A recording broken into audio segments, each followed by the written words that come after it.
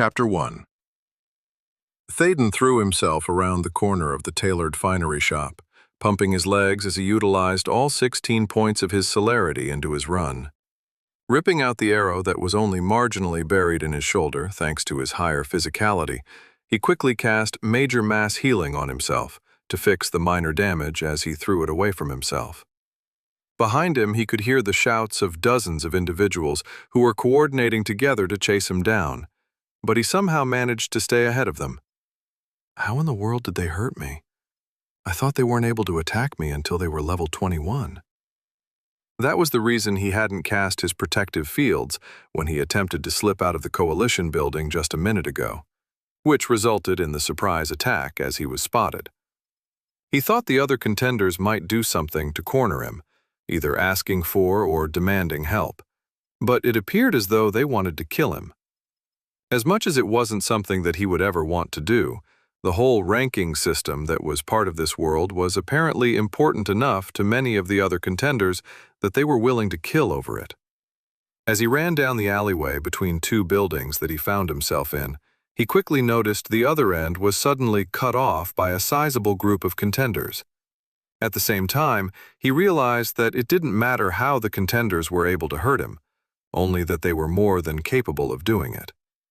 Even in this stressful situation, a part of his mind recalled all he'd been told about level 21 being the point where contenders could attack each other, and he discovered that he had completely ignored the fact that Rihanna had told him that any contender, no matter their level, can kill a contender that is level 21 or higher, if he remembered it correctly. It hadn't seemed important at the time for some reason, as he had been masquerading as a non-contender at the time. But now the conversation came back to him in bits and pieces. Whether his memory of her words was accurate or not, it was explanation enough for what was happening, as he saw that the contenders blocking off the alleyway's exit all had their weapons drawn and presented a united defense against his getaway, standing close enough to each other that there was no way to slip through them. He immediately turned around and found that the spot where he entered was likewise cut off from escape, trapping him in between the two groups. And at the front of the second group was a face that he recognized immediately. I don't know how you've managed to cheat, but that doesn't really matter, does it? The sneering voice of Chad, the arrogant oaf that had been annoying from day one with his better-than-thou attitude, called out. The man waved the heavy sword in his hand around like it weighed nothing, even as he took a step toward Thaden. The Life Warden looked at the words above the man's head, grudgingly admitting that the man had made some incredible progress in just a week. Chad, human level 11. I'm the best adventurer, and I can't have a sorry excuse for a cheating support class trying to take that away from me. Chad wasn't at the top of the individual rankings, which, if Thaden excluded himself from the list, put the highest levels at 13, but it was nonetheless impressive. Not that he would ever say so to his face, because that would simply stroke an ego that was already far too inflated for his own good. But he could still privately acknowledge it. In fact, the panic that he'd been in since he saw the notification and rankings was still present enough in his mind that he blurted out quite the opposite. That's not what the rankings say. I think there's at least 1,000 contenders better than you. He didn't bother looking up where Chad had ended up, but his quick perusal of the rankings earlier indicated that there were quite a few people at level 12 and 13, so there might have been that many.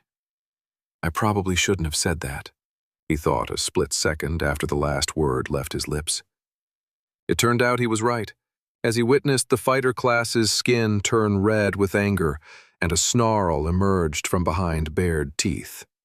I'm going to kill you, Chad growled, leaning forward as if he was going to rush Thaden.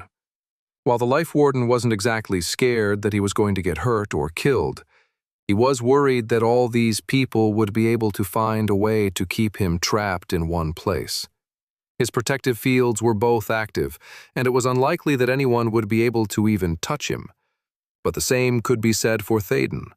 He was restricted from hurting or killing any of the other contenders, since they were all a lower level than him. and hadn't hit level 21.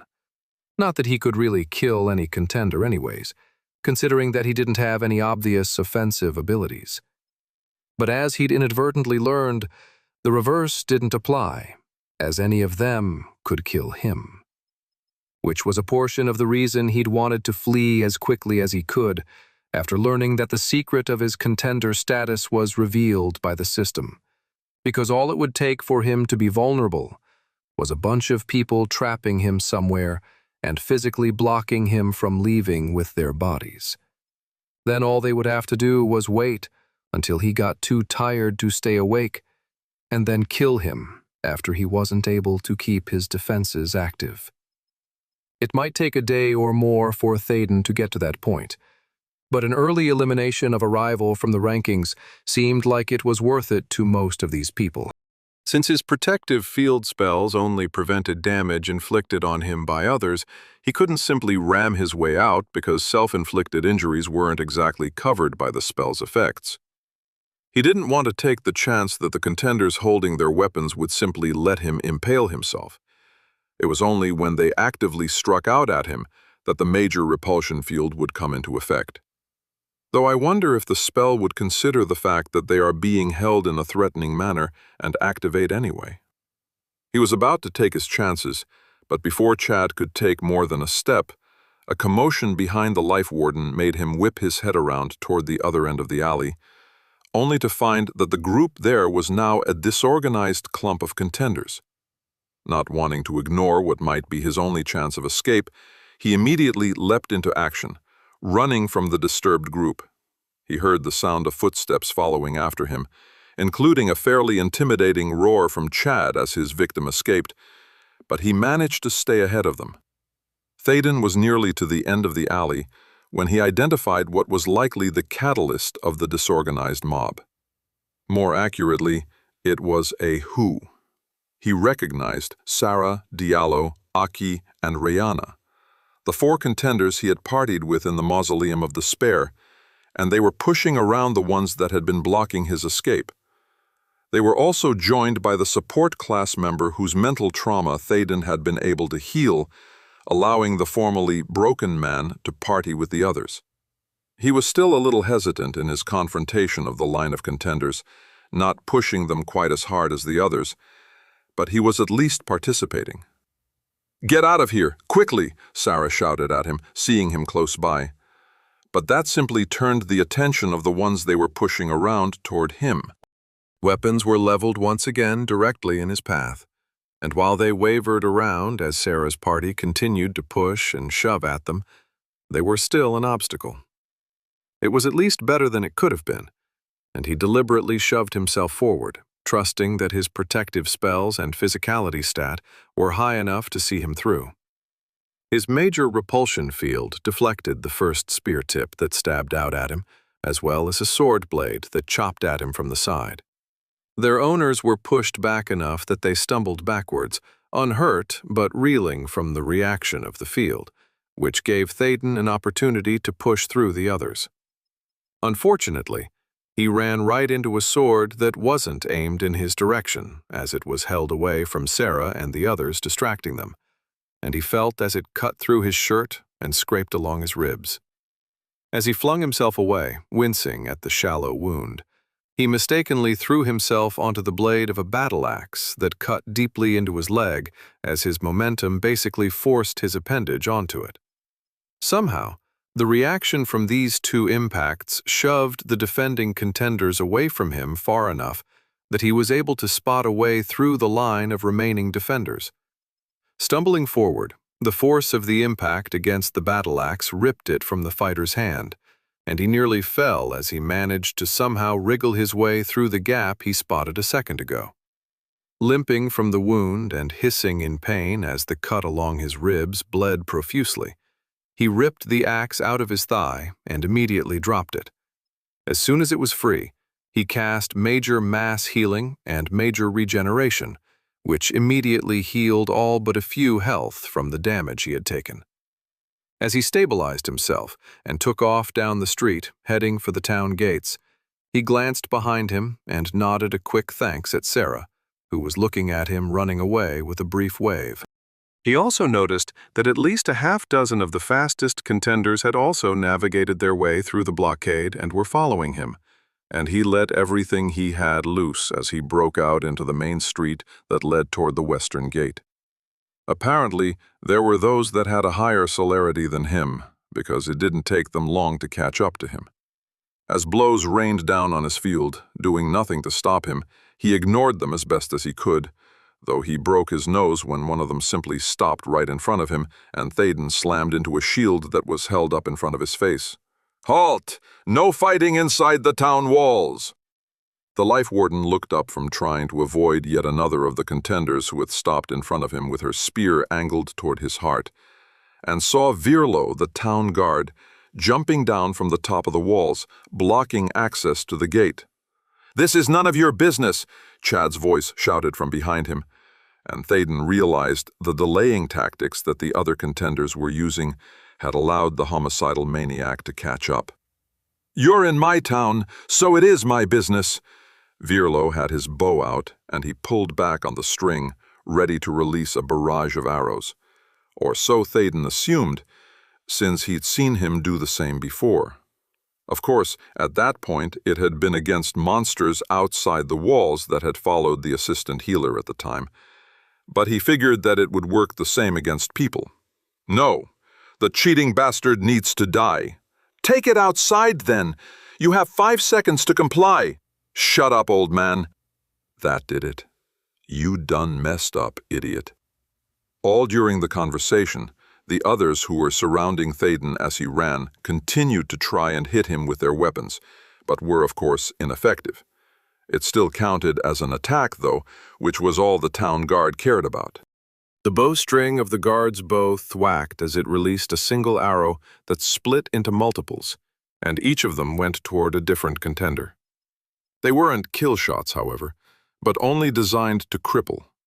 Every single one was aimed toward a kneecap, and despite some of them wearing thick leather or even chainmail armor, they did nothing to stop the piercing strike of the arrows.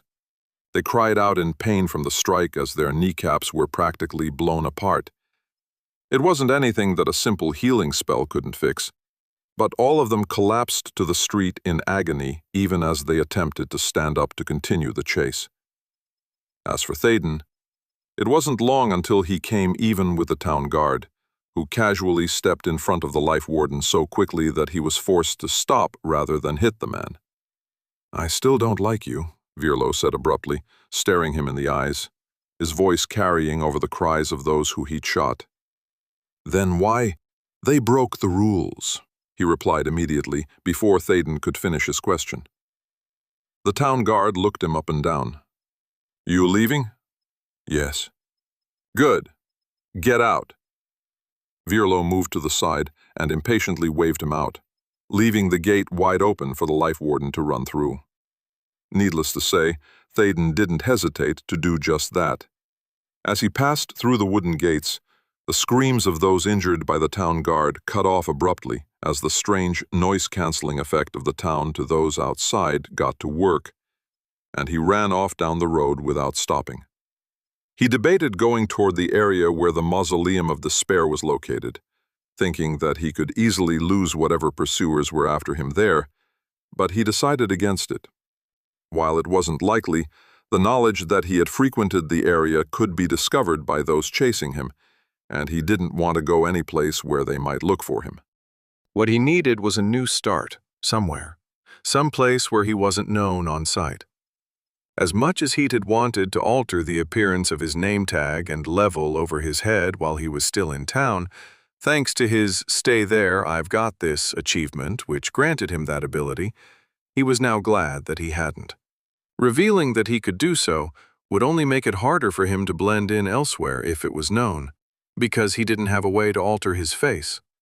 His hope was that his physical description wasn't distributed along with his name and level. It was impossible to fake a name tag, after all. Everyone knew that. Thankfully, he had plenty with which to restart somewhere else, as he had taken all his money out of the Adventurer Coalition's bank as soon as he'd had access to his inventory. He had over 500 gold pieces, as well as some incredible gear that he could sell, so he didn't have to worry about funds in the near future. When he came upon the fork in the road that led to the area where one could find the Mausoleum of Despair, he took the other direction, a pathway he hadn't traveled down before. He knew that it led to the town of Hyundar, or so he was told, but he hadn't ever been there. No time like the present, I guess. It wouldn't be his final destination, of course, as stopping in the next town over would be stupid if Chad or the other contenders were still chasing him. He hoped they would give up once they had chased him out of the town of Ashcleft, but he couldn't be sure of that. The best idea, he thought, was to get as far away from this area as possible and then figure out what to do after that. It wasn't the most thought out of plans, but it was what he had to work with at the moment. He still wasn't what one would call an expert on this world of Tarth, despite being there longer than any other contender, mainly because he had been sticking to the same area and doing the same thing repeatedly over the last few months. Now that it was time to venture out, he didn't exactly have a destination in mind. That would have to be his next priority.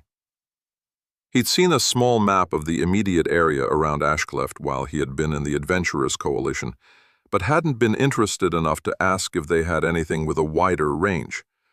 That lack of foresight could cost him valuable time, but it was something that he would take pains to correct as soon as possible. Théoden kept running through the rest of the day, afraid to stop lest someone catch up to him, so by the time night was falling he was practically dead on his feet. The area he passed through was relatively open grassland, with a few copses of trees dotting the landscape, and before he lost all the light he ventured off the dirt road and carefully made his way toward one of them. He did his best not to leave any obvious tracks, but wasn't exactly sure how successful he ended up being. He was too tired to pay too much attention, but he at least knew he didn't deliberately trample through the knee-high grass and leave a clear trail. Once he was among the trees, he used the last of his exhausted strength to pull himself up into one of them, finding that the branches were much closer together than the dead ones near the mausoleum, and he had no problem wedging himself among a half-dozen of them without any risk of falling off. Just as he was falling asleep, he heard something snuffling below him near the ground, and in the failing light he could see a group of figures moving around. He panicked for a split second before he saw the information related to them floating above their heads. Blade Tusk. Boar. Minimal level 11. Blade Tusk Boar. Minimal level 12. There were over a dozen of them in the group, ranging from level 11 to 12, but none of them paid any attention to Théoden, even though he shifted at one point to look at them better and alerted them to his presence.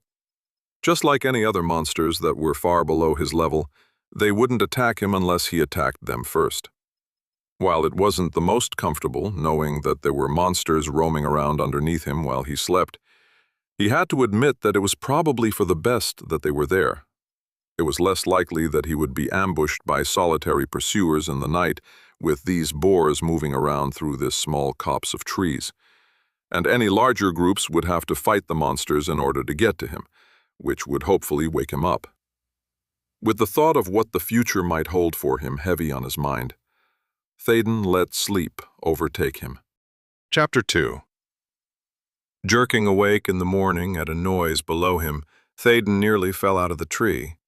Thankfully, his mind jump-started upon waking up, and he managed to save himself from the painful fall.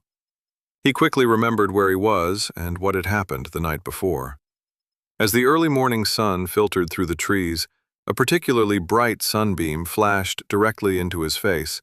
He stretched and began pulling himself out of the wedged space in between the tree's branches, before comfortably sitting on one of the larger ones while he continued waking up. He pulled out some food and ate without tasting it while he thought about the day ahead and his plans for what would come after. Escaping from Ashcleft and getting as far away from those who would recognize him on sight was one thing, but he had to figure out his way forward from there. He had already determined that he would need to find a map of the wider world so that he knew where he could go. But what was his ultimate goal? His priorities had shifted somewhat from what they had been before he had been revealed to all of the contenders, though his survival was still at the top of the list. In order to survive this whole deal with the developmental world of Tarth, he would need to do well on the rankings, at least according to what he'd learned from Sarah and her group of contenders, so that he could move on. As for what he would move on to, well, he wasn't exactly sure. He had been told that he would be helping to defend against the adversary, but he wasn't exactly sure what that meant. Theoretically, if he did well in the rankings, his loved ones would be safe for when the adversary arrived on Earth, which, to most, was motivation enough. For Théoden, who didn't really have anyone back home that he cared about overly much, his motivation was discovering more information about the assimilation system and how it related to everything, because quite a few things he'd been told hadn't exactly added up. In other words, there was some screwy data that he'd been given, and he wanted to get to the bottom of it to see where the discrepancies may lie. But those kinds of answers would have to wait for the far future, because he simply needed to exist in this world without being hunted down at all times. In addition to being guaranteed to move on from this world, at least from what he inferred from Sarah, being near the top of the rankings came with additional rewards. He didn't care overly much about that, though he could only assume that having a higher ranking meant that he might have better access to the assimilation system when he moved on from Tarth. That access was probably going to be important if he wanted to collect the data he needed to figure some things out. Regardless of his ignorance of these rewards, they were obviously good enough to kill over. Of course, he didn't actually know if any of what he thought he knew was true, as there were so many unknowns right now that he was simply floundering under his ignorance. While he'd gained some knowledge from his interactions with other contenders, there was likely even more that they knew that he didn't. For instance, he didn't even know how long this whole developmental phase was supposed to take. Was it only a year? 5 years? 20 years? It was something he knew he'd have to learn in order to make plans for the future. As he began to think of other things he needed to know, and the list started to outweigh what he did know, he abruptly shook his head as he realized he was just wasting time. He'd have plenty of time to figure it out later, he thought, and he really needed to get a move on. Before he climbed out of the tree, he took the time to change out of his current clothes, which were ripped and blood-stained from the escape from Ashcleft, and he put on a set that he couldn't remember wearing at all since the contenders arrived. It was a simple V-necked shirt of checkered white and pale yellow, with strings that helped tie together the V-shaped collar.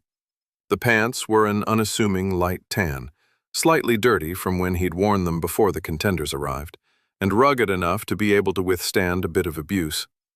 In other words, the relatively bright colors were at odds with the normally dark clothing he had worn around Ashcleft. He didn't dare to put on his dark abyss robe of the dead, as it had been seen by a few of the contenders, nor did he wear the casket ring of the undead, which he'd received after clearing the maximal difficulty of the Mausoleum of Despair, because it reduced his personality stat. Dark Abyss Robe of the Dead. Rarity, rare. Class restrictions, control. Support, level restriction, 15. Physical damage resistance, 2. Magical damage resistance, 5, plus 15. Mentality, plus 2. Physicality, plus 2. Celerity, minus 15 to personality, plus 50%. Summon duration for undead summons. Casket Ring of the Undead. Rarity, epic.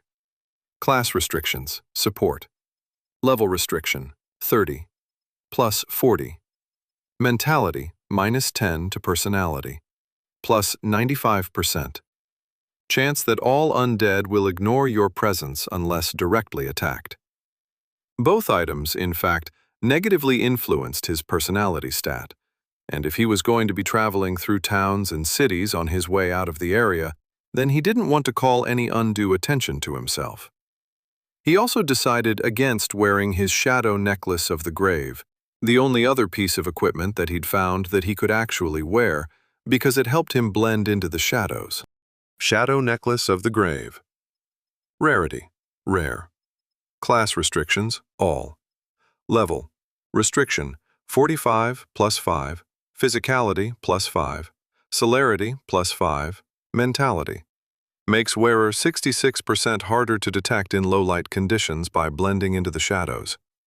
Normally, that would be useful for passing through an area unseen, but that wasn't exactly what he was going for. While it wasn't impossible, it would be difficult to pass through any towns or cities without being seen, and if he was noticed sneaking about, blending in with the shadows, some of the people, not just contenders, might take notice. It would be especially difficult if he wanted to stay in these places for the night, buy food from merchants, or even order additional traveling supplies or sets of clothing, which he was already planning on doing. This was his chance to start anew, someplace else, and he figured that if he had to do it, he might as well embrace the change. Instead of wearing dark clothing, acting mysterious, and being as standoffish and aloof as possible, which was what he felt the most comfortable doing, and those who knew of him in Ashcleft also knew that, he would instead try to be a little more outgoing and personable. It would probably be the hardest thing he'd ever done, and he felt stabs of anxiety even thinking about it. But he needed to be as far from his old life as Thaden, or as the world knew him, number 3259999-E, as possible. And that meant his personality being as unlike his previous self as he could manage. That didn't mean he was striving to be a charismatic, lovable goof or a dashing figure that all the ladies swooned over, both of which made him mentally gag at the thought. But he would try to be nice and talk to people, incorporating himself into the contenders just as if he was the same as they were. The key was blending in without standing out too much. Just enough of a personality change to seem normal. And the first step to seeming normal was to have a normal name. With his ability to change his name and level thanks to one of his achievements, he could be anyone he wanted to be, and at any level he wanted to be at. Racking his mind for something average and normal, as he had shared his real name multiple times to contenders in Ashcleft, he finally remembered a name that fit both of those criteria. Christopher. Growing up through elementary school, middle school, and high school, there were more than a dozen Christophers that had been in his grade, and his school typically only had about 500 people. It had gotten so bad that more than half of them ended up being called by their last names, though there were others that had variations of their first name so that they could more easily be differentiated.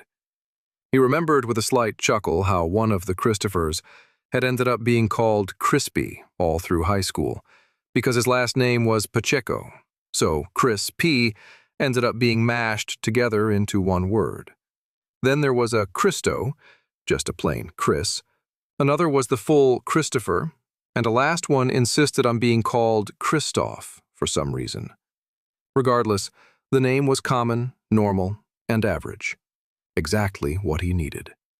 With a thought, he actively changed his overhead name tag to Christopher, followed by changing his level to 8. Based on what he'd seen of the contenders in Ashcleft, this was about average for their levels, and while he could have made it higher or lower, he thought that this was adequate enough for his purposes. If he was lucky, no one would look twice at a Christopher who was level 8.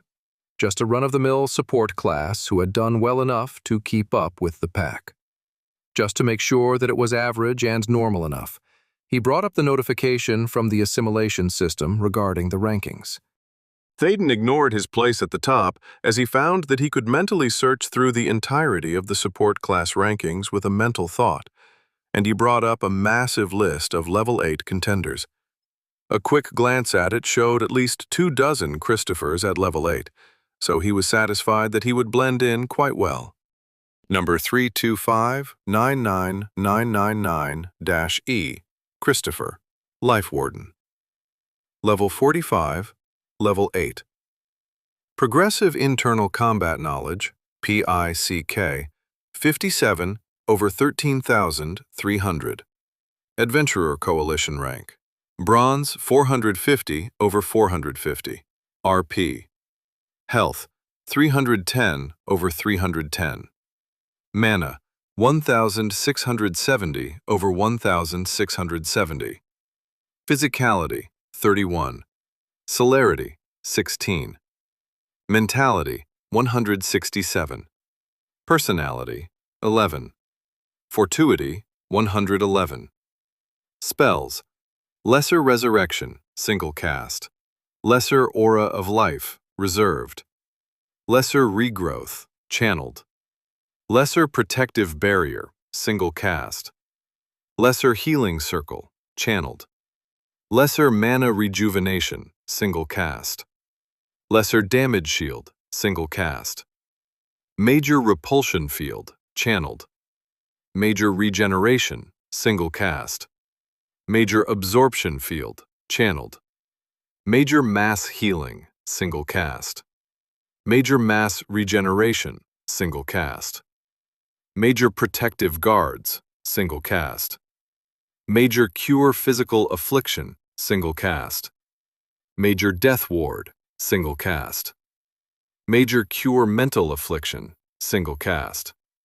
Major Support Sprite, single cast. Major Defensive Sprite, single cast. Major Health Reduction, single cast. Major Negation Zone, single cast. Major Health Augmentation, single cast. Major Absorb Health, single cast. Major Dampeners, single cast. Major Healing, channeled. Access slots, 9. Competencies: Support. Spellcasting competency, level 682, 91%. Stronger Healing Advancement. Afterglow Advancement. Instant Gratification Advancement.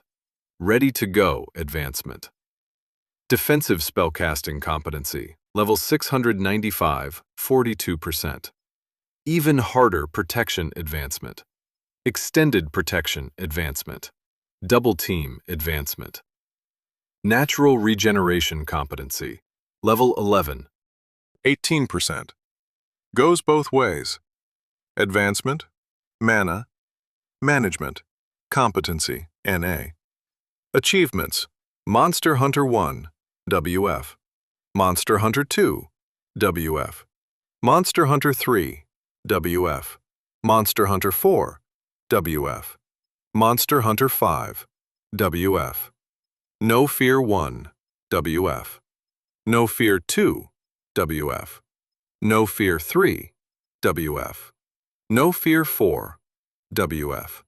No Fear 5, WF. No Fear 6, WF. 1 Foot in the Grave, WF. Party Savior, WF. Dungeon Delver 1, WF.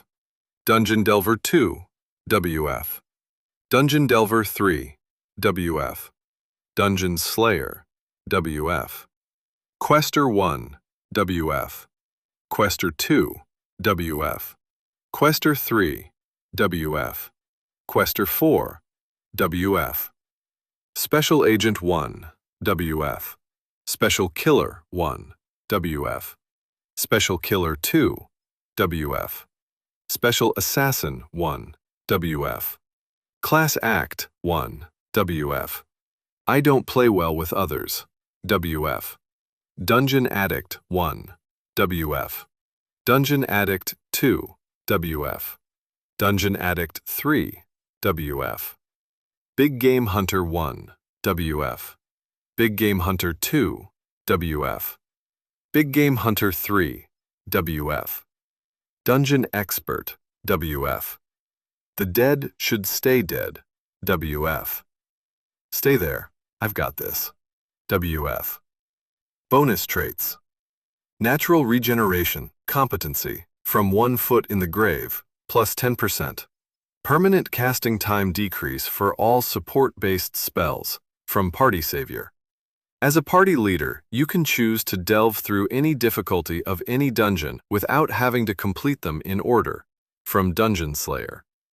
When inside a dungeon while solo, you receive plus 5 to Physicality, Celerity, and Mentality, as well as plus 10 to Fortuity, from I Don't Play Well with Others. 33.3% chance to double cast support spells from Life Warden. 33. 3% chance to reflect 5% of prevented damage from defensive spells from Life Warden. When fighting solo, all your stats are increased by +5 from Monster Hunter 5. When facing a monster 10 levels or more above your own, receive a +5 increase to physicality, celerity, and mentality from Big Game Hunter 3. When inside of a dungeon, you receive a 25% increase to all stats from Dungeon Delver 3. While inside of a dungeon, you receive an increase of +10 to Fortuity from Dungeon Expert. You can choose to alter your name tag to a different name and/or level. Stay there. I've got this. With his character report showing his new name and level, he took a deep breath before climbing down from the tree he was in, after looking for any monsters, of course, and it wasn't long before he was back on the road heading toward the town of Hyundar. He kept an eye out behind him as he jogged off and on for the next few hours, passing relatively quickly through the relatively pleasing landscape. It was about midday when he finally started spotting a multitude of monsters that he recognized as being similar to the ones around Ashcleft, including grass wolves, emu strikers, and venomous snakes. It was when he saw that last monster that he jogged around a stand of trees near the road to see a very familiar-looking walled town ahead of him. It was familiar only in the fact that it looked almost identical to Ashcleft as far as its size and shape. The landscape around it was different, as it was all grass and trees rather than fields, which changed the low-level monsters nearby, but it was otherwise so similar that he thought that Ashcleft had somehow been transported there. As if making his way around the trees blocking the town's wall from him also opened him up to the world once again, he saw other people for the first time since escaping the contenders that tried to kill him. Only now did he realize how empty the road had been, as no one had been traveling along it in either direction, which he thought was strange. Regardless, he was seeing people now, and each and every one of them were contenders. There weren't a ton of them, only about 15 or so, and all but a pair of very nervous-looking level 1s grouped together were traveling away from the direction he was coming from, heading off to places he wasn't sure of. They ranged in level from 6 to 10, which made him feel even better at his own level choice, as it appeared to be right in the middle. Other than a few curious glances his way from the departing parties of contenders, none of them paid him much attention. After a brief hesitation in his step, after initially seeing all the people after his experiences in Ashcleft, he did his best to stride confidently toward the town, as he was just another traveler. As he got closer to the walls, he saw a town guard atop them look at him briefly before his gaze moved on, and he let out a breath he didn't know he was holding. He wasn't sure if he expected the guard to have some sort of ability to see through his name and level change, but in the end it didn't matter. He wasn't even sure why he was worried about one of the locals recognizing him, because they weren't contenders. He was so caught up in relief as he continued walking toward the open gates that he was startled by a scream to his left. As he stopped and recovered from the shock of the scream, he instinctively covered himself with both of his defensive fields before looking to see the source of the scream. One of the level 1 contenders he had seen before was on the ground, bleeding profusely from multiple wounds along his arms and his face, the sword in his hand having tumbled away. Next to him was the second level 1, and she turned around to flee from what looked like a 3-foot-tall tumbleweed. Thorny bush, minimal. Level 1. The woman, who looked like she could be a mage of some sort, fled in terror, leaving her party member behind bleeding out on the ground. Théoden quickly stepped in front of her, even as he cast major mass healing and major regeneration on the fallen fighter, forcing her to scream and fling herself to the side, tripping over her own feet to avoid hitting him. "Help your partner. I've healed him, but he's going to need your assistance to kill that monster," Théoden told her, helping her up. She babbled in her panic, saying something along the lines of, "I can't do it. It's going to kill me." And he realized what was going on. These two were likely some of the broken, similar to the ones he'd helped at the coalition in Ashcleft. The notification the day before was likely some sort of wake-up call for them, and they somehow made the decision to at least try and level up. Unfortunately for them, there probably weren't any other contenders their level, and all the other parties were already full. Putting his hands on her head only caused Miranda, the frightened mage in front of him, to scream louder. But he quickly cast and recast Major Cure Mental Affliction on her dozens of times in the span of a few seconds. Meanwhile, out of the corner of his eye, he saw that Devon, the fighter, had gotten to his feet and was looking at his healed wounds in wonder. But he was quickly struck by some painful-looking branches full of thorns as the thorny bush caught him unawares. Thankfully for him, Théoden's afterglow advancement was active and was still healing him at 1% of his max health every 5 seconds for 60 seconds. And added to regeneration, there was no real danger of him dying anytime soon. Unless he didn't fight back, and his partner didn't help, of course. Turning his attention back to Miranda, he stopped casting the Cure Mental Affliction spell as she seemed to have calmed down and was staring at Théoden with a confused expression on her face. He gently turned her around and pointed at Devon, who tried to run from the thorny bush but tripped and fell over his sword, leaving him wide open for additional attacks. She finally seemed to get it as she started to hesitantly move toward her party member, but Théoden wasn't going to stick around too much longer. He wasn't here to play White Knight and save everyone, but he didn't mind helping when he could to ensure that people didn't die needlessly, especially when he could see these broken contenders at least trying. From his position, he found that his Major Cure Mental Affliction could reach the fighter being whipped by thorny branches, so he spammed a few dozen of the spell at him, seeing him gradually calm down from the absolute panic that had gripped him.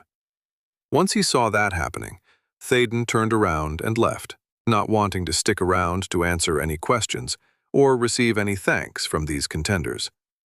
He'd helped to prevent them from dying and hopefully removed the majority of the sickness that had invaded their mental states. He didn't want to be caught up in helping them further than that, or being sucked into joining a party with them. He wasn't heartless, which was why he helped them in the first place, but he was already determined to pick up supplies for his journey and then leave as soon as possible. As much as he'd like to stick around and stay at either an inn or at the Adventurer Coalition building there, he was still too close to Ashcleft for his peace of mind. Without a look back, he strode through the gates of Hundar, completely oblivious to the fact that the two contenders he had just saved were staring at him in awe. Chapter 3. If he had been expecting something different from Ashcleft, he would have been sorely disappointed. As it was, given how similar the walls looked from the outside, he wasn't surprised to find that the town of Hundar was almost a carbon copy of the town he'd just left. Upon closer inspection, he began picking out some differences, but they were almost all cosmetic in appearance. Otherwise, as he walked inside, the buildings were in the exact same places. Actual shops were in different places, however, and their names were different. The local people weren't the same, of course. At least, he thought not. He didn't recognize any of the names, not that he had memorized any but a few that he visited multiple times while he was in Ashcleft, and none of the Chari he saw were the ones he recognized. I realize it's a bit racist of me, but they all look similar enough that if they didn't have names above their heads, I wouldn't be able to tell them apart. One benefit of it being so familiar-seeming was that he felt more confident simply walking in and heading straight for some of the food merchants selling food along the streets without hesitation. The first thing he needed was to replenish his food stores in his inventory, as he didn't quite have as much stored away as he'd have liked. He could only blame the fact that he'd had to leave without a lot of preparation, but now it was time to fix that. "Welcome! I bet a young contender like you could use something delicious to bring along on your journeys out there killing monsters, am I right?" The friendly tone of the Chari merchant selling meat pies was so odd that Thaden froze for a few seconds without responding. Ever since he'd arrived in Ashcleft, many of the Chari had treated him, if not like crap, then as somehow lesser than them, because he was thought not to be a contender. It was that attitude that led to him not feeling all that welcome the entire time he was there. But now he immediately felt like he was being valued and respected. But the memory of how he was treated was still fresh on his mind, and he couldn't help but think of the duplicitous nature of the locals and how they seemed to fawn over the contenders. From what he understood, they had been brought to the world of Tarth to prepare for the arrival of the earthen contenders, but he never did find out exactly why they were chosen to do so. What did they get out of it? Do they actually respect the contenders, or are they faking it? He didn't know, but he wasn't going to complain if they treated him better. Even though it was a veneer that they pasted over themselves when talking to contenders, he figured he would do his best to treat it as real. There was no reason to call them out on it, after all, as it would only make them suspicious and unfriendly. As soon as his shock had worn off, Thaden smiled back at the merchant and said, "Yes, that sounds lovely. How much per pie?" "For you, my friend, they're only 8 copper apiece. Shall I package 1 or 2 up for you?" 8 copper? This same meat pie cost me around 45 copper in Ashcleft, if they'd even sell to me. Looking at the 50 or so pies that smelled mouth-wateringly fresh, he waved at the whole bunch and said, "I'll take them all." Them all? Are you sure?" He removed 5 silver coins from his inventory and placed them down in front of the merchant. "Absolutely. Will this cover them?" "Yes, it will. Let me get you the change and—" "Don't worry about the change. Keep it." The Chari didn't argue, and Thaden quickly stored all of the pies in his inventory, counting 51 when all was said and done. He was slightly hungry since he'd eaten hours ago, but decided to wait to eat until he was on the road again. Thanking the food merchant, he quickly found a tailor and entered the store, intent to finish the rest of his shopping and leave as soon as possible. Thankfully, the tailor had some good quality, lighter-colored clothing ready for purchase that he immediately snatched up, giving him another half-dozen outfits that he could alternate wearing on his journey. After that, he visited a general store and bought some sleeping rolls, a tent, enough rope to tie up a giant, a few lanterns and fire starters, and anything else that was recommended that might be good for a lengthy amount of time traveling across the land. "Going on a long trip?" the Chari working at the general store asked. Thaden was tongue-tied for a moment before he managed to get something out. Yes." "At your level? Are you sure that's a good idea?" As he was being asked the question, Thaden was already coming up with a plausible explanation.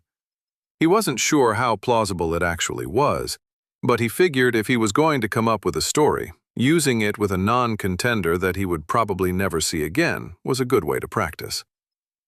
"Probably not, but I'm confident enough in my abilities to stay alive," he replied with a shrug. "I'm searching for a friend that I met during training. Yeah, training. I'm sure she's out there somewhere, and we really hit it off, so I want to find her." "Ah, yes, I understand. I guess that love causes even contenders to make stupidly dangerous decisions sometimes." He smiled, as if to take the sting out of his words. "I hope you find her, but try not to take any chances with your life. I'd normally suggest that you wait until your level is a little higher, but I doubt anything I said would change your mind." Thaden shook his head, adding an uncomfortable smile of his own. "No, probably not. Thank you for your help." "Not a problem, contender. Just stay alive. We're going to need your help in the future, after all." Nodding, the life warden hurriedly left the store, thinking about his story and how plausible it was. The Chari didn't seem as if there was anything amiss with it, so he could only assume that it might be common enough that it didn't seem out of place. Then again, the man might have just been polite. but he didn't think so. Regardless, after he finished picking up the last of the supplies he thought he would need, he started for the gate leading out from the town, only to nearly run into a group of laughing contenders that were walking the opposite direction up the street. "Whoa! Sorry about that, Christopher," the older man said as Thaden quickly jumped back to avoid a collision. Michael. Human, level 9. Michael appeared to be around age 35 or so, though with how additional levels tended to make people appear younger over time, he could have been older. He was at the head of a party of 3 others, and a quick glance at them indicated that they were the standard spread of fighter, mage, scout, and control, at least based on their armor and weaponry. Michael seemed to be the scout, based on the bow he had around his shoulder, so Thaden could only assume he was an archer of some sort. It took Thaden a moment to realize that Michael was talking to him, because he wasn't used to being called Christopher. But he quickly shook his head as he responded. "Not a problem. I wasn't looking at where I was going, so really, it's my fault. Let me just get out of your way." "I haven't seen you around here before." The archer interrupted him, not moving as he stared at the life warden. "You move quickly enough to be a scout." Sure. I've only recently arrived, but was just about to leave," Thaden admitted. "Where are you from? You're the first contender we've seen from elsewhere." He was just about to say Ashcleft, but he stopped himself just in time. If anyone came looking for him, then it wouldn't be too much trouble putting 2 and 2 together. Rubbing the back of his neck as he was suddenly nervous about all the questions, he answered, Well, it's a bit of a trek to, New Fork, which is where I arrived a little over a week ago." He had blanked for a moment when thinking of the name, and the only thing that came to his head was the city of New York. New Fork? Where is that exactly? I don't remember seeing it on any maps at the Coalition. It's, well, to the south? I'm actually not too great at maps and directions, so I can't tell you for certain. South, huh? Well, the maps here are practically worthless in my opinion, so I guess it's possible. Why are you here, though? Shouldn't you be with a party back in New Fork? Slightly more confident, since it seemed as though Michael had bought his explanation of his origins, he went on to explain the same thing he had told the general store merchant.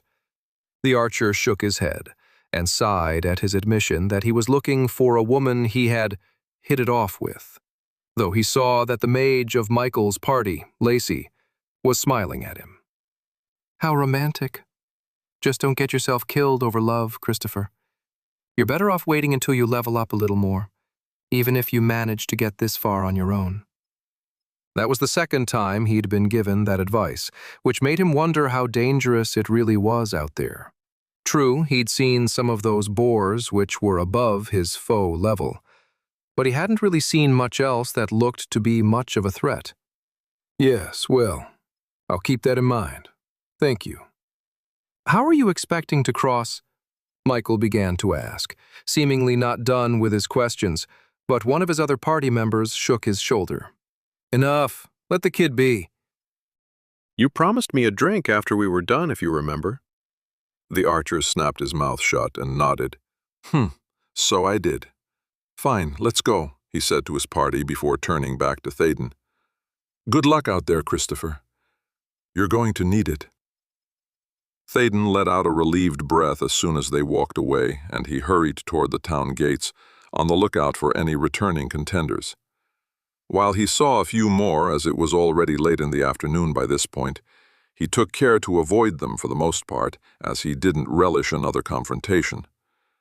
This close to Ashcleft, he was still paranoid of sticking around too long, and any unnecessary delays would only make his paranoia skyrocket. In another couple of minutes, he was out the gate opposite of where he had entered, heading toward what he thought was the northeast by this point. He passed through more grassland almost identical to what he'd traveled through getting to Hyundar. All the while he went over the interactions he had with the people in the town.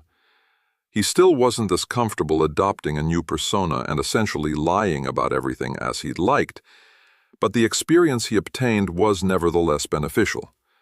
He now had a relatively plausible story to tell those wondering about his reason for traveling, and while he was obviously too low of a level to travel, there was no restriction against it, apparently.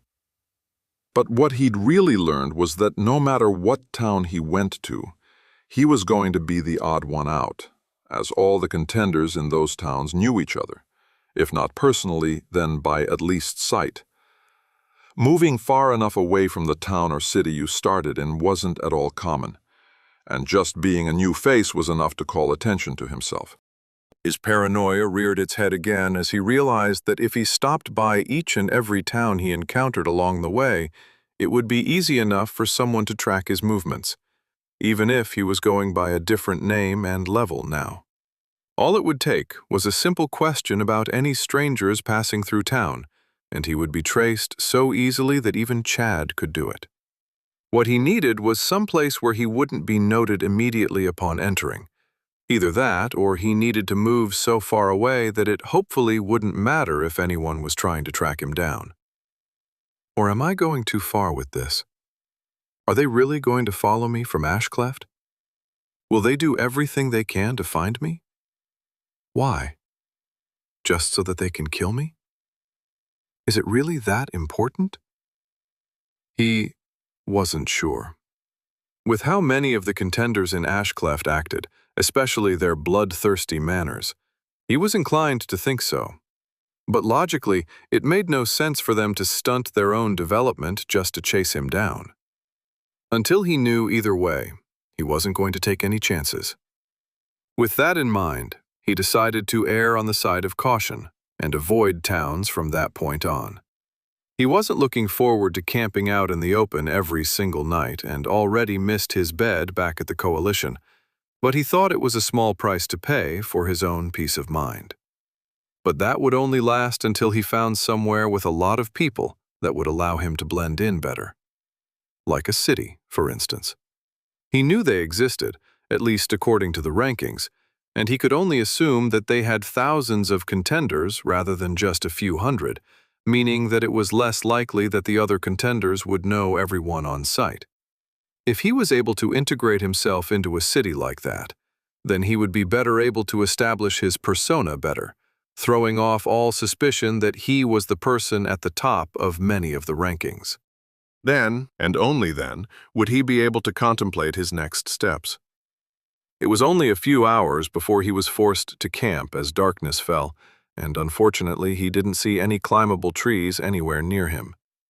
As a result, he set up a tent in a hollow along the landscape, about a half-mile from the road, and bedded down in his semi-comfortable bedroll that he'd just bought from Hyundar.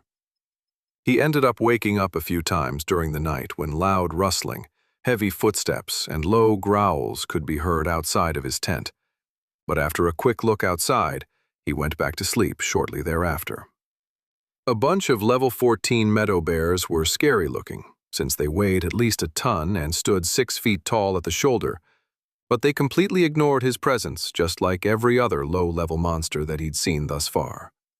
Similar to the blade tusk boars of the night before, it was almost comforting having them around, as it would make most any other contenders looking for him have to roam through their territory to get to him.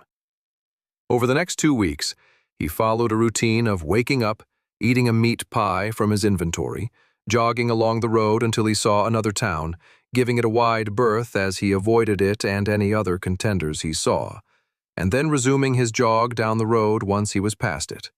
The whole time, the strongest monster he saw anywhere near the road was level 15, which was a large root snake that was partially camouflaged among the roots of a large tree, and everything else simply ignored him as if he wasn't there. He encountered 2 forks in the road along the way, each of them with signposts that indicated where he was going, but he didn't recognize any of the names, of course. Therefore, each time he took what appeared to be the most traveled and most upkept-looking road, as he hoped that meant he was getting close to a large city, or at least a large enough town that he might be able to incorporate himself without sticking out too much.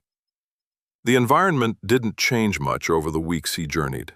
With alternating grasslands and small forests for most of it, though that changed on the 15th day after he passed what he thought was the 10th town in a row since he left Hyundar.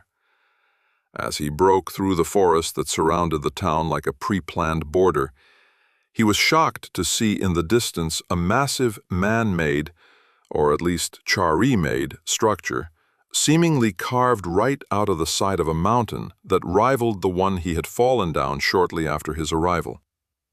It only took a few seconds for him to realize the structure was a giant fortification that spanned for miles along the mountain, with walls that were at least twice as high as the ones that protected the towns he'd passed along the way. An enormous military-style castle was located at the top rear of the fortification, with turrets, murder holes, and what he thought might be some sort of siege weaponry installed along its walls. And there were thousands of buildings and openings leading inside the mountain that could be seen in addition to everything else. It was actually so large that it took him another day to arrive close enough to make out even more details, one of which made him instantly happy. There were tens of thousands of people inside the city, perhaps even hundreds of thousands if the entryways into the mountain contained any sort of living spaces.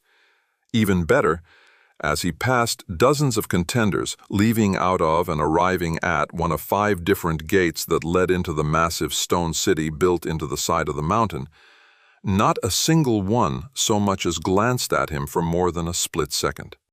To them, he was just one of countless contenders that seemed to be stationed in the city of wherever this was. Perfect. That's exactly what I needed. Chapter 4. The closer he came to the walls of the enormous city in the mountain, the larger it seemed to grow in his sight. Walking up to its walls, he felt absolutely dwarfed by its sheer magnificence, to the point where it almost put off a physical pressure that bore down on him until he learned to ignore it. That didn't deter from the grand scale that it held in his view, of course, because it was, frankly, as impressive of a structure as he'd ever seen before. With most of it carved out of rock, it was like looking at Mount Rushmore times 10,000, though it didn't have nearly the same sort of detail as the monument back home. Instead, the lines of the walls, buildings, and even the military castle toward the back were mostly straight, uniform lines with very little variation. In the end, it didn't matter that it looked like something that would have fit right in with a certain kids' mining and crafting game that he'd played back on Earth. It was just that monumental of a construction project that its final appearance wasn't a factor in the awe he felt when he stood near it. He felt himself looking at it with such wonder, he started to slow down to stare at it gape-mouthed. As soon as he realized this, he shook himself a little to avoid it happening anymore. While he didn't think anyone had seen him, he didn't want to take a chance that people would notice that he was like a country bumpkin that was visiting the big city for the first time, as that would surely make him stand out more just as much as shouting, "I'm new here!" Fortunately, he was just one of many people walking toward the city, as there were hundreds or perhaps thousands of people everywhere in front of the city walls. He saw Chari merchants with long caravans of goods going in and out of the gates, farmers who were harvesting a few of the fields of what he guessed was the eastern part of the plains leading up to the mountain, and a bunch of others that were walking around without any purpose that he saw. It was only when he was close enough that he saw that they were actually city guards, though what they were doing outside of the city was a mystery to him. But those Chari were only a portion of those outside the walls. Hundreds of contenders could be seen moving in and out of the city in parties, pairs, or even solo, running in nearly every direction except for directly north and south, where Thaden was coming from. He saw some scattered low-level monsters about a half-mile from the city walls, but there were only a handful of contenders killing them. Unlike what he'd seen at Hyundar, they weren't level 1 or even level 2, but were anywhere between levels 4 and 6. He figured that they were doing what Thaden had for the Adventurer Coalition, which was essentially farming either kills for quests or materials from the monster corpses. Doing so would probably provide them with a little spending money, as well as potentially some rank progress, though it definitely wouldn't be much with the level 1 or level 2 monsters they were eradicating.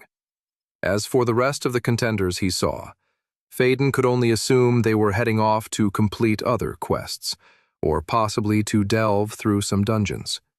While he couldn't see the levels of all of them he witnessed passing by, as there were either too many or they were too far away to see clearly, he saw that many of them were fairly high level, with some being level 14 or 15. The higher levels he saw was exactly why he had gradually increased his own displayed level to 12, which wasn't too high, but it also wasn't low enough to really stand out. It had been a couple of weeks since the rankings had come out, and while they weren't updated, he wouldn't be surprised if there were some people out there that were nearly level 20 or higher. He wasn't exactly sure how difficult earning pick was after a certain point, as his own experience was a bit of an outlier, but from what he'd inferred from overheard conversations in Ashcliffe, he understood that after level 10 it was a bit more difficult. Despite that difficulty, it seemed as if very few people were slacking off. His level of 45, which at first seemed abnormally high compared to everyone else, wasn't looking as impressive. He didn't really care all that much about how impressive it looked, though he still wanted to keep his place at the top if he could. Coming to this city was just the next step in that process, as his goal was to blend in with all the other contenders, learn more information about the area and the world, and then see what he could do to finally advance his level some more. But first, he had to get into the city. A quick look at the different gates leading into the city was all he needed to determine that the easternmost gate had a line containing large wagon trains and was likely designed for merchants and the like entering the city, while the westernmost gate seemed to be the same but for those exiting. He supposed that made sense in the logistics sense, because then the city wouldn't have to worry about two flows of traffic going through one gate, even if it meant there were miles of distance between the two gates. As for the other gates, the centermost gate seemed to be for departures only, as he didn't see anyone going inside from that location, while the other two had lines of people waiting to get in. Thankfully, they seemed to move fairly quickly, and one didn't seem any different from the other. But he picked the one that was more toward the east because it appeared to have more contenders waiting in line. That, and it was closer to where he was already walking by about a half-mile, so the choice was fairly easy. Nervously getting in line that spanned at least 200 people or more, he wound up behind a group of contenders that were all level 14, appeared to be exhausted from whatever they had been doing, and had clothing and armor that was cut up and bloody. He wasn't sure if it was all theirs, however, as the fighter-class individual almost appeared to have waded through a knee-high pool of blood with how much was splattered over his metal-plated leather pants. Best of all, they barely even glanced back at him and didn't seem in any mood to talk. While he probably needed some more social interaction after traveling alone for weeks, especially as he was trying to be more personable toward other contenders to blend in better, he didn't think striking up a conversation with these people would be prudent. The fact that the party didn't even talk amongst themselves was an indication that they weren't in the mood, and as he counted them, he realized that there were only 4 of them, and one of them appeared to be a support class. If that was the case, then it was possible that they were missing one of their number. It didn't take a genius to deduce the possibility that the missing party member had died. This was a dangerous world, after all. If that was the case, a friendly chat wouldn't necessarily be the first thing on their minds. "I'm telling you, these humans eat so much more than I expected," said a soft voice from behind him. It was pitched low, not to carry, but Thaden was close enough to hear it. He'd been around enough Chari to recognize the particular cadence to their speech, so he didn't bother to turn around to check if he was correct. "We've had to double the output from the Gordon farms nearby to keep up with the demand." "Seriously? I thought the city had planned much better than that. Forgestone was supposed to be the shining example of excellence for this whole region." This came from another hushed voice near the first one. "They were, and had been, but the development of the new contenders has been unprecedentedly quick," the first replied. "So?" The tone changed to one that was laced with exasperation. So as they level up, they are starting to travel from their starting towns. And where do you think they're going? Forgestone, of course. It's like they're all congregating toward the largest areas of population, as if being all bunched up with each other will help them. Don't they know that it'll just increase competition for quests and dungeons? Probably, but it's also a better place to find just about anything they might be looking for. I'm sure they'll eventually understand that sticking around cities won't be as beneficial for their development as it could be, but there's no way I'm going to be telling them that. Listening in to their conversation as they began to talk more about inventory levels, food stores, and other tidbits of information that weren't quite as useful to him, Thaden latched on to what he'd overheard at first. It seemed as if he wasn't the only contender that had been traveling, though he had probably traveled the furthest. He also gained the knowledge of the city's name, which seemed to be Forgestone, as well as the name of a town nearby. It was valuable information to have, especially if he wanted to seem like he knew what he was doing, which, of course, he didn't. But the conversation also served another purpose, which was to pass the time while the line inched forward. While it only took about 10 minutes to get up to the front, it felt like no time at all before he saw the group ahead speaking to a city guard near the gate.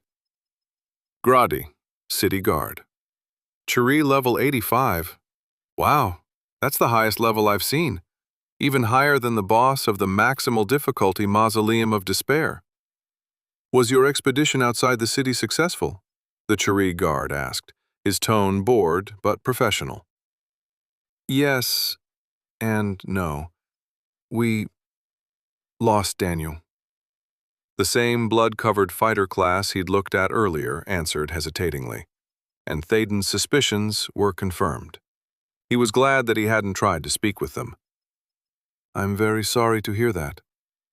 The guard sounded somewhat sincere, though the life warden had a feeling that he'd heard something similar at least a few times every day. Be sure to inform the Adventurer Coalition of his passing. For now, please display your badges and thank you, he said as he waved his hand over the party's badges stuck to their fronts. Again, my condolences for your loss.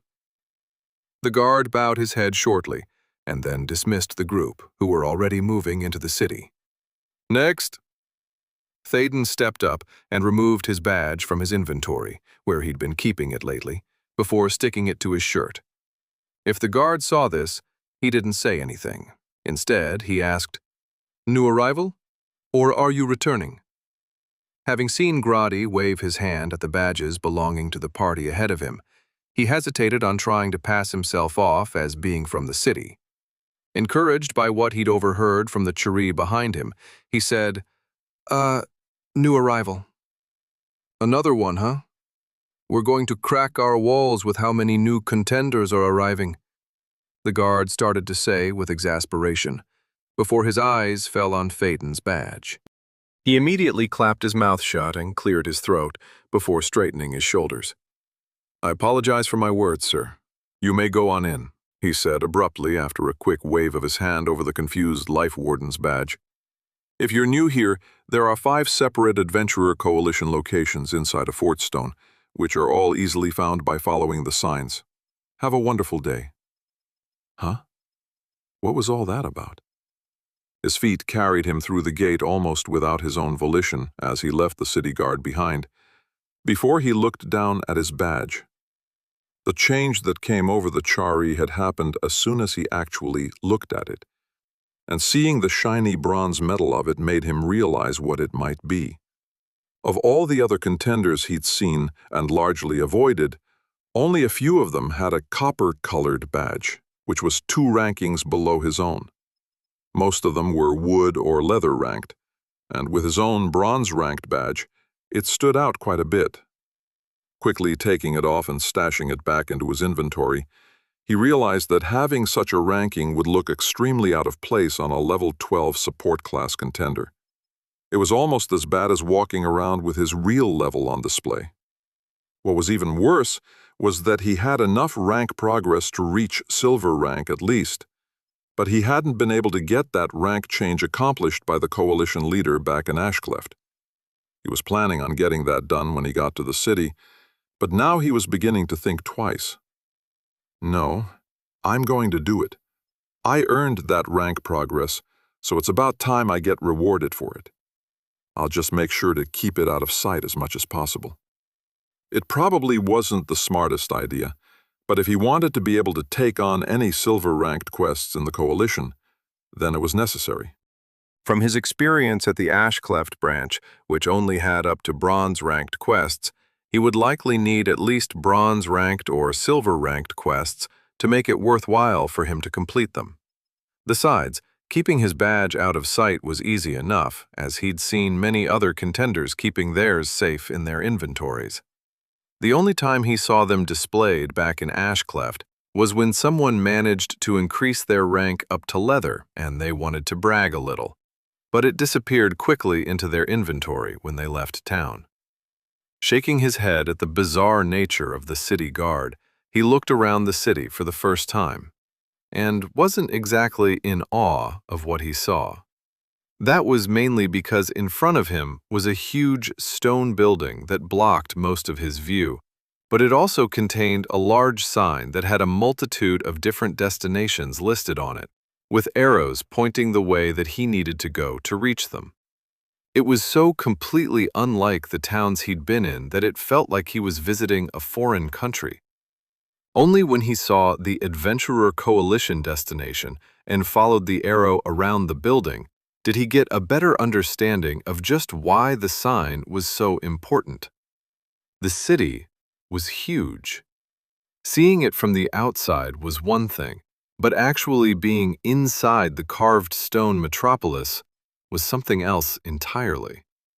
The gate he'd entered was on a slight rise in the flat ground, which meant that he was able to look out over the city as it receded into the shadow of the mountain. And there were so many buildings that there was no way for him to count them all. With it having been a long time since he'd had to navigate his way through such a large city without access to the GPS on his phone, he realized that without the sign, and even more signs he noted scattered throughout the streets, someone unfamiliar with the city would become immediately lost. And with the contenders arriving a few weeks ago, all of whom were new to not only the city but the world, such directional information was vital to getting them where they needed to go without wandering around for hours. Regardless of the reason behind the signs, he didn't hesitate to follow them to his destination. Along the way, he stopped by a few food carts and filled his dwindling stores of sustenance, as well as stuffing his face with delicious different foods that weren't meat pies. They had been good, but that was all he'd had over the last few weeks, and he was more than ready for something else. Now he had some mystery meat skewers, a dozen loaves of bread, jars of butter, and a few steaming hot bowls of stew that would be good while he was on the road. He stopped after buying the last, as he realized that if he managed to hide in Fordstone, then he hopefully wouldn't be on the road all that much. At least, he hoped not. But he still saw the acquisitions as beneficial, even if they cost him about 50% more than they had in Hyundar. The overheard conversation about humans eating more than expected came to mind, so he figured the difference was a simple matter of supply and demand. Eventually, after walking for what felt like at least an hour, he followed the signs toward a much larger stone building than the others he'd passed by. It was actually so large that it reminded him of a mall back home, with different wings and protrusions, all fairly uniform and box-shaped, that could have been anchor stores. There were no other doors that he could see around the sides, only a central one that had hundreds of contenders going in and coming out, all of them occupied with their own business to the point where not a single one was even looking at him as he slowly approached. The flow of traffic moved quickly enough that he didn't have to wait in line to get through the massive stone doors that appeared as if they were perpetually propped open, and just like the rest of the city, they were of such a grand size that he felt like a mouse going through a wall. He caught his breath as he walked inside, and was nearly bowled over from behind as he stopped and stared. But he managed to move out of the way, and out of the constant flow of people. Compared to the Adventurer Coalition building in Ashcleft, the entryway into the one in Forgestone was like a posh, swanky Las Vegas hotel on the Strip, as the high ceilings with delicate-looking sculptures hanging from them and the polished stone floors indicated. But it was also clear from the wooden desks lined up around the ovoid-shaped room that they had taken the inspiration from a Vegas hotel lobby. Magical lights lit up everything, and there was enough illumination for him to see everything in the fully enclosed stone building, which was filled with thousands of contenders. Some were moving off into what appeared to be different wings, which you could only assume were rooms for them to stay, while the majority of them were split between the central lobby and an adjoining room that looked like some sort of restaurant mixed with a nightclub, as the lighting was dimmer than the lobby, and the wave of laughing, conversation, and the clink of glasses flowed out in a wave. What the heck is all this? It was a bit overwhelming, to say the least, but as he looked around a bit further, some familiar things brought him back to some measure of normalcy. The desks around the perimeter of the room were similar to the ones in Ashcleft, and he saw the strange, alien-like class representatives standing patiently behind a few of them. Hundreds of contenders were lined up in front of all but the representative desks, as none of the people were a high enough level yet to evolve their class, evidently. The biggest difference in the people that Thaden saw, however, was that he didn't see any of the listless, vacant-stared contenders that were prevalent in the Ashcleft Coalition lobby. He idly thought that, while he was there, he might surreptitiously try and heal the minds of those that couldn't break out of their paralyzing fear of the situation. But then he remembered the state of those that he'd seen back in Ashcleft. They weren't even cognizant enough to feed themselves properly. So either the ones here had already broken themselves out of their depressive fugue states, or they had starved to death. It was disappointing to realize what had likely happened to them, but there wasn't much he could do about it now. Moving on from that thought, what caught most of his attention was the quest board, which was plastered against one whole wall. A quick estimation put it at the equivalent size of 10 to 12 of the quest boards he was familiar with. And almost as soon as one quest was taken down by the adventurers arrayed in front of it, a Chari would put up another one to take its place. There was a veritable army of coalition workers operating behind the scenes of this chaotic building, moving with a speed and rushed expectation that was almost scary to witness. I don't think I'll have too much problem blending in here. There's too much going on for anyone to even notice me. Just as Thaden was about to step closer to the desks to see where he might be able to start establishing himself in this particular coalition branch, he heard a voice coming from behind him. "Hello, Christopher. How may I help you today?" Chapter 5. Huh? Before Thaden even turned around, he could tell that this wasn't some other contender speaking to him, but a Chari. When he finally did look behind him, he saw that it wasn't just any coalition worker like the ones behind the counters, but someone a bit more important based on their attire. In fact, the woman was dressed up even more fancily than Boydlin, the Ashcleft Adventurer Coalition leader. Veronia, Forgestone Adventurer Coalition Vice Leader Chari, level 100. Thaden's eyes nearly popped out of his head when he saw Veronia's level of 100. And then he glanced down at the shiny diamond badge she was wearing proudly on her chest. Boydlin only had a gold badge, if I remember correctly. Huh? What? He blurted out, confused at why she was even talking to him. "I was asking if there was anything I could help you with," she said, with a slight chuckle behind her words. He stared at her for a second, before he asked, "Not to sound rude, but why me? Is it because I'm new to Forgestone?" He wasn't sure if that was the case, but he sure hoped it was, because if it was what he suddenly suspected, then this could suddenly go poorly. She chuckled again and shook her head. No, but for the first contender at rank bronze, he immediately held up his hands and made a shushing gesture. So far, he didn't see anyone listening in, but more than a few bored people waiting in lines were looking in his direction. Oh, that's very kind of you," he said quickly. "I'd actually appreciate it if we kept that on the down low, if you don't mind." Veronia tilted her head to the side as she looked at him with what appeared to be confusion.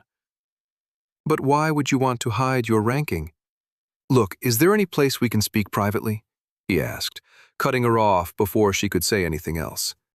More and more contenders were looking in their direction and were whispering to each other, and things were starting to get out of hand. He had wanted to fly under the radar here and blend in, but that plan was already starting to fail.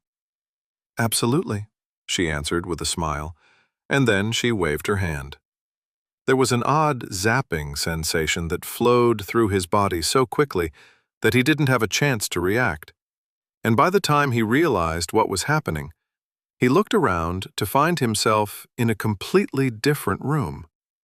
He stumbled slightly at the abrupt change, even as he realized that the hubbub of the adventurer crowd was completely gone, as if it didn't even exist. And he saw Veronia standing with the same smile on her face behind a desk that wouldn't look out of place in a CEO's office. In fact, as he looked closer at where he apparently now was, that was exactly what it appeared to be. A very expensively decorated office that was just shy of being modern, Earth-based in design. What did you do?" he spluttered, words failing him as he tried to figure out what was going on. "Simple short-range teleportation, Christopher. You said you wanted somewhere to speak privately, so I brought you to my office." He was silent as he processed what she said. At first, he wanted to dismiss that something like teleportation wasn't possible. But then he remembered where he was. "I can bring people back from the dead, so why not something like this?" All right. Thank you, I guess." "So, is there anything I can do for the first bronze-ranked contender to visit us?" she asked again, her tone polite but insistent. He thought about it for a moment, before taking his badge out of his inventory. "First, how did you know?" "Know about your badge rank? You showed the guard at the gates, did you not?" He nodded. "And what? You somehow were able to recognize me?" Veronia chuckled again, a little more genuinely this time. "You obviously haven't been around that much, have you?" She didn't wait for him to answer before explaining what she meant. "All Adventurer Coalition badges are connected in our systems, and I was given an alert as soon as you arrived at the gate. It was easy enough to track down who you were as soon as you stepped through the entrance to my building." "I see." It was like his badge was his ID, and it had been scanned into a computer somewhere, which he figured was as close an analogy as he could get. It was all done magically, somehow, or so he assumed. But all that really mattered to him was that they knew who he was. "And do you know who I really am?" She tilted her head to the side again as she stared at him. "Of course. Your achievements are all recorded by the assimilation system, which is something that we have access to here. Of course, not just anyone can access that kind of information, but as the vice leader of the Adventurer Coalition here in Forgestone, it is something that I have the privilege of accessing. As a result, I'm well aware of how you visually changed your name and level from number 32599. He cut her off again before she could continue. "Yes. Then can you understand why I might want to keep my badge ranking a bit secret?" There was the head tilt once again. "No? Well, I don't exactly need the notoriety, especially since any of those contenders out there could theoretically kill me because I'm over level 21. He said with exasperation. "Ah, I guess that could be problematic." "Exactly. So is there any way you can put me back out there and not mention that I'm a bronze rank? Wait, before you do that, is there any way you can upgrade my badge rank?" For the first time, Veronia appeared surprised. I guess she isn't privy to that detailed of information. You have enough rank progress to reach silver rank? She asked, skeptically. She sounded just like Boydlin when she did that, though it was missing the dismissiveness that the Ash-Cleft Coalition leader possessed. I do. I haven't been able to upgrade it yet, but since you're here, he answered with a shrug at the end. All right, I have authority to do that. She beckoned him forward and sat down in her chair, gesturing for him to do the same. He did so and held out the badge in his hand while she covered it with her own hand, and the process began. Théoden felt it changing shape slightly in his hand, and it started to feel cool to his touch. And he watched the skepticism disappear in Veronia's face, to be replaced by shock and then go completely flat. By the time his badge finished upgrading to silver, her impassive face looked back at him before she ducked her head slightly in his direction. Congratulations, Christopher.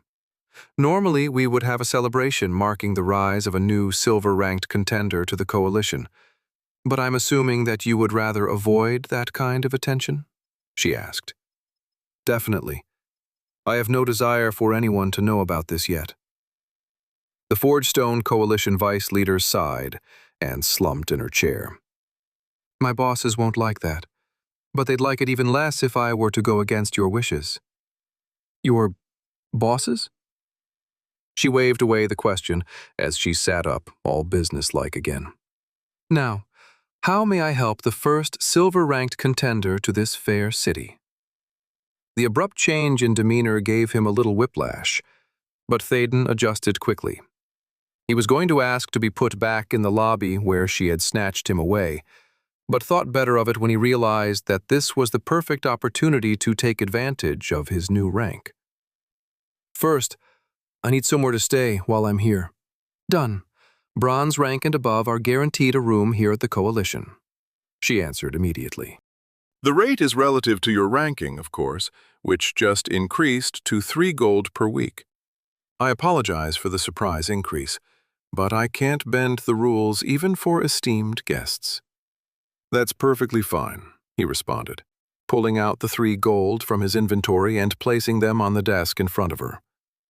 Secondly, do you have any maps of Tarth and the surrounding areas? I would love any information on dungeon locations, any knowledge about what kinds of monsters inhabit them, and what levels they are appropriate for. Lastly, I would love to be able to peruse the bronze and silver-ranked quests that are available without calling attention to myself in front of all of the other adventurers. Do you have a more, I guess, private way of seeing them? It was probably too much to ask, but he wouldn't know unless he tried. Absolutely to both of those requests. It's our job to provide that kind of information, so it's no trouble at all. I can have both sent to your room if you'd like. That would be perfect. Thank you. Again, it's no trouble. Would you like to see your room now? He couldn't think of anything else that he might need at the moment, so he said, sure. As soon as the word was out of his mouth, he felt the jolt go through his body again, and he felt himself standing up in a wide hallway that was nowhere near the office he had just been in. Here we are. This is the Silver Wing, which holds a dozen rooms specifically designated as accommodations for silver-ranked members of the Coalition. As you're the first to achieve that rank, you technically have the entire wing to yourself, though if you can confine yourself to just room S1, our cleaning staff would appreciate it. Veronia held out a key toward him, which seems to come out of nowhere. It took him a few seconds to adjust to the abrupt teleportation, but he accepted the key as he looked at the large stone door they were standing next to. It was intricately carved with various geometric designs that were tastefully done, and it had a depth to it that allowed the few shadows cast by the magical lights in the hallway to accentuate the carvings. There's a stairway leading to a rear exit down the hallway, she continued, indicating with her outstretched hand exactly where it was, which you can use to both enter and exit, as long as you have your key with you. You also theoretically can have your meals brought up to your room as a silver-ranked member, but you'll have to give us some time to set that up. We weren't exactly expecting anyone to reach silver rank for at least the next year, so if you'll forgive the delay. Don't worry about it. I will likely be out most of the time anyway, and I'll figure out my food situation. I honestly just needed some place where I could sleep safely. Speaking of that, how, safe is it here? You're concerned that someone will try and assassinate you in your room? At his nod, she quickly relieved his fears. No one can enter your room once you lock it, not even myself. The only one with access to any room within the city is the Forgestone Adventurer Coalition leader, though this is rarely, if ever, needed. I can check our extensive records for the last time this occurred if you'd like. No, that's not necessary. It's better than I could have hoped for, actually. Thank you. Again, I'm just doing my job. But you shouldn't be too concerned with being attacked here in Forgestone, as attacking other contenders is forbidden within city limits. The same goes with any town out there, as the guards will put a stop to it, with violence, if necessary.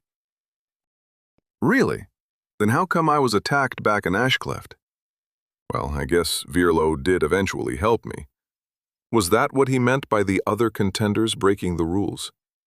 It was good to know that he would likely get some help if he was attacked in the city. But it also wasn't immediate help. Just like being attacked back on Earth, it would take a while for the guards to respond. Is there anything else I can do for you? No? Then I'll make sure you have the information you requested here within an hour. In the meantime, Veronia hesitated for a second before she continued. I would suggest partaking of the bathing facilities in your room, she said as politely as she could. You can also leave any laundry outside your door that you would like washed, and I'll make sure someone comes by to pick it up. Thaden lifted his arm and smelled his armpit, immediately recoiling at the stench. Yeah, I think I'll do that. I apologize for the smell. I've been traveling without access to anything more than a stream here and there for weeks. Don't worry about it, Christopher. I've experienced much worse, believe me. With a final head bob that substituted for a bow, she disappeared before his eyes with a pop as air filled the displaced void she left behind. Thaden could only groan as he realized the same thing would have happened in the lobby in front of all the contenders. That's just great. Hopefully no one remembers who it was that disappeared with an important member of the coalition. He was tempted to change his name and level once again, but ultimately decided against it. If it turned out that people remembered the appearance and name of who it was that disappeared like that, then changing his name would only complicate matters. He would be really annoyed if he had to flee again.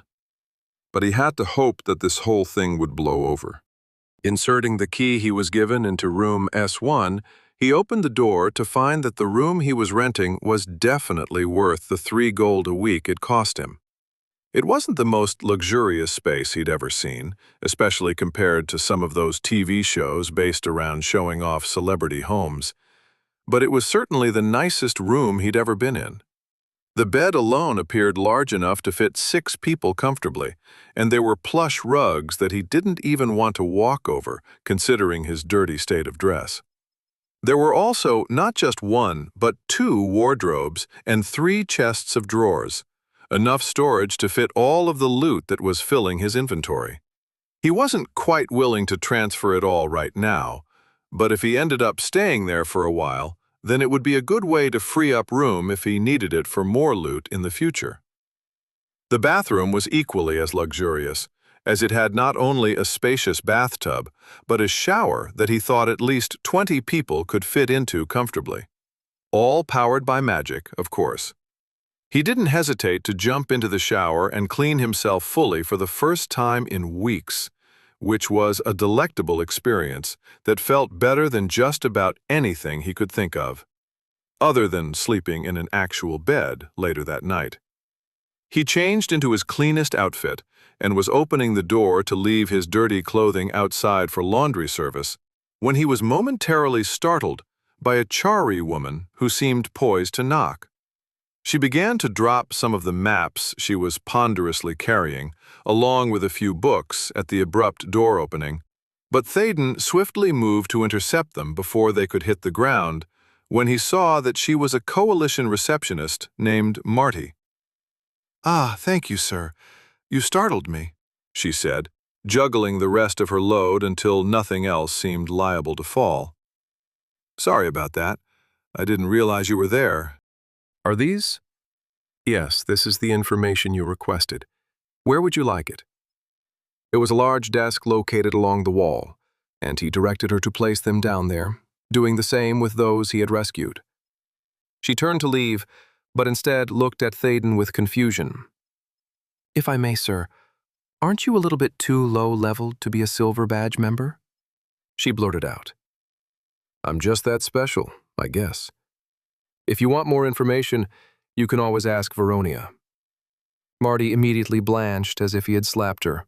No, that's fine. None of my business anyway. Have a great day, sir. As she was walking out the door, she spotted his laundry in a pile. May I take this for you? You do laundry too? I do a little of everything here. Then yes, I would be very appreciative. Thank you. He pulled out a gold coin and flipped it toward her, and she caught it on reflex. This isn't necessary. Nonsense. You brought me the information I needed, and I wanted to show my appreciation.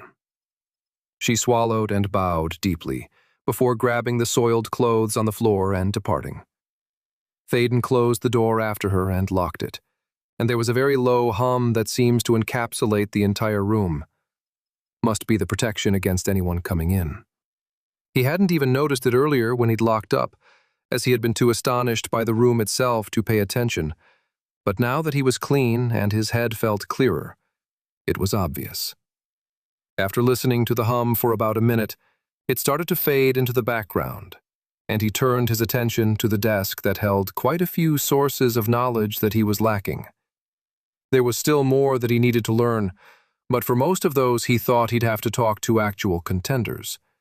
That could wait, however, because he had some planning to do. Chapter 6. Waking the next morning, Thaden opened his eyes and looked at the stone ceiling above him, before stretching his arms out in a big yawn. His room didn't have any windows, but he assumed that the magical lights inside gradually got brighter as the day started. They were already quite bright, meaning that he had slept in for a few hours, but that didn't matter too much to him. He thought that he deserved it after everything he'd gone through. Well, that, and the fact that he had stayed up fairly late, poring over everything that Veronia provided him. He now had a better idea of how large the world of Tarth really was, and it wasn't surprising that it was rather large. He wasn't an expert on geographical distances, but he didn't think it was nearly as big as the entire Earth, but he thought that it might be around the size of the continents of North and South America combined. There also wasn't a lot of detailed information regarding areas more than a few hundred miles away from the region that included the city of Forgestone, as it seemed as though that kind of knowledge was something that needed to be discovered by the contenders. What he was able to determine, however, was that there were a total of 35 populated regions, each with approximately 1 million contenders therein, and each region contained anywhere between 2 and 4 major cities and hundreds of towns. His current region, Region 1, contained 400 different sectors, which he remembered from the ranking lists, of which the town of Ashcleft had been in Sector 11. It was apparently similar in most of the other regions, with some having a few more or less, and they were marked out on the map he was given. But as far as information of what they contained, there was very little. In between the regions were areas that were considered uncharted territory, and from what he could understand from the maps, these were likely to contain the strongest monsters and the hardest dungeons. None of the information he was given explicitly said that, but he was able to read between the lines well enough to deduce that well enough. As for the current region, there was a lot of information, which was what it took him so long to dig through the night before, though even that was limited somewhat. Details about weaker dungeons around most of the towns, including the Vogmite tunnels and the Mausoleum of Despair near the town of Ashcleft, were present, though he quickly learned that the books he was given only contained information on difficulties that had been completed. Going back to the Vogmite tunnels, there was detailed information about the location of its entrance, the monsters that could be encountered inside the dungeon, the recommended levels, and even a common loot table. He didn't see the epic staff that the Vogmite Queen had dropped, at least, but only for minimal difficulty. It appeared as though no one had completed the medial difficulty yet, because there was no information about it at all. But when he looked at the entry for the Mausoleum of Despair, there was information for all three difficulties: minimal, medial, and maximal. It was seeing that which led him to conclude that the updated information only pertained to dungeons that had been fully completed, because there wasn't a single other dungeon that had information on the medial difficulty. This theory was only further strengthened when he saw that there were a number of dungeons that only had their names listed, their location, and the recommended level for the minimal difficulty. Seeing that most of them started at minimum at level 25 and ranged up to level 50 made it fairly obvious why there wasn't any information about them, because no one had been stupid enough to even enter them, let alone complete them yet. Théoden also learned that his mind had changed to the point where he was able to absorb the information he read and remember it with fairly accurate recall. He knew that his mentality made him able to think and react faster, but its memory capabilities were proving to be equally as incredible. He now had an encyclopedic knowledge of the different dungeons that could be found within Region 1, as well as their locations and recommended levels. He studied the minimal difficulty information for everything that had it available, if only because he wanted to see if a higher difficulty might be worthwhile to explore. Of course, many of those dungeons that had information about them were close to many of the towns and cities within the region. Those that only had their locations and recommended level listed were found further away from populated areas, but still within the sectors that made up the region. There was absolutely no information on anything inside the uncharted territories between the different regions. What was most important to him, though, was the knowledge that within range of the city of Forgestone, as in within 10 miles, were a whopping 30 dungeons. A half-dozen of them were located inside the same mountain where the city was located, though further inside and down below ground level, while the others were relatively accessible within a few-hour walk to the east, west, southeast, and southwest. As he had previously noticed, no one seemed to be heading south when he arrived, and he now knew the reason, because there wasn't anything there to interest the contenders. There were dungeons near the towns he passed while coming north, of course, but they were just outside the range of being able to reach and then delve through them in a single day if coming from the city. That left Théoden a lot of options, which was what he was hoping to discover when he came to the city. This was especially true when he looked at the bronze and silver quests he was also given, though there weren't as many as he was expecting from such a large city. Still, it helped him decide on a plan of action going forward. It basically boiled down to visiting the nearby dungeons and using them to continue his development. Simple, right? On paper, it was the most obvious of plans. But there was some strategy involved in it as well. The main reason was because there weren't any other undead-type dungeons within at least a week's travel, and he'd rather not venture that far out if he could help it. Instead, he had to think about what would be the most beneficial for him to delve through, both in terms of earning pick, loot, and rank progress via quests that he could complete. Of the 30 dungeons near Forgestone, 2/3 of them seemed to be similar to the Vogmite tunnels when it came to their level recommendations. For example, Goblin Mine Dungeon. Difficulty, minimal. Recommended party size, 5. Recommended party levels, 5 to 10. The Goblin Mine Dungeon, located within the mountain itself, was recommended for levels 5 through 10, which made sense when he looked at the list of monsters and their potential levels that could be found within. Monster Catalog. Goblin Miner, levels 5 to 7. Goblin Brawler, levels 7 to 9. Goblin Taskmaster, levels 9 to 10. Goblin Prince, Boss, level 12. The Goblin Monster Catalog was so similar to what he remembered from the Vogmites in the Vogmite Tunnels dungeon that it was almost uncanny. When he looked at the other 19 dungeons with similar recommended levels, there was some variation, with a few of them having higher boss levels, but overall they were fairly similar. What this told Théoden was that they would be virtually useless to him for his development. The only way it would be worthwhile would be if he tackled the maximal difficulty of these dungeons. But he expected that most of the monsters, even at that difficulty, wouldn't give him any pick. Based on his experience at the Mausoleum of Despair, it was entirely possible that only any boss-type monsters might give him any pick, as most of the others would be a lower level than his own 45.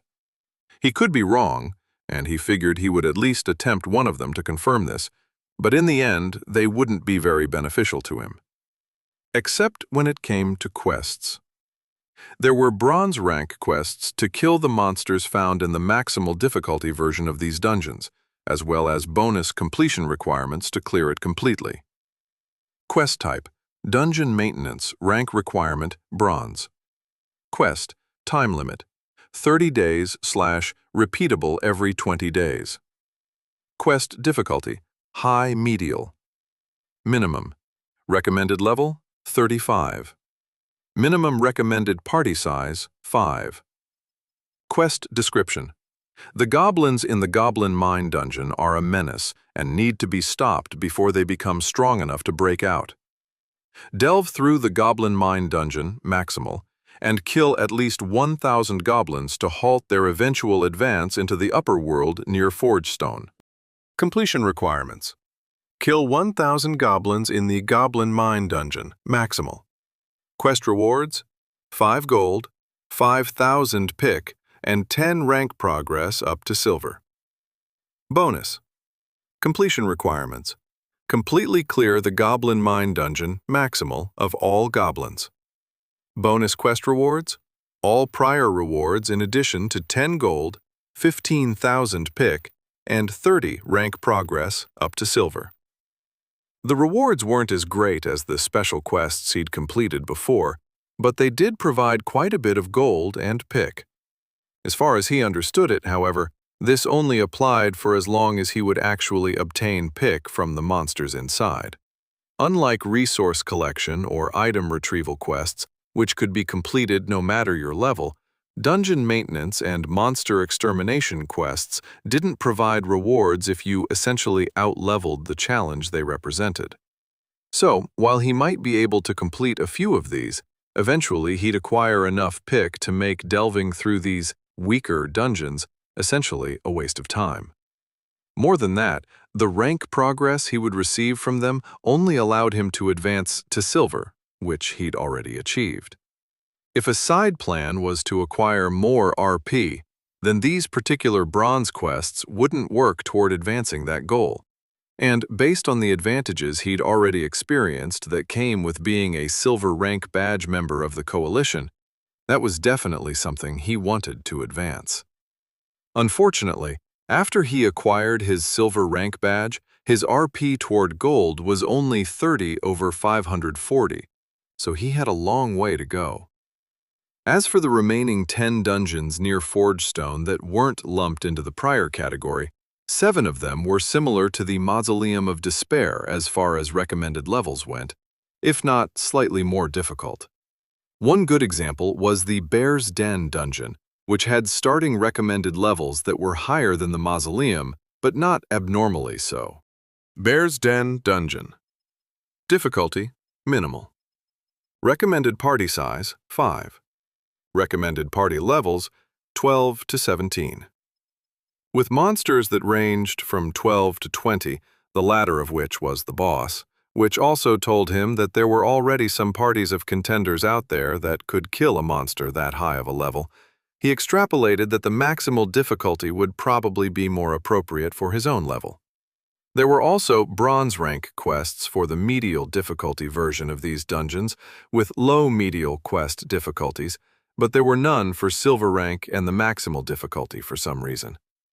Either he hadn't been given all the silver rank quests, which was definitely a possibility because there were only 5 in total, or they just didn't exist at that rank. Given that there weren't any quests for the maximal difficulty of these 7 dungeons, and it was unlikely that the medial difficulty would give him much in the way of developmental progress, that meant he had to turn to the last 3 dungeons, all of which had silver rank dungeon maintenance quests attached to them. The other 2 silver rank quests were monster extermination quests that he thought about and discarded after he discovered he'd have to travel nearly a week for each one to hunt down the monsters that the quests wanted him to kill. They were still a possibility, but he figured he could wait and see if his other plans worked out first or not. These 3 dungeons he was contemplating delving through were different from the others, as he didn't have any information about them other than their recommended levels, their names, and their locations. The first of them was located deep inside the very mountain wherein Forgestone was located, past all of the other dungeons nearby. Magma Dungeon. Difficulty, minimal. Recommended party size, 5. Recommended party levels, 40 to 50. The Magma Dungeon was one of the stronger dungeons that hadn't been cleared yet, as its recommended levels were in range of his own level for the minimal difficulty. There was no information on what monsters he would be going up against there, so all he had to go off of was the name, Magma. He could only assume that it would be something related to fire and magma, obviously, but what exactly that meant wasn't something he was all that clear upon. He was hoping that the dungeon maintenance quest for it would give him some hints at what might await him there, but it only had a simple, clear objective without stating what kinds of monsters he might end up fighting.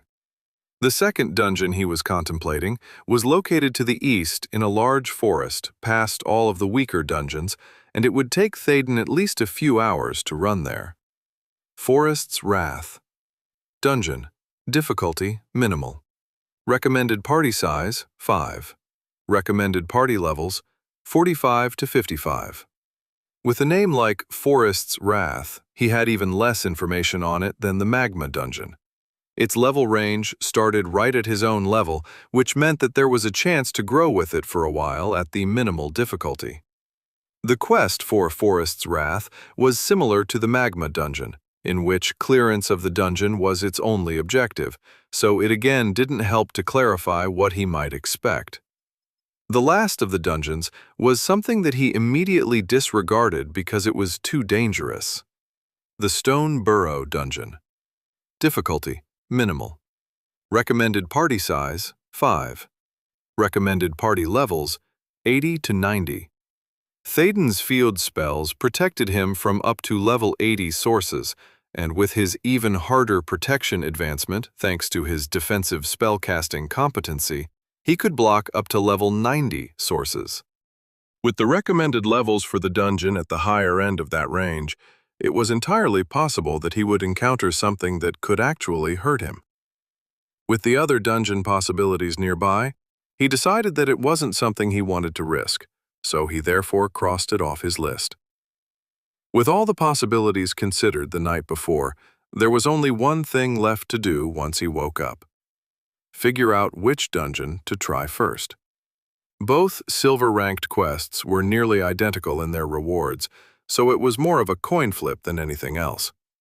Dungeon Maintenance. Rank requirement, Silver. Quest, time limit, 45 days. Quest difficulty, High Medial. Minimum recommended level, 40. Minimum recommended party size, 5. Quest description.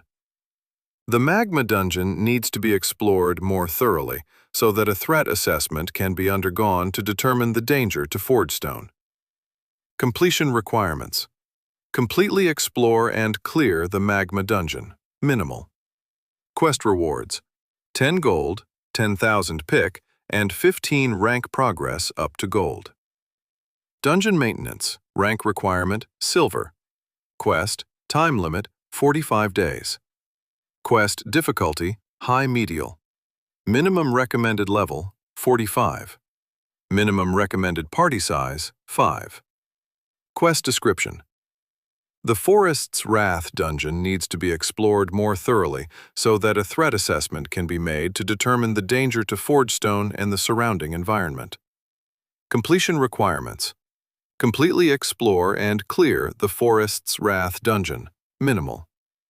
Quest rewards: 10 gold, 10,000 pick, and 15 rank progress up to gold. The choice was fairly easy in the end, as he was tired of traveling, at least for a few days. As a result, he decided to try out the Magma dungeon since it was inside the mountain where he already was. Now all he had to do was figure out how to accept his new quest without calling too much attention to himself. And then figure out how exactly to get to the dungeon entrance. Chapter 7. Thankfully for Théoden, accepting the quest and getting out of the Coalition building was easier than he expected. Upon getting ready to leave, he discovered that his clothes had been freshly laundered and deposited outside of his door at some point while he was asleep. Stashing most of it in his inventory, he changed into a clean outfit that was different enough from the one he had been wearing the day before. With his clean clothes and having showered and straightened up his appearance, he looked like a whole new person. When he left out the convenient back door exit, which opened at his touch and then closed behind him with very little trace of its outline on the back of the building, it took him a few minutes to walk around to the entrance.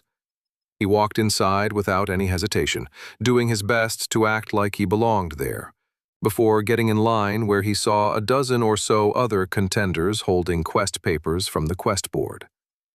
It took a few minutes to get to the front of the line. All the while, he kept expecting someone to notice him and connect his name with what happened the day before. But he was saved by the sheer crowd inside the Coalition building. His name tag was lost in the sea of others that crowded around him, so even if someone was looking for his name, it was very difficult. At the front of the line, he handed the quest silently to a Coalition receptionist named Davian that had a relatively bored expression on his face. That face underwent a brief bout of shock and disbelief as he fully took in the silver-ranked quest he had been given. And he was about to speak when he looked up and saw Théoden's name, which caused him to clack his mouth shut. Instead of saying anything, he simply held out his hand, and Théoden slipped his badge into it without showing it to the whole world. The receptionist did the same, holding it over the quest paper briefly as it illuminated, before handing the badge back to Théoden. With a nod, Davian indicated that it was done, and then beckoned for the next person in line. I guess I owe it to Veronia for making that go smoothly. It seems as though she really took to heart my desire to stay relatively anonymous, and shared that information with the Coalition workers. Whatever it was she had done, he was thankful that the process was easy and didn't require any arguing, which he was halfway expecting when he presented a quest that far exceeded his displayed level. After that was done, he quickly left and started moving through the town, following more signs that led him toward the mountain itself, and an enormous tunnel that bore right into it. He estimated that the squarish opening was at least 150 feet wide, and began descending almost immediately. But thankfully, magical lights were along the walls that illuminated everything almost as well as the daylight outside. There were more signs that were attached to the stone walls, which depicted the names of the dungeons that could be found and directions of where to find them. At the very bottom of the sign was Magma Dungeon, and it had an arrow pointing ahead and slightly down. Théoden wasn't alone in journeying into the tunnel, of course, as hundreds of other contenders from the Adventurer Coalition streamed inside, with only a few leaving given the relatively early morning hours. Even though he had woken up late, it still wasn't even noon, which meant that there was still plenty of time for delving through dungeons for most people. There were a few single contenders and a few pairs that he saw, but most of them were in parties of 4 or 5. 4 seemed more common, unfortunately, because he suspected that the same problem that Ashcleft had with broken contenders had existed even in the city, so there were subsequently fewer support classes available. Still, it wasn't as if they were non-existent, because he still saw dozens of them on his trip through the city and into the tunnel, but they were visibly less prevalent than others. Walking down the tunnel, he saw that it was gradually narrowing as he kept going. He passed the first turnoff that led to the east, where a small portion of the parties he was traveling down the tunnel with broke off and left. Curious as to what exactly it looked like, he followed them, and from the signs discovered that it was the same goblin mine dungeon he had seen in the information he was given. The short, narrow tunnel took him to an enormous cavern that was more natural-looking than the carved tunnels and city on the side of the mountain. It had large stalactites that hung from the ceiling, and multiple different levels of terrace-like cliffs reaching up nearly 300 feet, each of them partially filled with goblin miners. These particular monsters were small, with dark green mottled skin, but they were all also carrying pickaxes, with which they would smack the wall with a tink sound that echoed through the space. From his position near the entrance of the cavern, he couldn't tell if they were actually making much progress. But then again, they didn't have a whole lot of time, because they tended to jump down from where they were working and attack anyone of a low enough level that moved toward the rough-hewn tunnel that led further into the cavern. Of course, given that most of the contenders in the cavern were much higher in level than the level 3 and 4 miners that were outside of the dungeon, there were only a handful of people actually fighting them, all of them around the same level or slightly higher. The rest of the parties, and even solo adventurers, ignored them and moved straight to the tunnel at the back of the cavern and disappeared. I guess that's proof that there can be more than one party in a dungeon. He'd heard the same from Sarah, or more specifically, Diallo, when he was asking questions about dungeons, but hadn't actually been able to observe it happening until now. Apparently, each party formed a different instance into the dungeon, which he supposed was handy for a place like this with a constant stream of people wanting to get in. The only reason someone would have to wait is when they cleared the dungeon, which he did have experience with himself, as he would have to wait 6 hours before entering the same dungeon again. But with so many dungeons in the same complex, even if a party finished one dungeon in a few hours, they could always hit another one nearby if they wanted to do even more. With his curiosity satisfied, Thaden turned around to leave and nearly ran into someone behind him. "Hey, watch where you're going!" The life warden stumbled backward, instinctively activating both of his fields for a few seconds as he panicked before turning them off. He'd been keeping them deactivated because the glow that surrounded him was entirely too obvious and was just another thing that would call attention to himself, but he was starting to regret it. If that had been some sort of assassin, you're jumping at shadows now. No one knows who you are here, so no one is going to try and kill you. When he recovered from his surprise, he looked up to see a group of 4 level 14 contenders, 2 men and 2 women, the latter of which were looking at him curiously. The one who'd spoken, however, gave off real Chad vibes, as he literally sneered at Thaden like some sort of cut-rate movie villain. "Decide this was too much for you? Running scared now?" The man, Peter by his name tag, asked with an annoying whine in his voice. "Pete, stop it," one of the women said, a petite brunette carrying what appeared to be a metal and wooden wand of some sort, and wearing tight-fitting dark blue robes. If you weren't rude to every single person we came across, we'd probably have a support member in our party by now. In fact, I think Christopher is one. Doesn't matter, Megan. He's too scared to keep up with us, and is 2 levels behind besides. I'm not sharing my pick with this loser. Seriously, Pete, you need to learn how to keep your mouth shut sometimes. This came from the other woman, who was much taller than Megan and wore dark clothing that looked like it would help her to blend in with the shadows. He couldn't see much about her because she was covered from head to toe, but he saw a scrap of blonde hair sneaking out from her hood. Do you even have a mute button somewhere in that head of yours? Shut it. I don't need to listen to your crap. Any party would snatch me up in an instant, so don't think I won't leave if you keep talking to me like that. Sure, you're halfway decent at controlling the monsters we run into, but you're deluded in thinking that you're any better than all the control classes out there. You're not even in the top 100,000. That's because you're all holding me back, Peter shouted, practically growling. The others, including the fighter class from the group, simply rolled their eyes and ignored him. before turning back to Thaden, who just stared at the party members in confusion. "How about it? Want to join our party?" Megan asked. Taken aback slightly, he took a moment to respond, dredging up his long, unused social skills. "Thank you for the offer, but I'm doing just fine. Perhaps some other time?" "But you don't even have a party. What are you doing here without one? Sightseeing?" the blonde-haired scout class asked, and a glance up at her name revealed it to be Susie. Not Susan or Suzanne, but Susie, with a Z. He could only assume that she was relatively young, not only from the way she talked, but because it sounded like her parents were trying to be cool in having such a unique spelling of her name. Something he'd heard was fairly common to couples who became parents in the 2000s. His own name was relatively unique in some respects, but at least it wasn't spelled strangely. What? How do you know I'm not simply waiting for my party?" She snorted.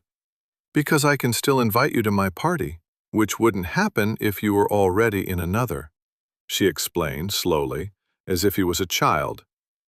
In some respects, that was exactly what he was when it came to not knowing as much as he'd like about this world and how things worked.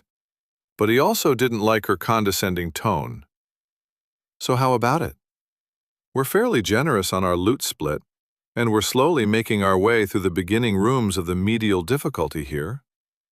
He shook his head. "Ah, I see. I must have forgotten. Again, I appreciate the offer, but I've got to get going. Good luck in there," he said as he moved to go around them. But the fighter of the group, who had been standing there impassively while the others spoke, suddenly moved in front of him. "I would listen to their offer if I was you," the axe-wielding fighter said in a deep, gravelly voice. "Wow, that sounds like something you might hear in a movie with a bunch of mob stereotypes. Are they really trying to strong-arm me into joining their party? Is that kind of thing common here?" He was so shocked at the situation that he stopped moving and stared at the large, armored individual blocking his way, trying to figure out how he had gotten into this mess and how he might be able to get himself out of it. "I'm sorry for the actions of my party mates," Megan apologized, as she suddenly strode up, pushing the large fighter away as she moved in front of Thaden. "They can be a bit thick-headed sometimes." "No," she said, turning to the fighter and shoving him back, though he only moved voluntarily because she didn't have nearly his level of strength. "Seriously, stop it. Give him some room to make a decision, for crying out loud," she shouted, before smoothly turning toward him and putting a smile on her face. "So, how about it? Want to join with us?" See? This is why I don't like to deal with people more than I have to. This good cop, bad cop crap is ridiculous. As tempting as your offer is, I'm afraid that I'm still going to have to refuse. Now, I really need to get going. He moved past Megan and narrowly avoided Susie, who came up on him like she was going to stab him in the neck, but she stopped inches away from him. "You can't leave us just like that. You would deny your healing spells to those in need?" Susie shouted after him as he walked around her too. "Good riddance. I told you we don't need his help." "And I told you to shut it, Pete," the blonde woman shouted, before turning her words toward Thaden's retreating back as he made his way toward the tunnel that connected to the main artery leading further into the mountain. "We know some very important people, Christopher. I don't think you know who you're messing with." "You're right. I don't. And I don't care." He wanted to say the same thing out loud, but decided that he'd already aggravated them enough for simply refusing to party with them. What the heck is going on here? He couldn't believe that something like that was normal. The only thing Thaden could assume was that he had the unfortunate luck to run into one of the few parties out there that were genuine entitled assholes. I guess my fortuity stat is on the fritz right now. He barely noticed when he emerged into the large tunnel leading deeper into the mountain. Nor did he really pay attention as he kept walking down it, passing more offshoots that led to the other dungeons available to the contenders of Forgestone. He wasn't in the mood to check out any of the other ones that were available, even if his mind wasn't consumed with the situation that had just happened to him, and so he simply kept walking in a sort of dazed state. The next thing he knew, his attention snapped back to his surroundings as the echo of his footsteps sounded loud to his ears. It was at that point that he looked around, realizing how dark it was compared to before, which was explained by the fact that the magical lighting that had illuminated the tunnel before had been reduced in frequency dramatically. Not only that, but the enormous tunnel had shrunk to approximately 20 feet wide. How did I miss that? Shaking his head to clear the last vestiges of the confused state that had consumed his mind, he couldn't help but notice that it wasn't quite as dark as it should be, which he immediately deduced was because there was a subtle glow coming from up ahead. He walked at least another 1,000 feet before the magical lights stopped completely, and by that time the reddish glow coming from ahead had strengthened, illuminating the tunnel even better than before. It was also a lot warmer, which had him breaking out in sweat after a few minutes as the temperature steadily rose the further he traveled. I guess I should have expected this. It's called a magma dungeon, after all, which is supposedly very hot. Regardless of the temperature increase, he resolved to keep going. It wasn't debilitating by any means, nor was it actually harming him, so there was no reason to turn back. He activated both of his fields, hoping that they would help alleviate the heat, but they did nothing to reduce it in any noticeable fashion. With a mental shrug, he walked the last few hundred feet of tunnel that finally came to an end, where he emerged onto a wide stone platform that extended about 50 feet ahead of him, right into a cavern filled with bright, bubbling lava. Or, he supposed might be more accurate, magma. What's the difference? One is above ground and the other below? Or is it something altogether different? He didn't know, but he supposed that word definitions didn't really matter when he was surrounded by enough molten rock to burn his corpse to slag in seconds.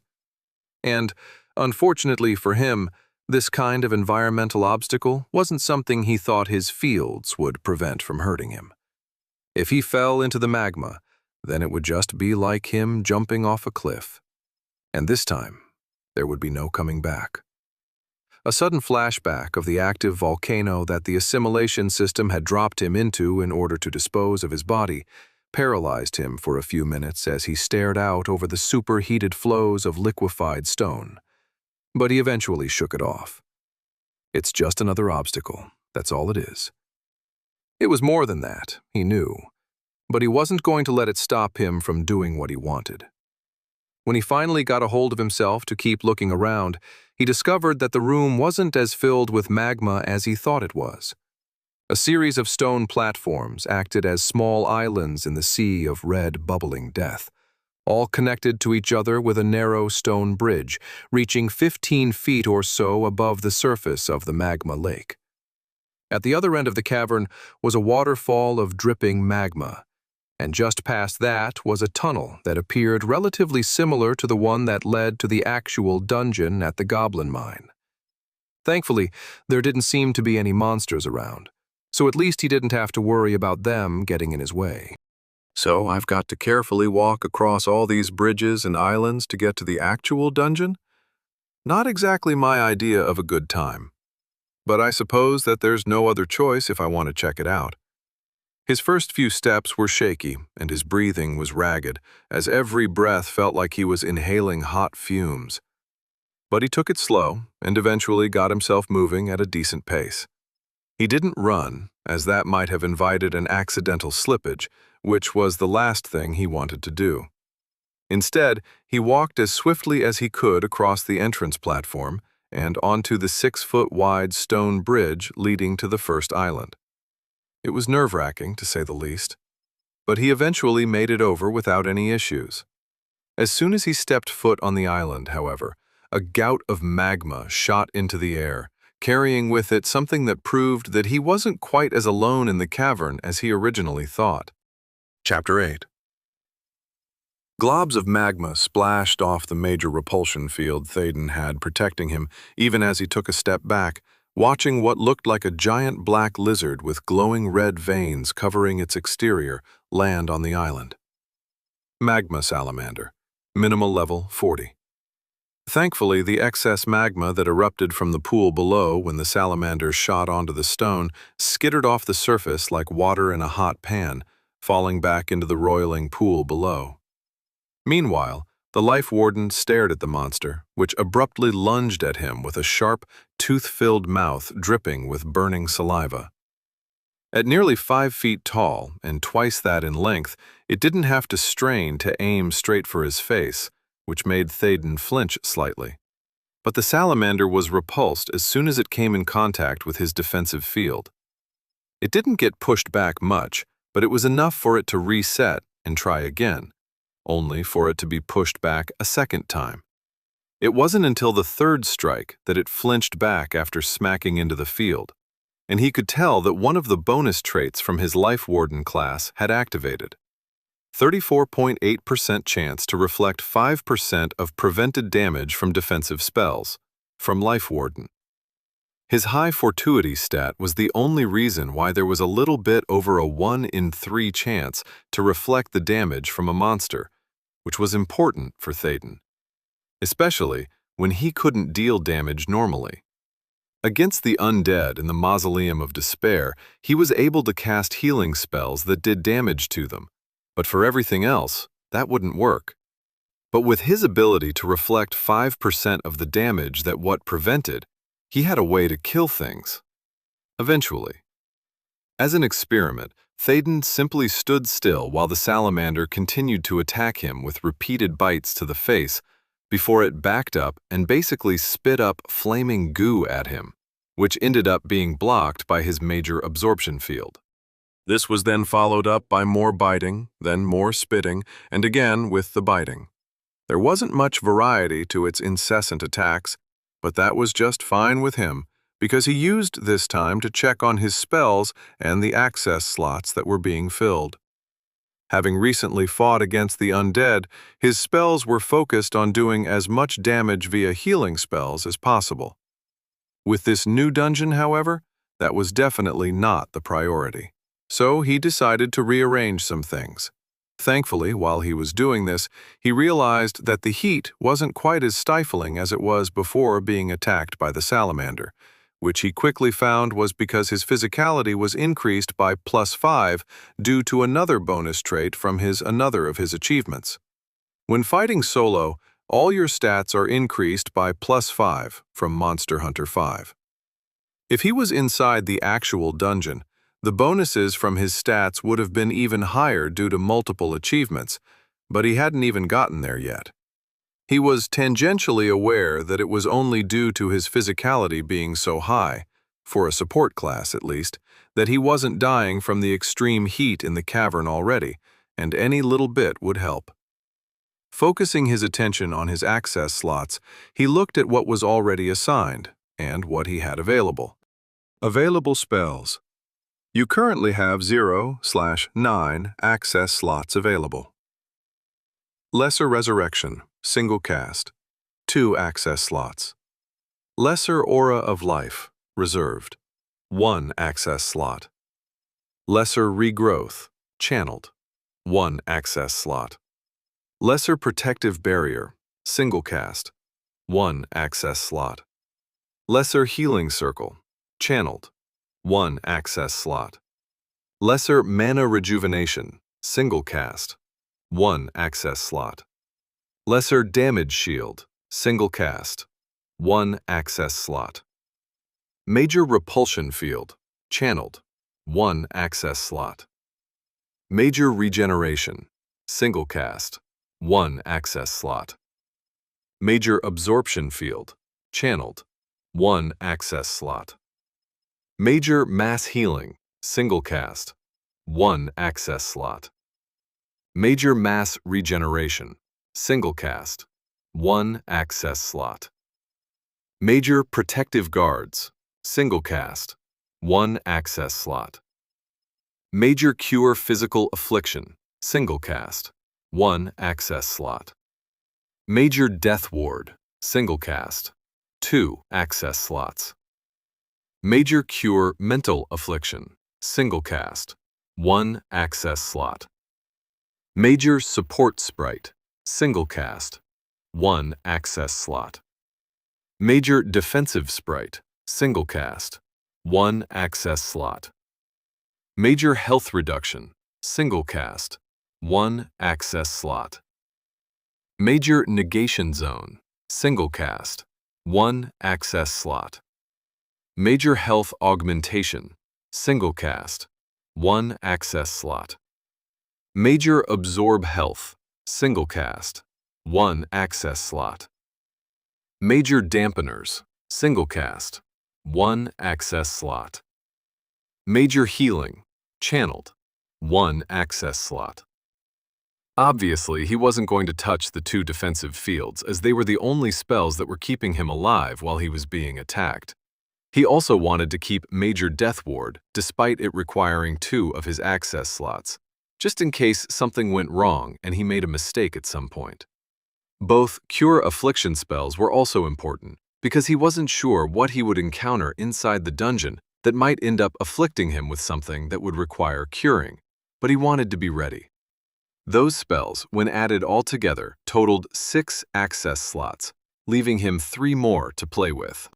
He didn't need his major mass healing or major mass regeneration because they were more likely to help the monsters around him rather than simply be a means to heal himself. But he decided to keep major regeneration as his only healing spell in case he needed it, leaving him 2 access slots now. He didn't need any more protective spells, since he was covered fairly well by his 2 fields, but he decided to add 1 more safety net just in case it was needed. Major Negation Zone. Major Negation Zone, single cast, creates an immobile, targeted area that prevents all types of damage and afflictions from being inflicted upon all targets from up to level 90 sources for a limited time. Range, 100-foot radius of target area within 150 feet of caster. Duration, 60 seconds. Casting time, instant. Mana cost, 500. Cooldown, 10 minutes. It might seem like a waste, but as he concentrated on the spell in his character report, he was fairly certain that Negation Zone even applied to environmental damage. So if he fell into something like the magma pool, he would have 60 seconds to find a way out. He hoped never to have a need to use it like that, but he'd rather have it in his back pocket than not. And slotting it in now was necessary because of its cooldown, which activated as soon as he added it to the access slots. For the last access slot, Thaden added something that he'd only experimented with a little in the past, mainly because it wasn't worth the slot space against the undead. Major Health Reduction, single cast. Reduces a target's maximum health. Number of targets, 1. Range, 50 feet. Duration, 30 minutes. Magnitude, 15% of maximum health. Casting time, 10 seconds.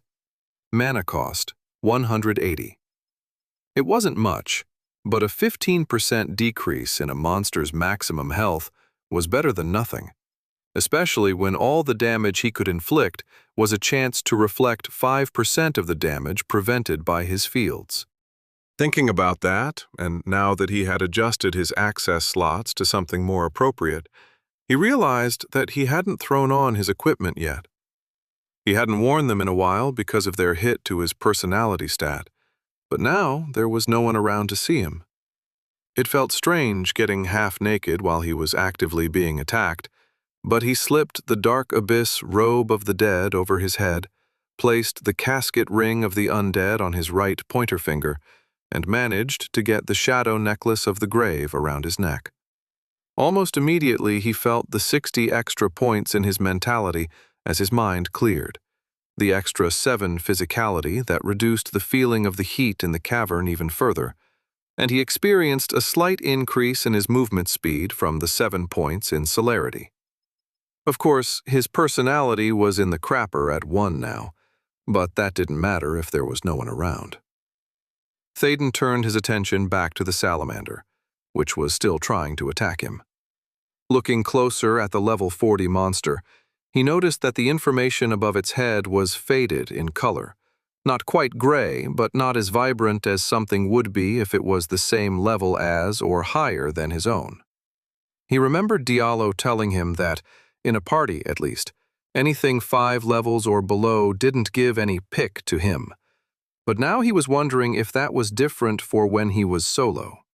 He'd already noticed that anything far below him in level left him alone and had a grayed-out name above their heads. But this magma salamander didn't, so he could only assume that it was still worth something to him.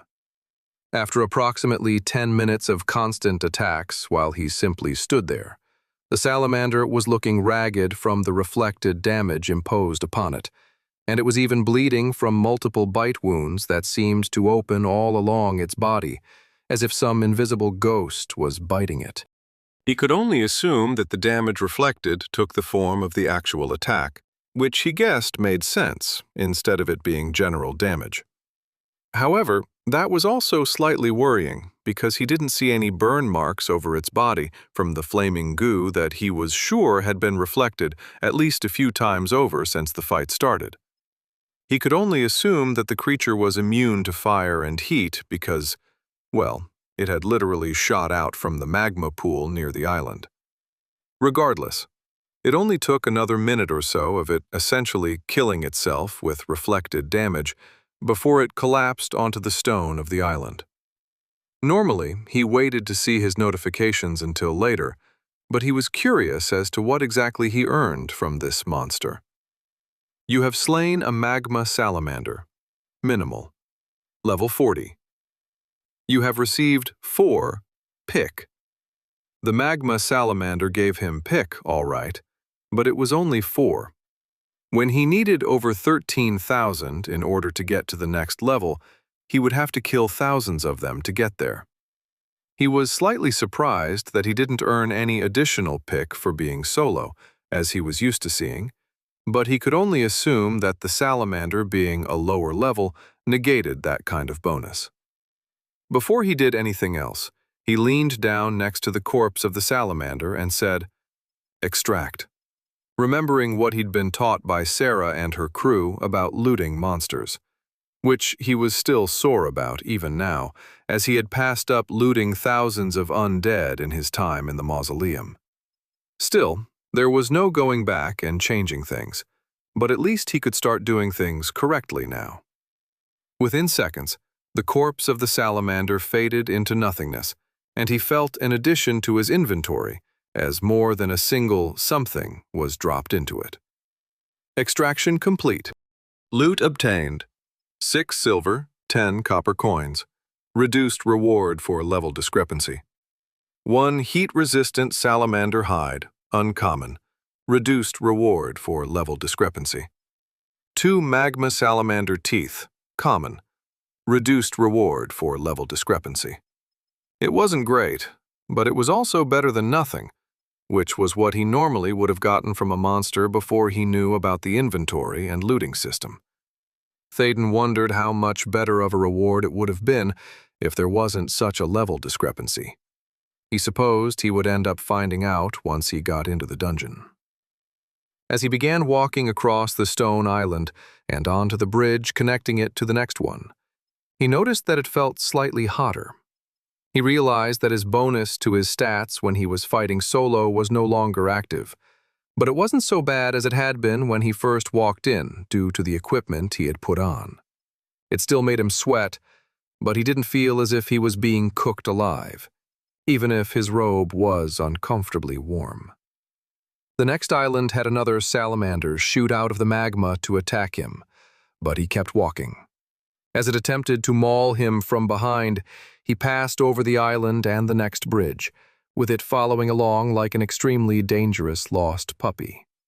At the next island, a second one popped out to join the first, but he ignored it as he continued to steadily walk over the stone pathway that led to the dungeon.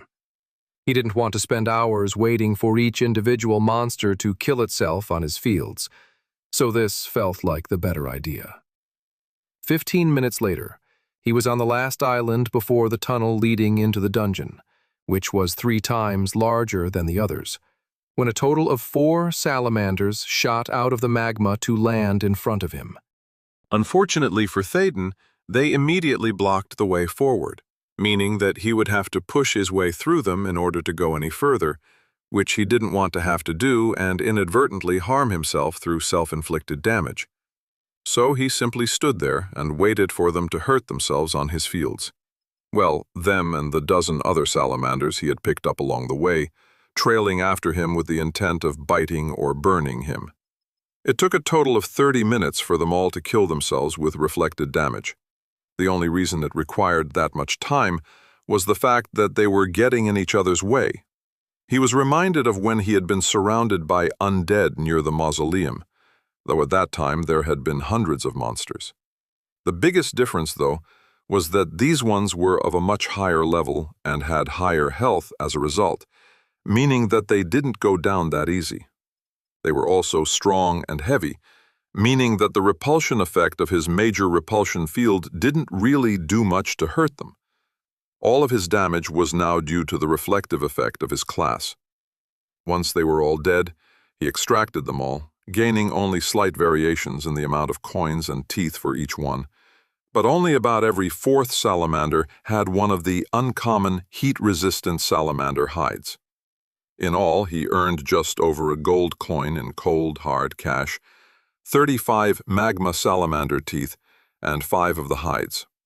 It wasn't too bad for an hour's work, but the 68 pick in total that he'd received for killing 17 of the monsters wasn't exactly what he was hoping for.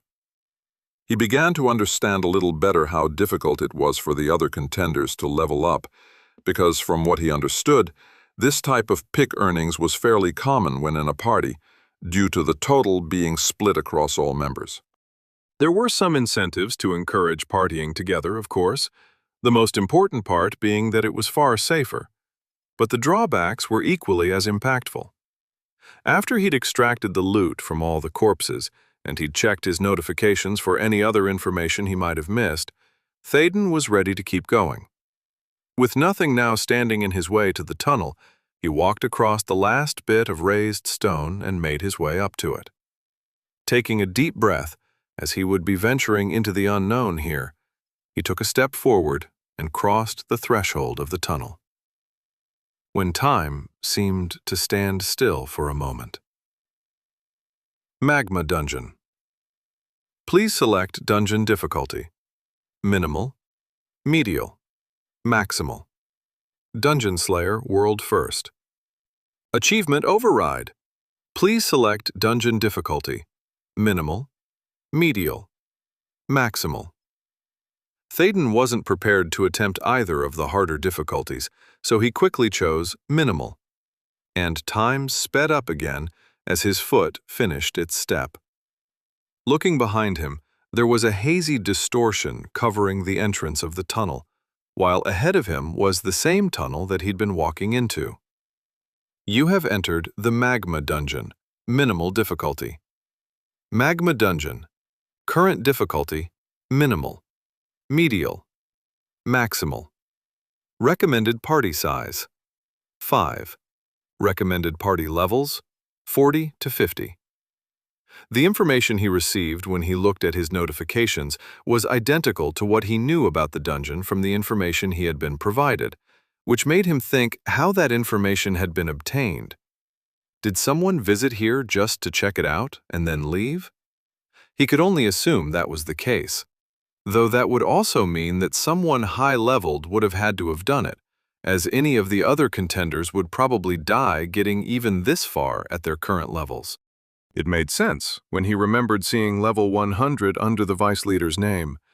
But then, why was there no more information? Did the Chari ever clear this dungeon? If so, then why wasn't it recorded? The only reason he could think of was that they didn't count because they weren't contenders.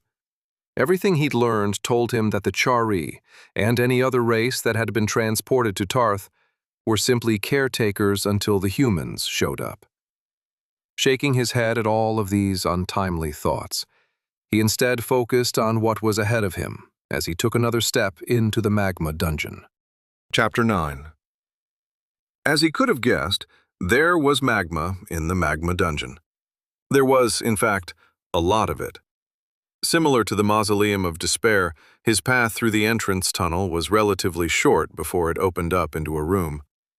The biggest difference between the magma dungeon and the mausoleum was that the room was actually a circular cave that was approximately 150 feet wide and half that tall, with magma spilling out in waterfalls to pool on the stone below, though these pools never expanded past a certain point. The walls were half covered in oozing magma that spilled into wide trenches, disappearing into what he could only assume was a great reservoir of magma somewhere far below. Or it simply disappeared with whatever dungeon magic the whole place seemed to utilize. He didn't know, nor particularly cared to know, because he wasn't planning on jumping in those trenches anytime soon. He could tell that it was also quite a bit hotter than the large cavern outside, based on the heat lines that seemed to distort the very air in the cave.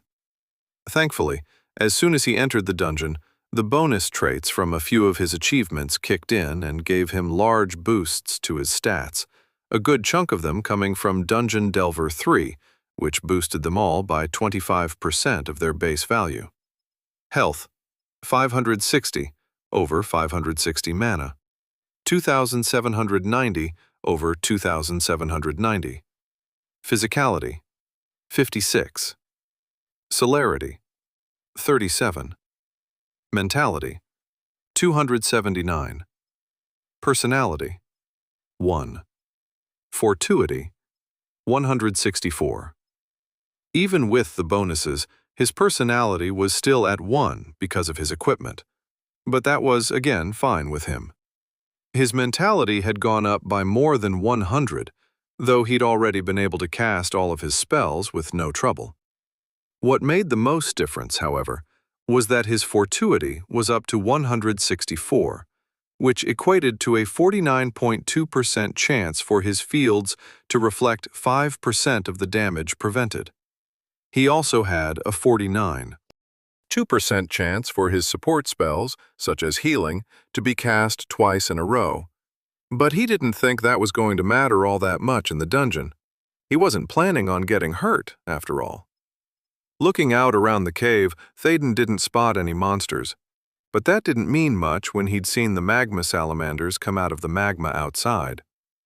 Sure enough, as soon as he started to make his way around the pooling waterfalls of magma falls? He was attacked from two sides as level 41 magma salamanders slithered their way out of the pools and attacked him. Not wanting to waste too much time, he quickly cast major health reduction on both salamanders, refreshed the major regeneration and major death ward on himself, and then walked around the entire room, passing by the other pools of magma. Another dozen salamanders popped out as he passed by, and after casting major health reduction on all the new arrivals, he eventually stopped in the middle of the room to let them do their thing. With his increased chance of reflecting damage so that nearly every other hit against his fields activated the process, as well as their 15% reduction in health, it only took 20 minutes for them all to die. It was actually much faster than he expected.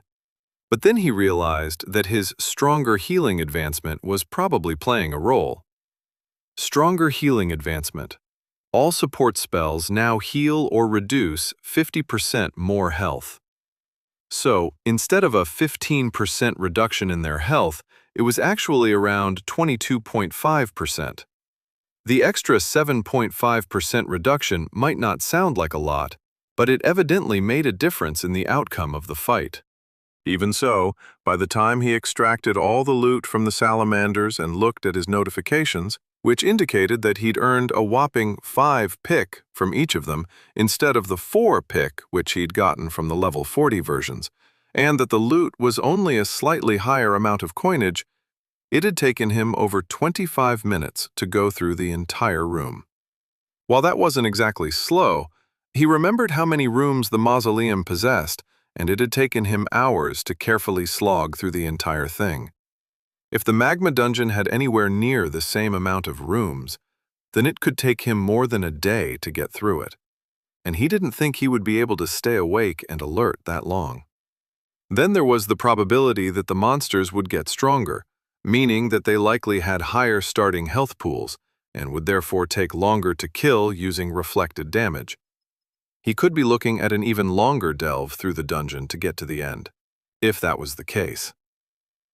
This is probably stupid, but whether it was impatience, the lack of progress over the last few weeks, or simple confidence, or overconfidence, depending on how it worked out, Thaden made a decision that he probably should have considered a bit more before implementing it. Regardless of the reasoning, he ended up taking what he'd done outside the dungeon entrance and inside this first cave before sandwiching the two methods together. And then he supersized it.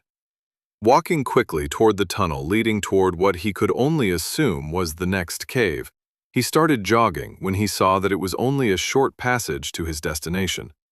He felt the stone depress under his foot at one point, and the left-hand wall suddenly exploded with flaming shrapnel, before magma oozed out. But he kept moving, only stumbling slightly as the trap damage was blocked by his fields. He ran into the next cave and saw that it was similar in size and the magma-filled magma hazards, but there was also something new that wasn't in the previous room. Magma Wolf, minimal level 42.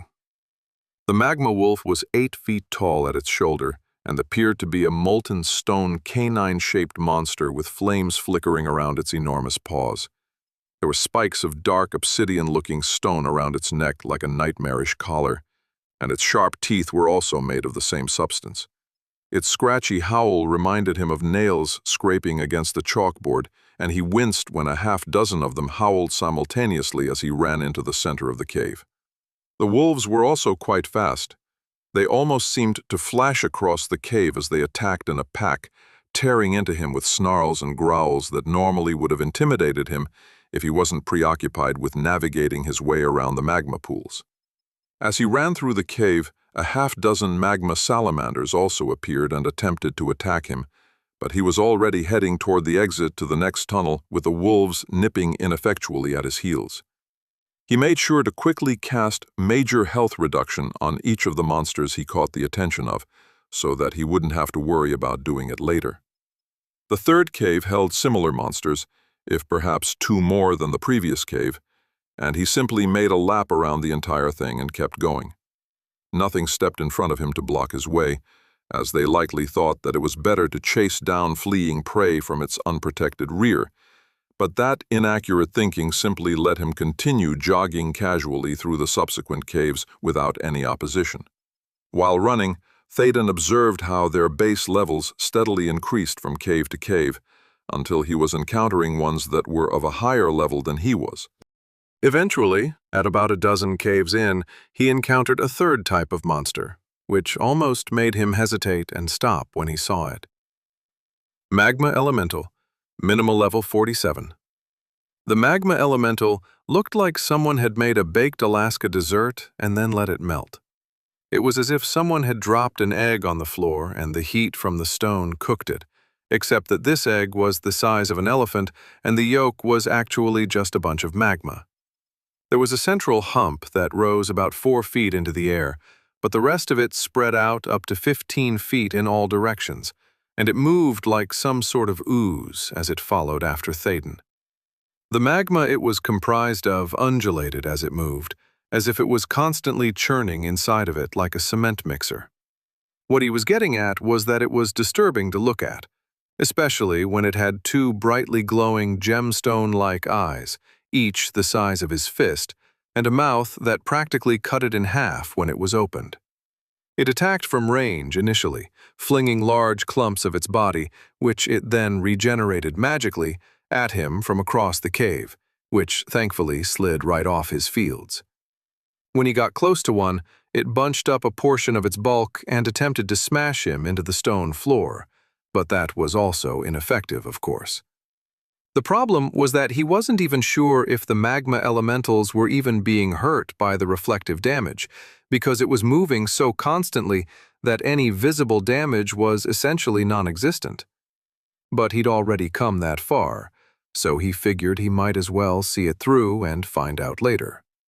Along the way, and as he pushed further, he triggered more than a dozen other traps, one of which caused a waterfall of magma to block the way forward. But he took a chance and dove through it, trusting that it would be considered trap damage. And so it proved. The rest of the traps were all explosions or magma-related, but none of them did more than make him stumble. At one point, when he looked behind him as he ran and saw at least 100 monsters following after him, he decided not to look again, because he didn't want to lose his nerve. Nearly an hour into his jog, his breathing was becoming ragged, and he thought that he'd have to stop soon enough or risk collapsing of exhaustion into a pool of magma somewhere. But that was when his latest tunnel led to a much larger cave than he'd seen up to that point. It wasn't quite the largest room or space he'd seen in a dungeon, which was the final boss room in the mausoleum at maximal difficulty, where he faced Nehetmo, monarch of the dead. But it was nearly half the size. Up to that point, as he jogged through the whole dungeon, trailing the monsters he passed by in his wake, he hadn't really paid much attention to their levels. Since all of them were similar monsters that didn't change all that much visually as they increased in level, he hadn't realized he was coming to the end of the dungeon until he slid to a stop before he ran headlong into the river of magma flowing through the middle of the cave. As he was rapidly surrounded by the monsters that had been following him the entire time, his vision was nearly blocked from seeing what appeared to be a 50-foot statue made out of dark stone seemingly come to life.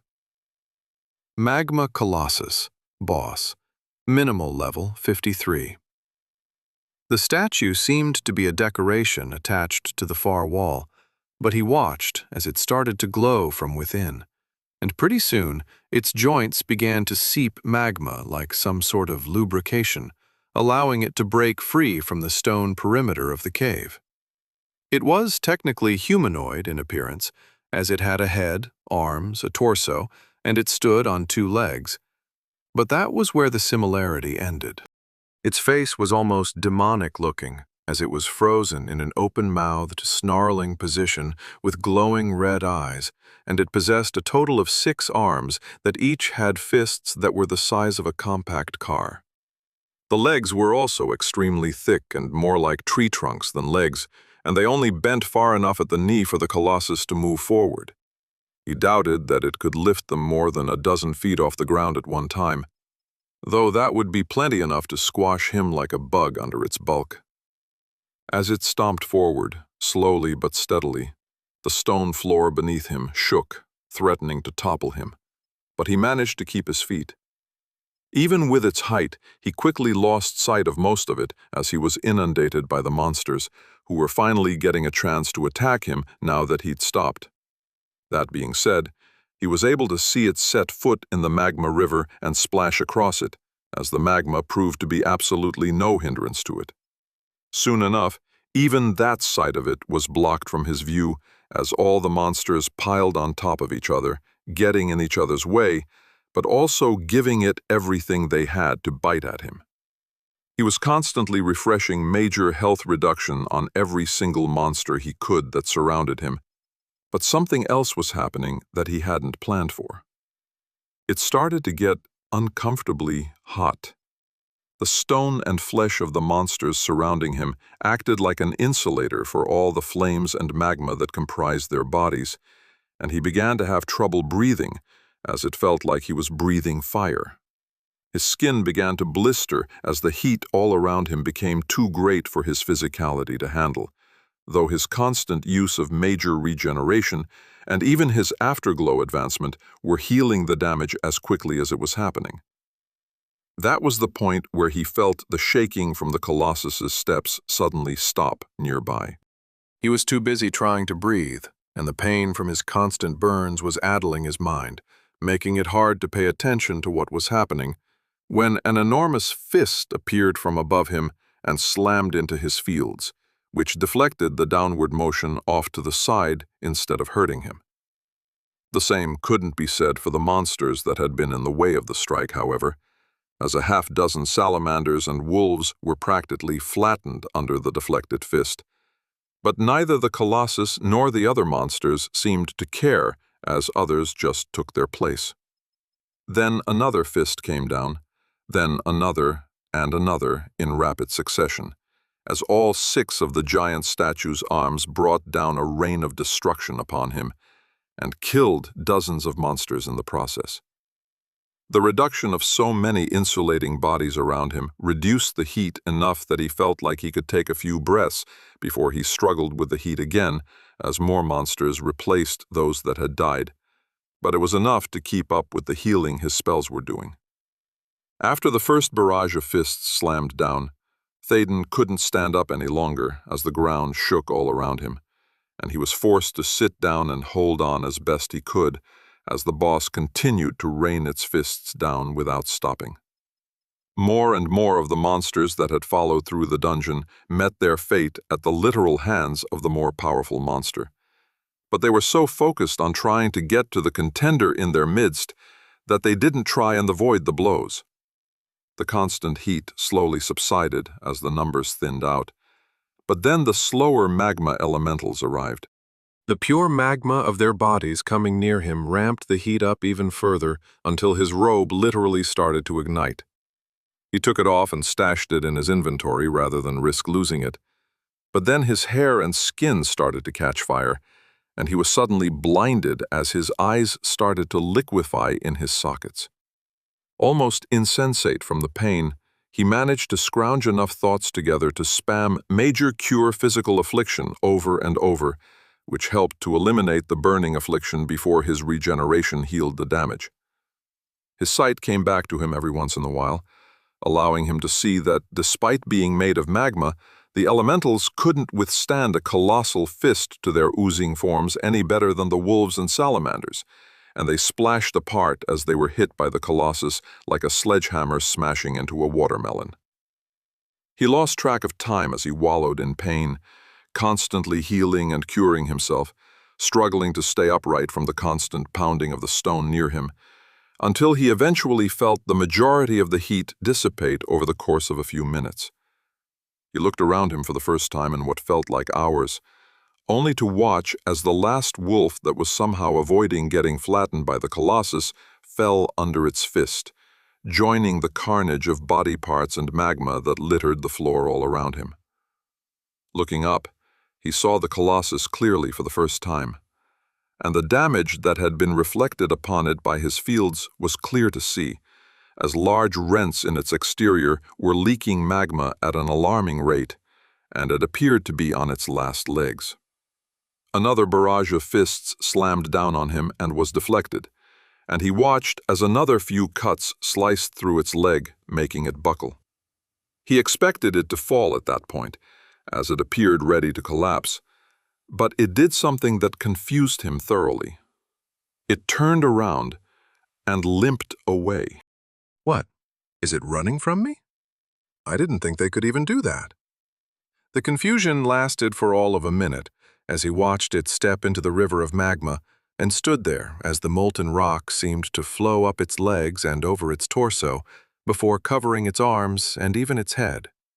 In less than 30 seconds, it was fully covered in glowing magma before it all suddenly sloughed off, falling back into the river, revealing a fully healed magma colossus that was ready to dish out some more damage with its fists.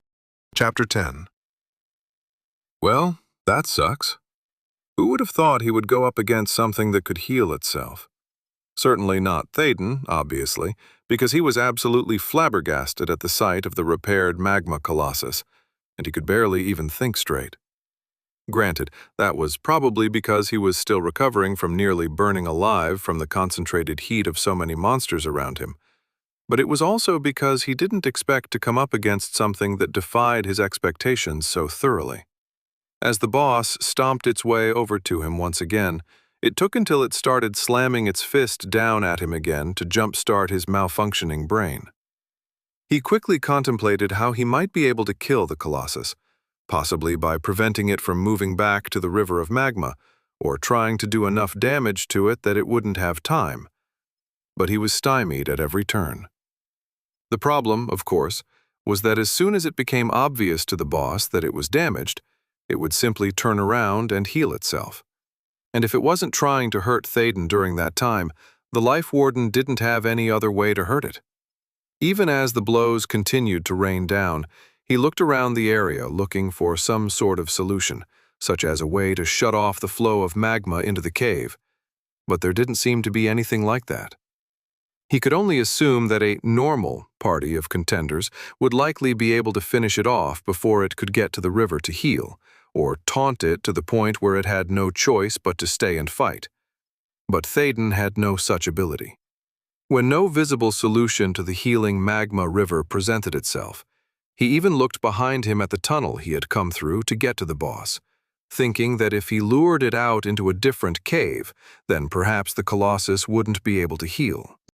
That idea was shut down almost immediately when he saw that the tunnel was only about a third of the massive monster's size, meaning that there was no way it could fit through, if it would even follow him in the first place. Next, he poured through all of his spells, competency advancements, and achievements to see if there was something that he might have overlooked, but it was all for naught. A quick consideration of casting Major Negation Zone to prevent it from healing was quickly discarded because it wasn't designed to stop that kind of thing. Other than that, nothing had really changed from the last time he'd checked, so he decided to wait and see if the Colossus would heal again once it had been hurt enough, as it was possible that it was a one-time thing. In the meantime, he decided to start extracting what loot he could from the piles of random body parts left over from them being squished by the Colossus. In some areas, it was actually difficult to determine what exactly he was extracting from, as all the monsters had been practically obliterated, especially when they had been smashed multiple times in a row. Thankfully, he had seen much worse in the mausoleum fighting undead, who were typically rotting and disgusting, so he had no problem wading through the carnage. The only problem was that as soon as he located something he could extract from, the fists from the Colossus would sometimes land right into a pile before he could accomplish his task, making it all that much more difficult. In addition to that, it was obvious when he looked around that some of the monsters had been so destroyed that the majority of their body parts had gone flying, with a good portion of them landing in the magma river, never to be seen again. It was disappointing that he wouldn't be able to loot them, but it didn't seem like it had been more than a dozen or so. By the time he had finally extracted everything he could, his ears practically numb from the constant pounding of the Colossus's fists against the stone, which amazingly didn't shatter from such abuse. The boss was looking ragged once again. As he waited to see what it would do once it was damaged a little more, he evaluated what he ended up getting from all of the extractions. Extractions complete.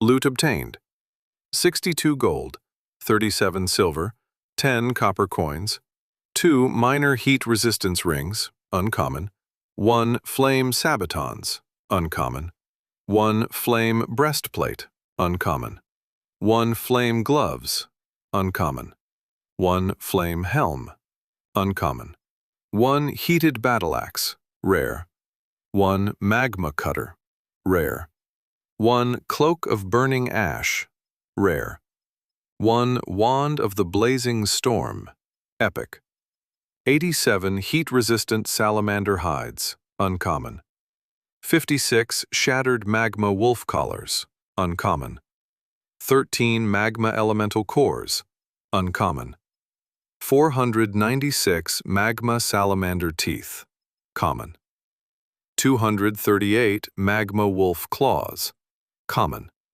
97 magma elemental jelly, common. Looking through his spoils, he couldn't help but see that he'd gotten quite a few rare and even an epic drop. Compared to what he'd gotten from extractions the last time he was in the mausoleum with Sarah and her party, it was twice or 3 times as good. He couldn't tell if the difference was because he was solo, if it was because this dungeon was more difficult since it started at level 40 on minimal difficulty, or if it was a result of his fortuity. He chose to believe it was the latter, justifying even further his decision to pump so many points into it.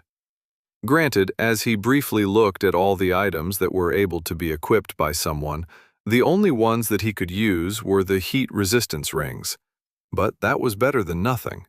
Minor heat resistance ring. Rarity? Uncommon. Class restrictions, all level.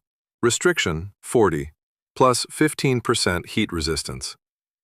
From what he could tell, the 15% heat resistance that each ring provided meant that he could ignore 15% of the heat that surrounded him. With 2, he would have a 30% heat resistance, which sounded blessedly nice at that moment. He slipped off his casket ring of the undead, which took away the 40 points of mentality and brought his personality back up. And then he put both of the heat resistance rings on, one per hand, and felt immediate relief. While he wasn't surrounded by monsters that were suffocating him with their accumulated heat, he was still in a cave with a river of magma. While the rings didn't eliminate the heat, it immediately went from feeling like a hot summer day in the sun to a hot summer day in the shade. In other words, it was just short of being comfortable. As much as he would have liked to wield something like the epic rarity wand of the blazing storm, or the cloak of burning ash, if only because they sounded badass, neither of them were suited for his class. The same went for the almost whole set of flame armor that looked perfect for a fighter to use, or the other weapons that definitely weren't suited for a support class. There were also a ton of materials that he'd obtained, though he didn't remember seeing any bronze or silver quests looking for any of them. He could only assume that they might be used for alchemy or crafting of some sort, which is what he'd overheard some contenders mentioning back in Ashcleft, about some of the loot drops near there. But he never got around to finding out what exactly he could have done with it. Once he was done with this dungeon, he resolved to look into it, possibly with the help of the Coalition Vice Leader, Veronia, if she was available.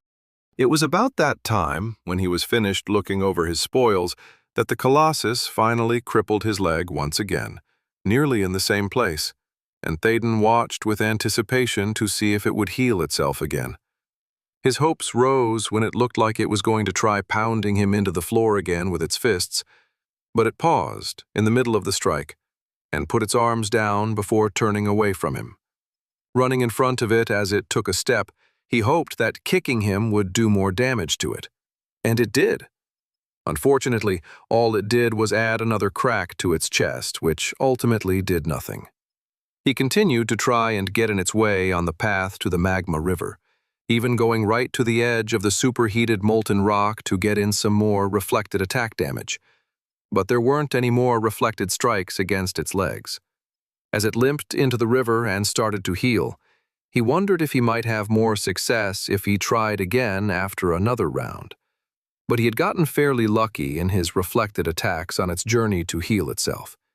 He was also located just about as far as one could get in the cave, so extending the journey wasn't something that was likely. In other words, he didn't think anything along these lines would work.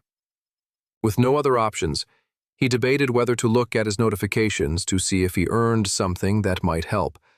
But then he remembered that there were more than a few things he couldn't do while he was in a dungeon, such as leveling up. As a result, he decided to forego checking them at the moment, if only because he preferred a quieter and much safer place to check them.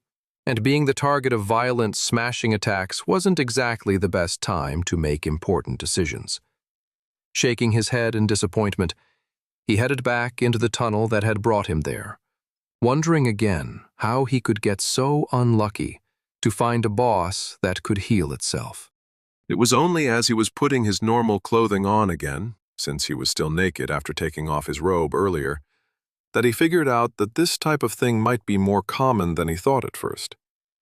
Remembering his fight against Nehetmo, monarch of the dead, he realized that the boss was a vampire of sorts, which could suck out the health of its victims to heal itself. That didn't work against Théoden, of course, because the boss ended up sucking out his limitless mana and exploded. But against any other contender party, it was essentially healing, just a different kind when compared to the magma colossus. If this is a common occurrence in these bosses, or eventually even in normal monsters, then I'm going to have to find some way to deal damage that isn't related to my protective fields. Or I might have to look into finally finding someone to party with. He wasn't sure if even that would be enough, considering that everyone was far below him in terms of level, but it was certainly something to consider. If he could find another bunch of people similar to Sarah and her group to party with who weren't going to try and kill him, then that might be a possibility. Unfortunately, he hadn't had a good experience with other contenders, especially as the confrontation with Peter, Megan, and Susie near the Goblin Mine Dungeon was still fresh on his mind. I still have to figure out what was going on there, too. Thaden's mind was occupied with thoughts of the future as he navigated his way through the now empty dungeon, setting off a few traps that he had miraculously managed to miss on his jog through it, but he ignored them as much as he did the others. With his new heat-resistant rings on his fingers, the stroll through the magma pools and waterfalls was much more pleasant, as the heat coming from them was like passing too close to a campfire on a cool night. It was as if it was hot enough that if he stood there too long it might burn him. But his casual passage was like it was enveloping him in a warm blanket for a few seconds. Before he knew it, he looked up to see the entrance tunnel and the wavy distortion that awaited him there. And with a look back at the first cave, he felt a wave of disappointment crash into him. While he wasn't exactly well-traveled and an expert on dungeons, this was the first time that he hadn't been able to complete one that he had entered, including the first one where he barely survived against the Vogmites. It also meant that he wouldn't be able to complete his silver-ranked quest, though he still had a little more than 44 days to figure it out. Perhaps I'll have better luck in the Forest's Wrath dungeon. If not, then he could at least re-enter the Magma dungeon and farm it for loot and pick until it didn't benefit him any further, because he could certainly kill the other monsters in there, if not the boss. He would probably take it a little slower, however, because he didn't like the feeling of nearly burning alive as he was surrounded by so many of their number. Even with his new rings, he didn't want to suffer through anything similar to that again. As it was, Thaden was fairly certain that this recent experience would quickly join the other nightmarish memories he had of his experiences upon his arrival on Tarth. He didn't need to add anything else to the highlight reel. Stepping over the threshold, the Life Warden was blasted by cooler air, as the heat outside the dungeon in the large magma cavern was at a noticeably lower temperature. He hadn't realized how hot it really had been inside, and he couldn't help but take a deep breath in relief from being out of that place.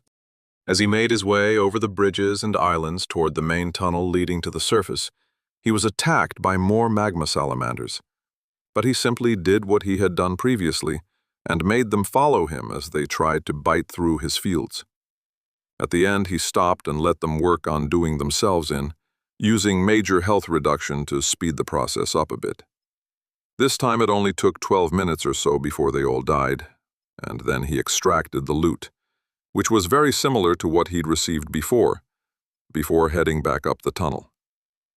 The walk back up the ascending tunnel was a workout for his calves, though with his physicality being relatively high, he didn't think he'd have to worry about them being sore at the end of the day. And even if they were, he was fairly certain that a simple healing spell would take care of it. As had been the case when he had descended, there was no one in his section of the tunnel. But before he got too far, he deactivated the channeling of his fields so that he wouldn't have the glow around him when he did eventually meet up with people. He had to get himself back into a subdued mindset before he reached that point, because he was still riding a bit high on what he'd done back in the dungeon. It had been extremely stupid to race through the magma-filled caves and pull all the monsters with him to the boss, and that stupidity had nearly killed him in the process. His arrogance and belief that he was indestructible after his success against the maximal difficulty Mausoleum of Despair had messed with his head a bit, and he was going to have to be more cautious if he didn't want to end up dying. By the time he began seeing contenders moving around the tunnel up ahead, he felt like he was getting his head on straight, and he walked confidently ahead. Fortunately for him, it didn't appear as though anyone was paying attention to where he was coming from, which wasn't something he had worried about until that moment, because he would be hard-pressed to explain why he had gone all the way down. Easily slipping through the relatively thin crowd moving in and out of a dungeon turnoff, he kept trudging ahead as if he belonged there, though he did his best not to make any eye contact with anyone. The last thing he wanted was to be accosted by another party wanting a fifth party member. He was so absorbed in his act and exhausted from his experience down in the magma dungeon that he didn't notice the pair of eyes that had watched him ascend from the depths, nor did he notice as the owner of those eyes silently followed him back up the tunnel. Chapter 11. The trip back to the Adventurer Coalition building was uneventful for the most part, other than the fact that the signs led him to one of the other Coalition locations in the city first, but it didn't take long to correct his path. It was approximately an hour and a half after he left the entrance of the magma dungeon when he walked up to the rear of the building, held out his room key, and a portion of the wall popped open invitingly.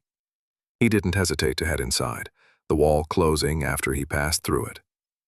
In his room, he took a cool shower as he took his heat resistance rings off, letting the water rinse off the sweat that felt sticky against his skin, and he gratefully changed into a new set of clothes as he dropped his soiled outfit outside his door to be laundered later. After eating something he pulled out from his inventory, he took the time to rest on the chair for a few minutes, contemplating everything he'd learned and experienced from trying his luck at a brand new dungeon. As he put his feet up on the table, he idly looked around the room again, thankful that the space seems to be magically air-conditioned to be relatively cool, but not too cold, and it felt good after all the heat he'd experienced earlier. While glancing around his room, he noticed something on the wall near the door that he hadn't noticed before. It blended in with the wall color to the point where it was only visible if he was really looking around, and it appeared to be some sort of outline of a hand.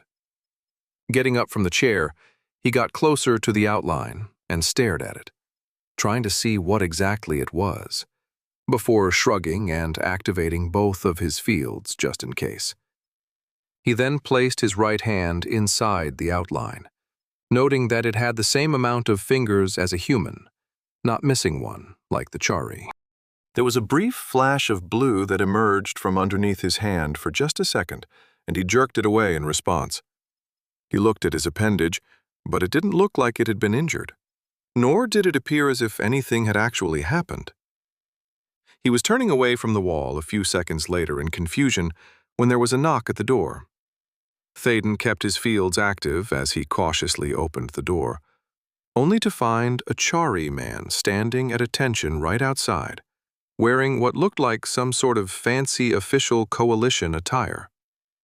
Garves, Forgestone Adventurer Coalition Concierge, Chari, level 30. Greetings, sir.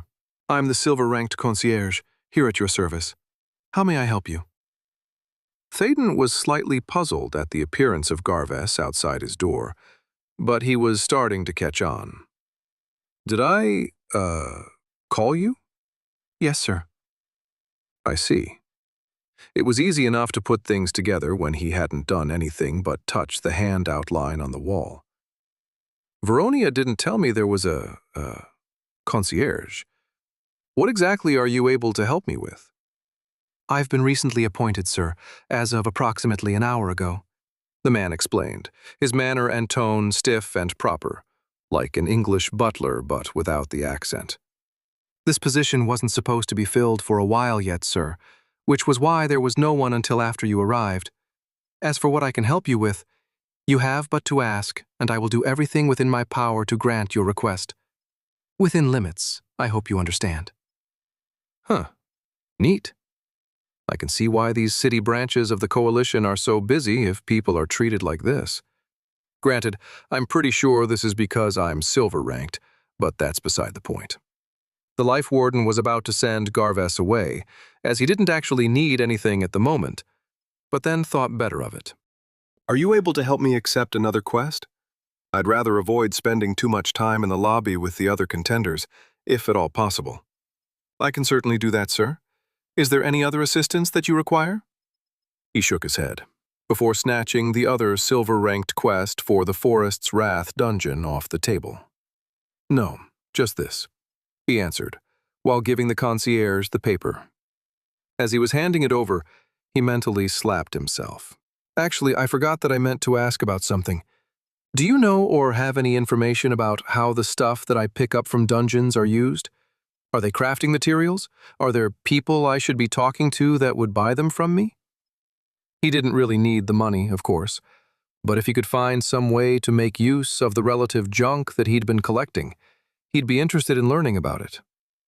Garves looked at him with a strange expression on his face. You are unaware of this information? Yes, I'm obviously unaware, which is why I'm asking about it. He responded a bit testily, remembering how embarrassed and angry he had been when Sarah and her party had to explain about his inventory and extracting loot. This felt like something similar, and he wasn't sure if he was going to be angry at the concierge or his own lack of knowledge at this point. I apologize, sir. I was under the impression that... Never mind. There's no information to bring to you, so I guess I can just tell you, the man said, his stance and general tone becoming more relaxed and informal as he spoke. I'd appreciate that. Yes, well, first you must understand that the materials that you acquire from monsters are used in the construction of other items, whether they be weapons, armor, accessories, or even potions. While it is technically possible for contenders to become crafters that can use these materials, such a focused route is generally discouraged by the assimilation system because it will take away from their main purpose here on Tarth. As a side project, it can be very fruitful and earn them some coin, but there are no pick or coalition benefits from crafting anything, which is why it shouldn't be the main focus of any contender. That being said, such an endeavor for the Churi and any other residents of Tarth the world over is worthwhile, as we are able to embrace the class of a crafter fully and apply our talents toward the creation of mundane and powerful items alike. Unless you are planning on committing time to learning how to craft, it is these individuals that the contenders are encouraged to visit. For a price, you can commission an item to be made if you have the appropriate materials, or you can purchase pre-made items at their workshops.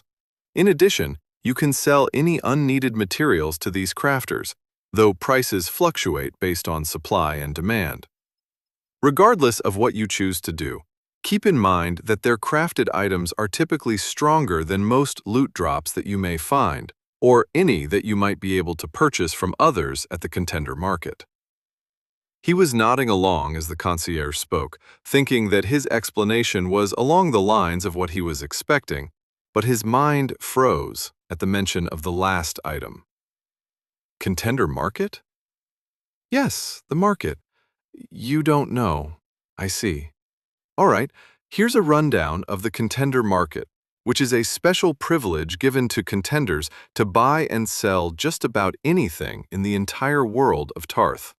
Access to the market is available in any City Coalition location, which is likely why you were unaware of it until now if you came from one of the surrounding towns, though they should have been covered in your training, Garves said suspiciously as he tilted his head to the side while looking at Thaden. Thankfully, he didn't expand on that subject, but kept explaining about the contender market. There is a fee upon completion of a sale for items on the market, but any contender on Tarth can buy from you, and it will be transported to them no matter the distance. This only applies to physical items, of course. Like eBay for magical fantasy worlds, I guess. The way the concierge said the last part caught his attention. Only applies to physical items? That makes it seem like there is something else that you can buy from the market.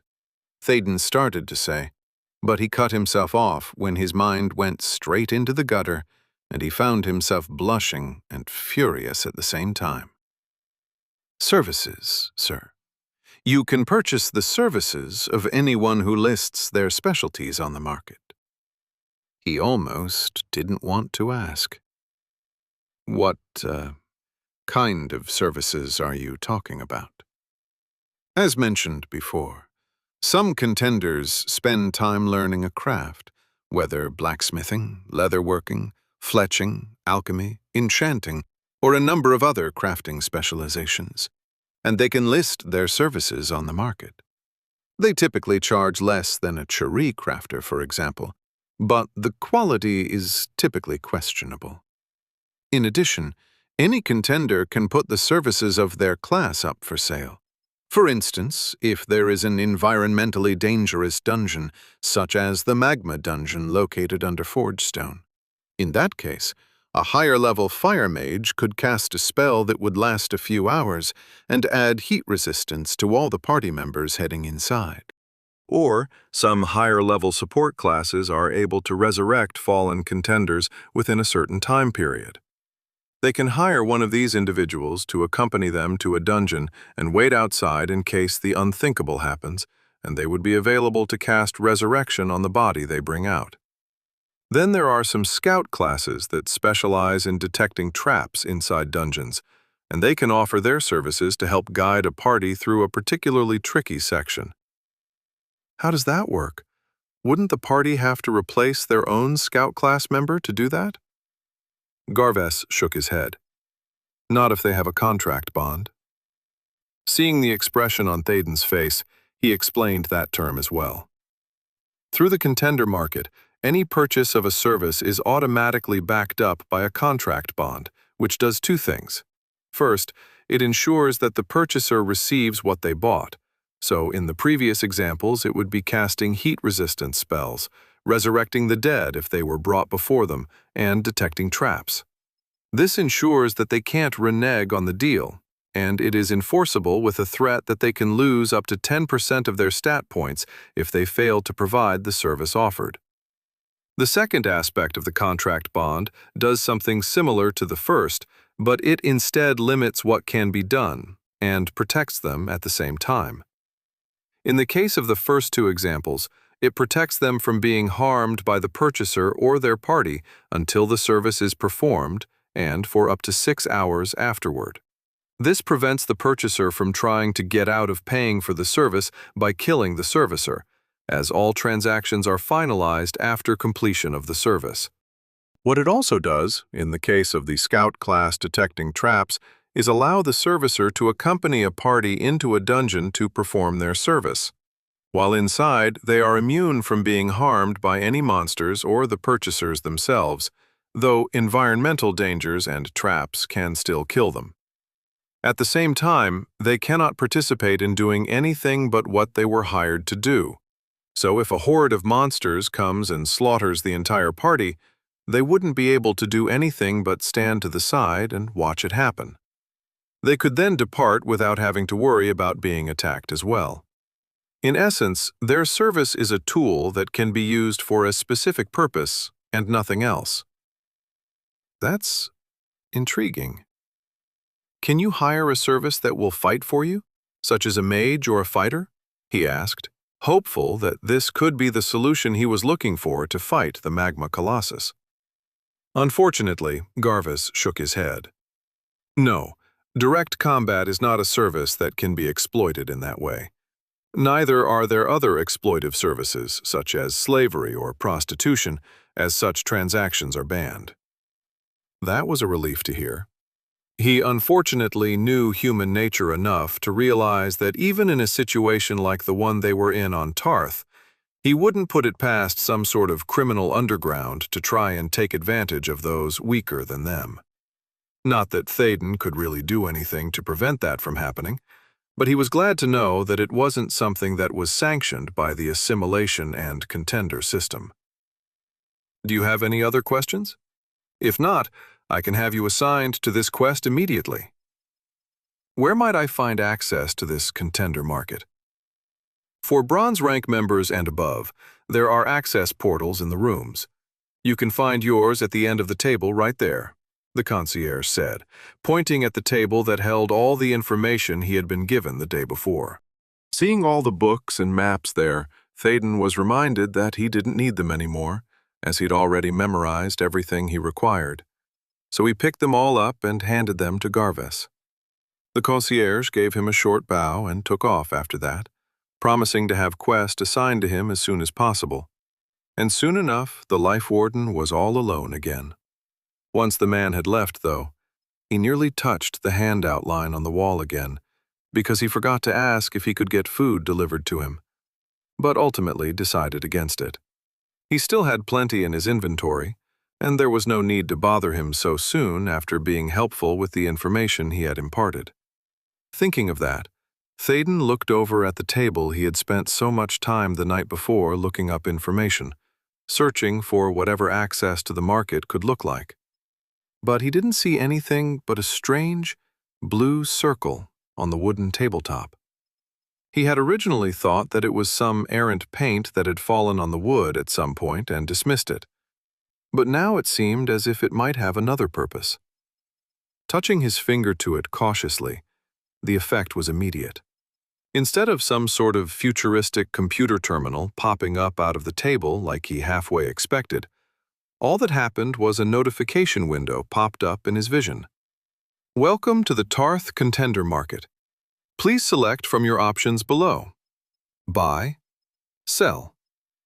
The interface seemed fairly straightforward, so he mentally selected Buy and found a menu that reminded him of an online shopping website, where he was able to search different categories or even type in specific terms.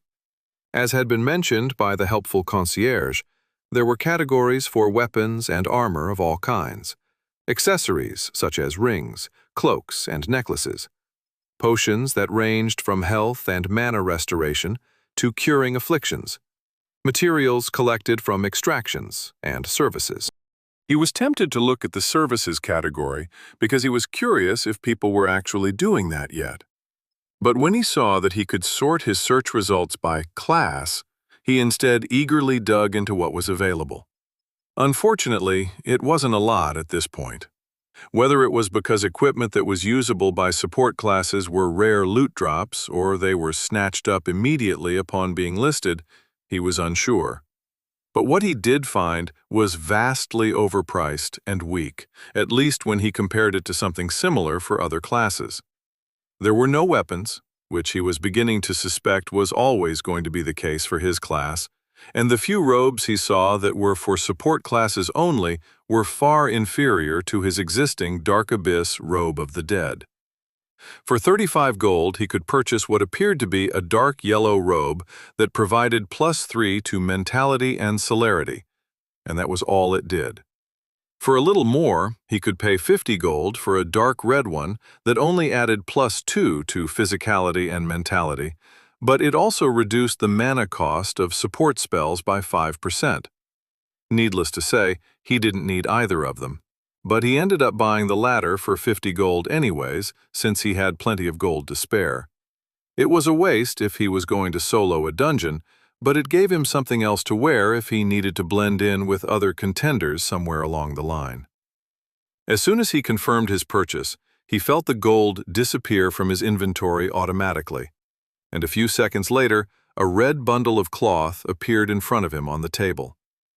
Letting his finger leave the blue circle caused the market screen to disappear, but he ignored that as he picked up the bundle and unrolled it to find that he now had the robe he had purchased in his hands. Bloodletter's Robe.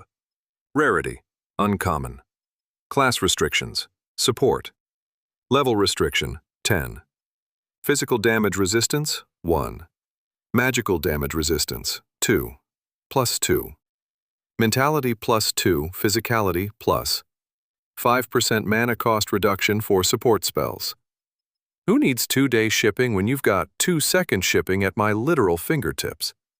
He chuckled lightly at the sheer power of the contender market as he stored the new robe in his inventory and placed his finger on the blue circle again.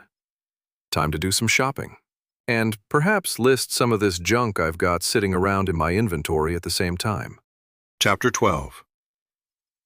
Stepping away from the table while releasing the blue spot on the wood, Thaden shook his head in disappointment. Scooping up his one and only purchase from the tabletop, he put the boots on his feet, feeling their size adjust automatically to fit comfortably. Traveler's boots. Rarity, uncommon. Class restrictions, all. Level restriction, 10. Physical damage resistance, 1. +2 celerity. Plus 15% increase in traveling speed outside of combat. After over an hour of searching through everything in the contender market, the pair of traveler's boots he now had on his feet was the only item that he found that he could actually use.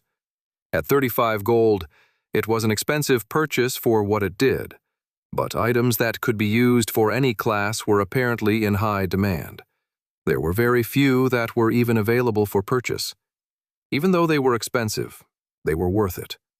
The leather of the boots was soft and supple, with a bit of an odd springiness to it that reminded him of some of the memory foam-filled shoes he'd worn back on Earth.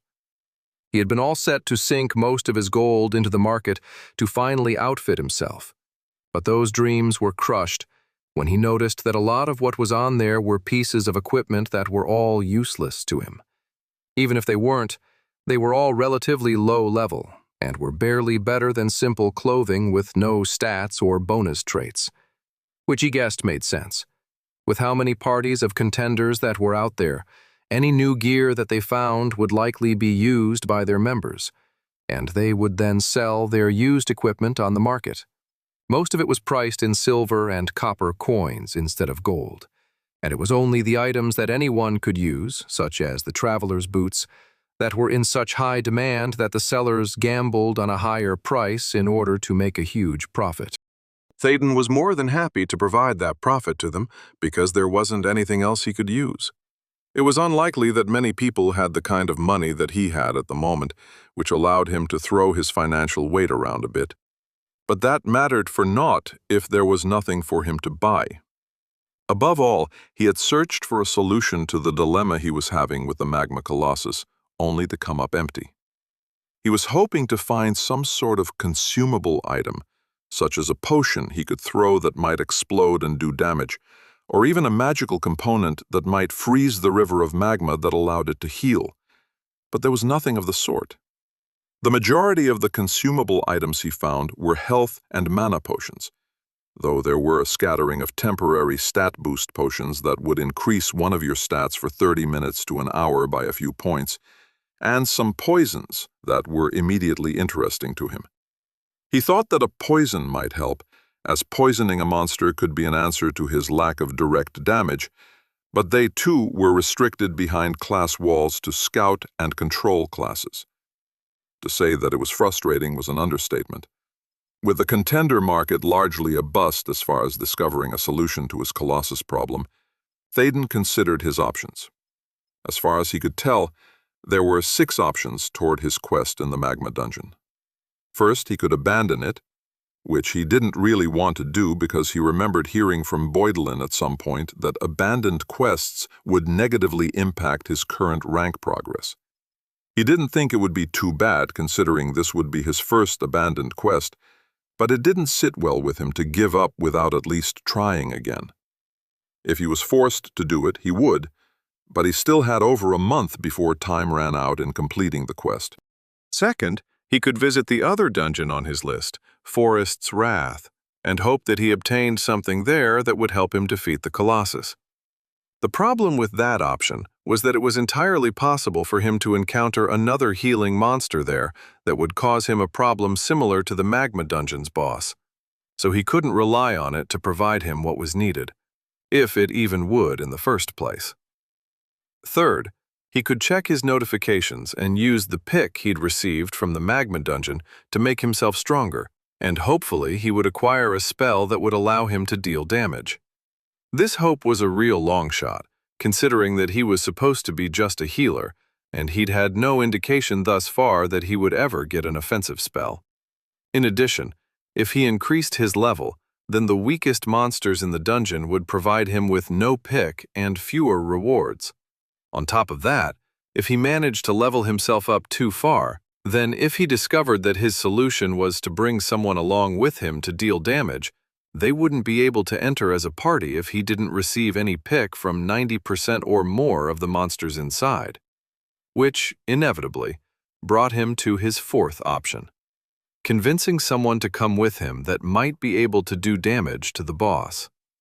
If, and that was a big if, he was able to find someone trustworthy to party with, he didn't have any doubts that he could keep them alive from monster attacks, given what kinds of healing and protective spells he had at his disposal. The problem was whether they would even survive the heat of the environment. And even if they were able to handle it, would they have enough power to hurt something that was likely to be 30 to 40 levels higher than them? He didn't know, and finding out would put the other person, or persons, in danger.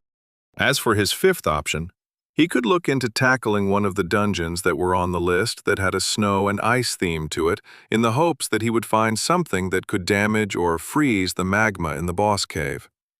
The issue there was that the nearest one that fit the bill was around 3 to 4 days away on foot, though with his new traveler's boots, that travel time would be reduced by 15%. It was a gamble to venture that far outside of the city, though not in terms of danger to himself, but in interacting with any contenders he met near the dungeons. Blending into the contender population would be much more difficult close to some of the smaller towns. It was doable, of course, but he'd rather not have to try it just yet. The last option was to visit with some of the Chari crafters to see what they had for sale or could create for him. From what he'd been told, the local population was better equipped to provide the kinds of things he was looking for, so it would behoove him to at least check it out before he took any other steps. Pushing his other options to the back burner, he summoned the concierge once again with the hand outline on the wall, and Garvez arrived at his door in less than 30 seconds. A quick conversation, followed by a short wait while the concierge obtained the necessary information, was all that was needed for the life warden to immediately set out into the city, a folded map in his hands. With the city being so large, the map wasn't exactly to scale, but on it was listed a number of crafters that did business inside the walls, each with a small description of what they specialized in. He immediately disregarded 2/3 of them because they specialized in creating weapons and armor, though he might end up visiting a few of them at some point to see if they had any unusual pieces that might be usable by him. Instead, he focused on what was left, which included jewelers, alchemists, tailors, and general enchanters. The latter profession made him the most curious, though a quick question to Garvez cleared it up. Apparently, those who made weapons, armor, and jewelry that were meant as accessories were able to infuse magical properties on their creations that gave them the special stat bonuses and traits he'd seen on other items of the kind. But general enchanters did everything else. What that exactly meant, the concierge didn't elaborate, only telling Thaden that he would have to visit one to find out. His first visit was to an alchemist, since it was the closest to the Coalition building, and as soon as he stepped into the shop, he found it packed to the rafters with contenders. It being so close to the Coalition building was obviously a convenience for those who wanted to buy health and mana potions, but it also made the creation and display of many other alchemical creations unnecessary. Looking around as well as he could in the few minutes he was inside the shop, Thaden didn't see anything but what could be found in the contender market, if of better quality. He figured that if he visited one a bit further out, he might have better luck in finding something he could use. Moving on, he hit a tailor nearby, in the hopes they would have something magical in nature in a cloth material, which, other than his boots, seemed to be the only thing he could wear. But similar to the other tailors he'd visited in the past, there was nothing that wasn't mundane shirts, pants, and robes. All very high quality and made of fine materials, but none of them were particularly helpful. A short time later saw him inside of a jeweler's shop, and for the first time, he was able to find something that he might be able to purchase. Necklaces, rings, bracelets, anklets, and armlets were all on display behind glass in a dozen cases, reminding him slightly of jewelry stores back on Earth. But unlike the ones he remembered, these pieces of jewelry had a function other than looking nice. Similar to what he had observed in the contender market, there were separate sections based upon each of the 5 class types, as well as 2 other sections that were for accessories that were good for multiple classes and for all classes. What was even better was that the support class section wasn't empty like it was in the market. What wasn't great was that the selections there were expensive, though that didn't matter as much to Thaden as it would to anyone else. The latter fact was probably the reason why the only contender he saw in the store was a fighter in the process of leaving with a scowl of disappointment on his face, leaving the shop all to himself. "Prices start at 40 gold, so if that isn't something you can afford, I suggest you go elsewhere," said the bored shopkeeper, who was leaning on one of the display cases with his chin in his hand as he stared out into space. The life warden immediately bristled at the rude comment. But then he realized that the man had probably had to say the same phrase to hundreds of contenders a day, most of whom couldn't afford to shop there. Fortunately, Thaden wasn't one of them. "I can handle that," he said with a smile, stepping forward. His response caused the shopkeeper to jerk in surprise, his elbow slipping out under his arm as he nearly face-planted right into the case he was leaning on. "You can? Right, yes. How may I help you? Is there anything in particular you're looking for?" The Chari's demeanor changed within seconds upon knowing that Thaden wasn't there to simply look around and had money to spend. "There are some things that are universal, I guess. The same thing would happen if I walked into a posh boutique waving a handful of cash." "I need something for a support class," he answered as he looked closer at the shopkeeper, or more accurately, the actual jeweler. Sharod, owner of Outstanding Accessories. Cherie, level 35. The man immediately moved to the appropriate case, waving at the merchandise inside. "I have all that you could possibly need, though I only have a few choice pieces that would be appropriate for someone of your level. What exactly are you looking for in an accessory?" "What is the highest level of accessory that you have for a support class?" he asked, waving off the jeweler's concern about his level, which still stated that he was level 12. "I, can create up to level 25 accessories," Sharod said after a few moments. "I only have a few of those on display, however, as the majority of the contenders range between level 12 and 19 at the moment, putting such items beyond their current needs." "Fair enough. I have a few questions, if you don't mind." "Absolutely. I'm here to help," the man replied. "What kinds of effects could I expect to find on your accessories?" Sharod looked visibly confused for a few seconds before he replied. "For a support class, or any class in general?" "Is there a difference?" "Oh, absolutely," he answered immediately. "For each class, there are specific sets of stats that can be increased as part of the magical effect. Secondary bonuses are restricted to enhancements to each class's most common attributes. For instance, a fighter class ring might increase physicality and celerity and boost their damage with melee weapons by a certain percentage. For support classes, who typically focus on healing or protection spells, you'll see a larger prevalence in reductions in spell mana cost or mana regeneration, while stat increases are typically reserved for mentality and celerity." "Was there something in particular you wished to see?" Thaden didn't care about mana cost or regeneration, as those were essentially irrelevant. "Do you have any that increase the amount of healing done, or the amount of damage that can be prevented from my spells?" "I certainly do, though only one at the moment. Right here," he said, pulling out a ring from the case and placing it on the counter. "Unfortunately, it requires a level of 15 to equip, but you can certainly take a look." Sunshine Ring. Rarity, uncommon. Class restrictions, support. Level restriction, 15 plus 5. Mentality plus 15% increase in base healing. Price, 60 gold. The Sunshine Ring was a twisted band of white and yellow with a gaudy, sun-shaped gem set in a sturdy mount on top, but it otherwise looked rather unassuming. Priced at 60 gold, it would be the most expensive purchase he'd made thus far, and it wasn't even all that good. A +5 in mentality paled in comparison to his casket ring of the undead, which gave him +40, though the -10 in personality was certainly a drawback.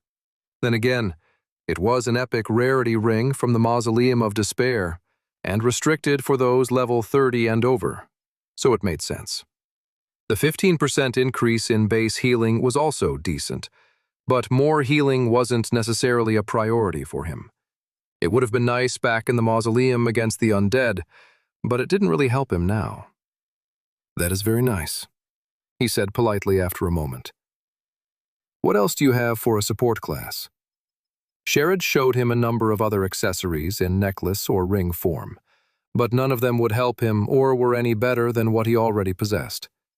He did end up buying a chain bracelet for 45 gold that gave him a few extra stats that he wouldn't have otherwise, but its bonus effect was useless to him. Apprentice Healer's Bracelet. Rarity, uncommon. Class restrictions, support. Level restriction, 10 +2. Mentality, +1. Celerity, plus 5% increase in mana regeneration from mana management competency. What else do you have that a support can use? Perhaps something that isn't designed specifically for support classes, but perhaps for all classes? He was shown another case, which held a smaller selection of accessories than the ones for specific classes, and they also had a much wider variety of effects. None of them had extra stats, but instead focused on resistances, similar to his new minor heat resistance ring, except that they were all relatively weak. Weak heat resistance ring. Rarity, common. Class restrictions, all level. Restriction, 10. 5% heat resistance. Price, 40 gold. The only one in the entire case that caught his attention was a necklace in the back, nearly hidden by everything else.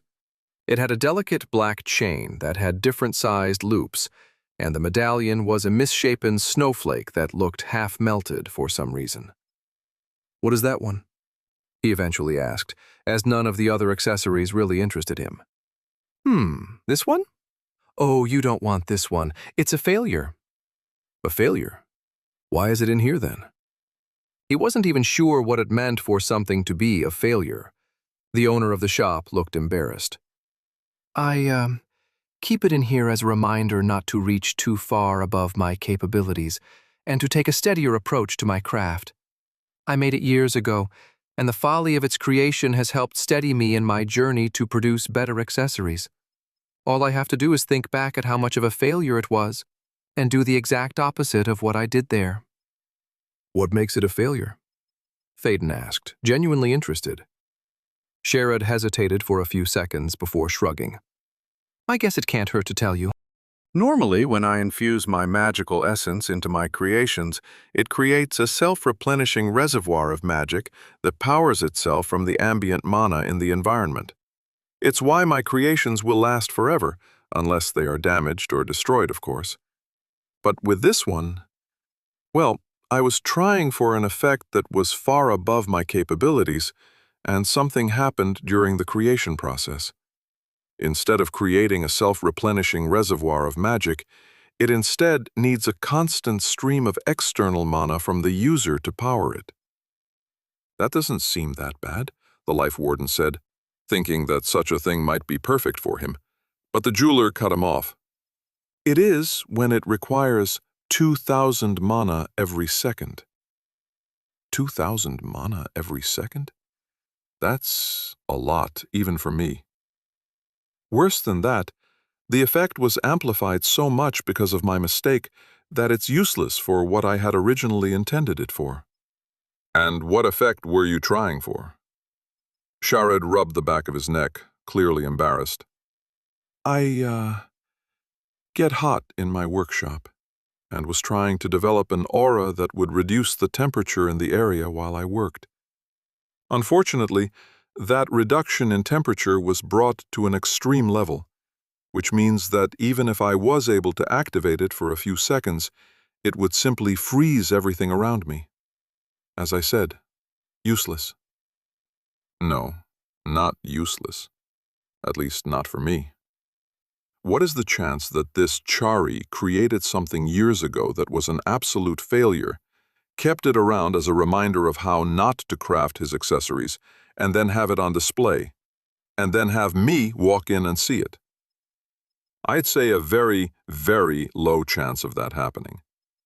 Unless my high fortuity is working overtime right now. Can I see it? What?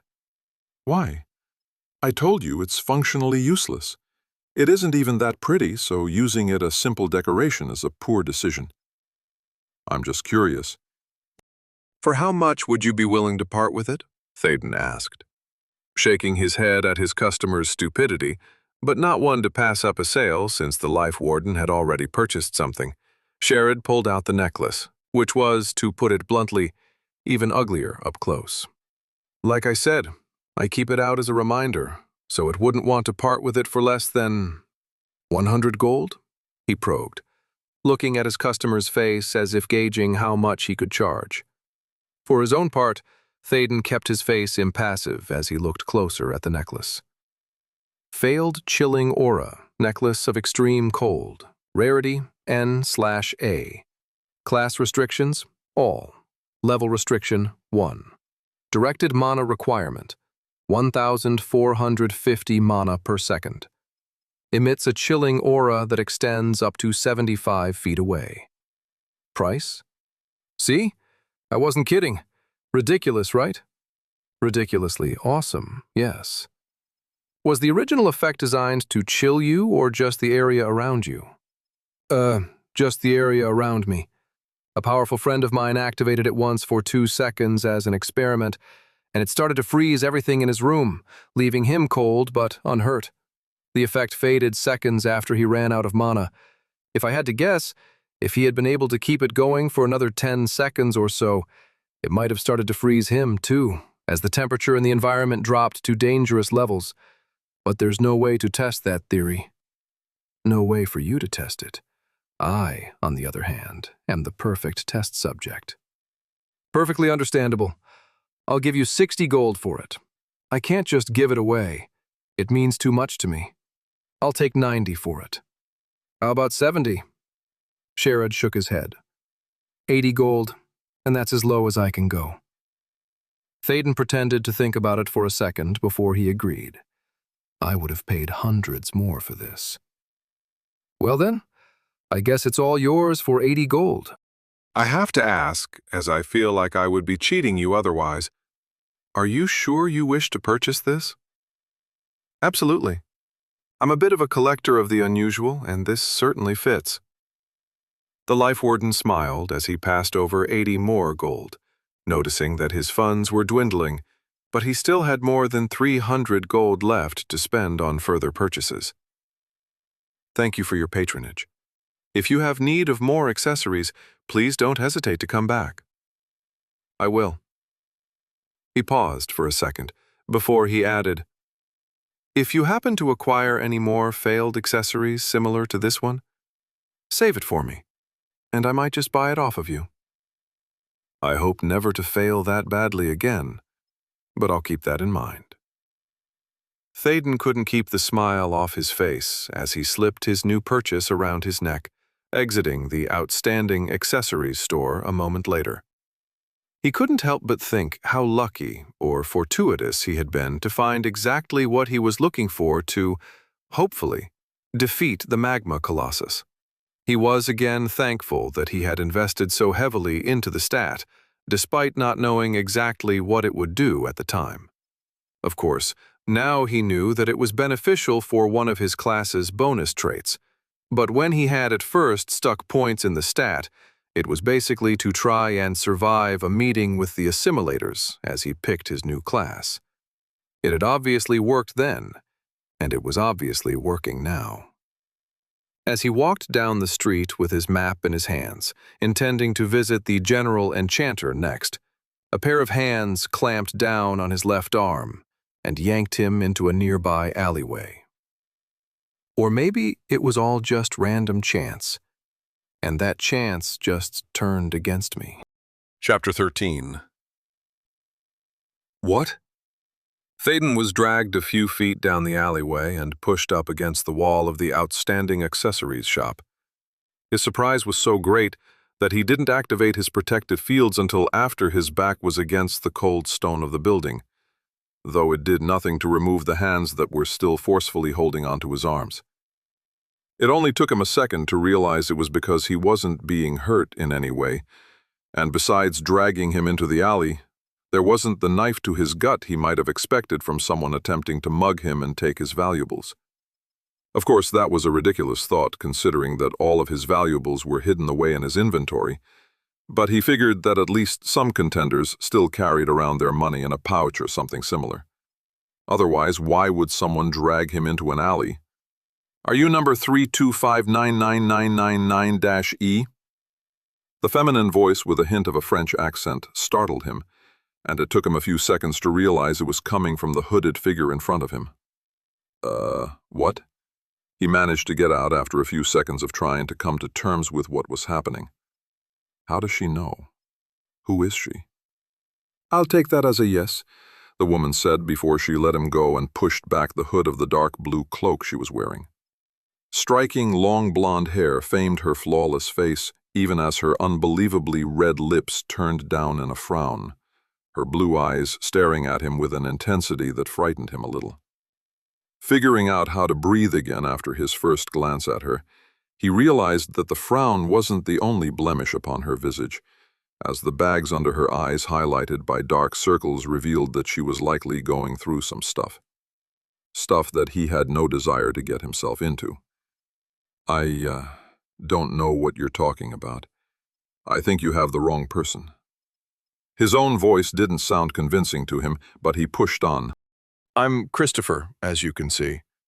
Look, I don't care how you figured out how to hide your name and fake your level, as that's none of my business," she said as she tersely cut him off, shaking her head. "You can do what you want to do, and I don't really care if you're at the top of the rankings from now until we're off of Tarth." "What is all this about? Why are you looking for number 325, whatever his name is?" he asked, his alarm slowly starting to fade as it didn't seem like she was intending to try and assassinate him for one reason or another. Of course, she could be a really good actress, but she seemed like she genuinely didn't care about his status. "Please, spare me the runaround. I know who you are, and I need your help." It took him a few seconds to respond. I don't know if I can help you. If you need a few gold, I might be able to spare." "I don't want your gold," she spat out, seemingly disgusted at his suggestion. Now he was thoroughly confused. "I can't power level you, if that's what you're asking." He technically might be able to, but he'd already done some of that and had no desire to do it again. Fortunately, that didn't seem like her plan as she cut him off once again. "I need your help to find my brother." Another pause, as he registered what she was saying. This wasn't exactly going like he thought it might. "Your brother? I'm not exactly a private investigator or anything, and besides, I'm only level 12. This time he trailed off as he saw the look on her face that screamed, "I'm going to slap you if you spout that nonsense again." I'm not too good at this, am I? I folded almost immediately to her assumptions about my identity, but all I can say in my defense is that I wasn't exactly prepared for this type of situation. "I don't know what you think you know about me, but what makes you think I'm this, number dude? Or that it's even a guy in the first place, as it could as easily be a woman?" She huffed in annoyance before she started ticking off things with her fingers. "I was in line at the gate when you entered, and the way the guard reacted to your presence was enough to make anyone suspicious. Once I was inside, I hurried after you and was there when the freaking vice leader of the Adventurer Coalition came to talk to you before teleporting the both of you away. The next day, I discovered you leaving out the back of the Coalition building, where there shouldn't even be any exits, and then I followed you to the dungeons. I watched as you seemingly weren't concerned about pissing off some important members of the Harvest Guild as they attempted to recruit you, and then proceeded to ignore the rest of the dungeons to visit the impossibly difficult magma dungeon at the end of the tunnel. Following you was fairly easy, because you are so oblivious to what is going on around you that it should be a crime. Though getting that close to all that magma was difficult, even with the weak heat resistance ring I picked up in a dungeon a week ago. But I was able to watch as you, a powerful contender masquerading as a level 12, had absolutely no issue with the heat, and then went on to not only survive more than a few seconds against the magma salamanders there, but to kill what would absolutely obliterate any level 12 contender, even with the best gear. I waited for what felt like days, as I saw you enter the dungeon without a shred of concern, and then emerge without a care in the world. Hurrying back up the tunnel was easy enough to do before you emerged without a scratch on you, and then I watched you enter the coalition again through a portion of the wall that doesn't exist to my senses, and then you went shopping later with a map that only newcomers to the city use. It was only when I saw you drop over 100 gold on items from this shop that it cemented what I already knew. Because no level 12 has that kind of money to spend on worthless trinkets. Hell, very few contenders have that kind of money to spare, even those in the guilds. So yes, I know who you are, even if your name tag says something different. I can only assume that it's some sort of item that is allowing you to change your visible name and level. But I couldn't care less about that. Like I said, I need your help to find my brother. She had to cycle through all her fingers multiple times as she recounted her activities, which made Thaden immediately think stalker, even if she wasn't giving off those kinds of vibes. It was at that moment that he realized that he hadn't even looked at her name yet, so he quickly glanced up and saw exactly who had apparently been following him since he arrived. Nah, that's not creepy or anything. Camille, human, level 19. Well, Camille, that's, quite a story, he said a bit lamely, unsure how to respond. Even if what you say is true, and I'm not saying that it is, he said hurriedly, I have no idea where your brother is, or why you think I could help. You can obviously tell that I'm new here, as I didn't realize I was giving off a touristy vibe by walking around with that map. But that just goes to show that I don't know the first thing about this place. I don't know anyone, and I'm sure that you probably have more contacts than I do to find your brother. I'm sorry, but like I said before, I think you have the wrong person. You don't understand? You're right. I don't understand, Thaden said, interrupting her for a change. Which is why I can't help you. I feel bad about whatever is going on with your brother, but I've got my own business to take care of. Goodbye. And please don't follow me anymore. He moved to leave, but her voice echoed through the alley. I'll tell everyone who you are if you don't help me. The life warden stared at her in disbelief. Blackmail? Really? I can just leave and visit another city, you know. It would be an inconvenience, of course, but I would do it if I had to. Shaking his head, he took a few steps toward the alley's exit before she spoke again. That won't work if I share that information in the market. You do know that it also works as an information exchange, don't you?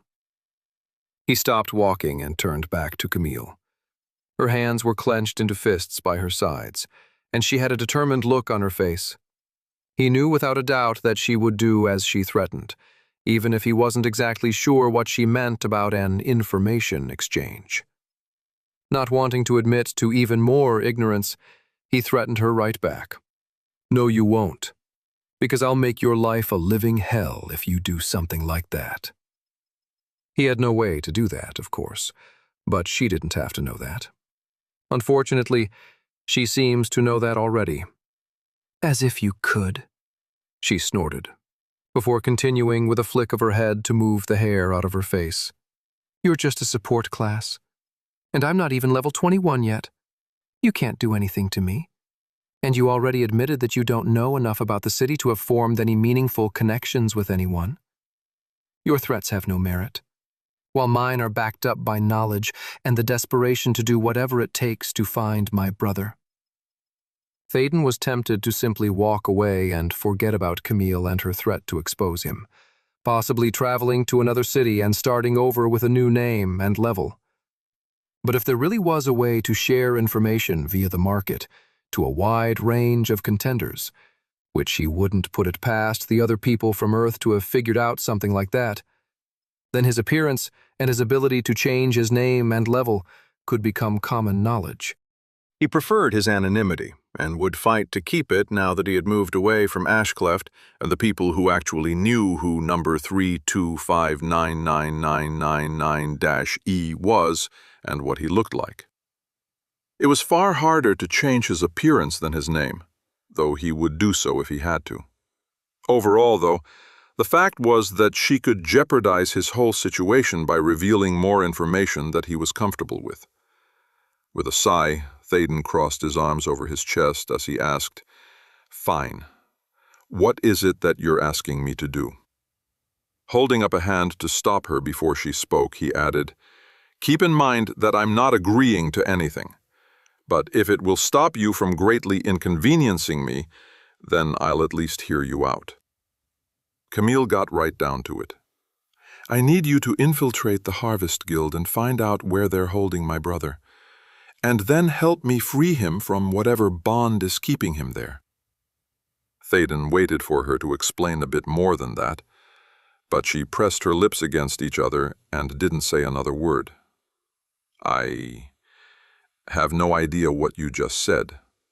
What is a guild? Do you mean a contract bond? I'm going to need more information than that. And even if half of what you said makes sense, I'm not a scout class and won't be infiltrating anywhere." "You don't know about—" she started to ask with disbelief, before shaking her head. "Of course not.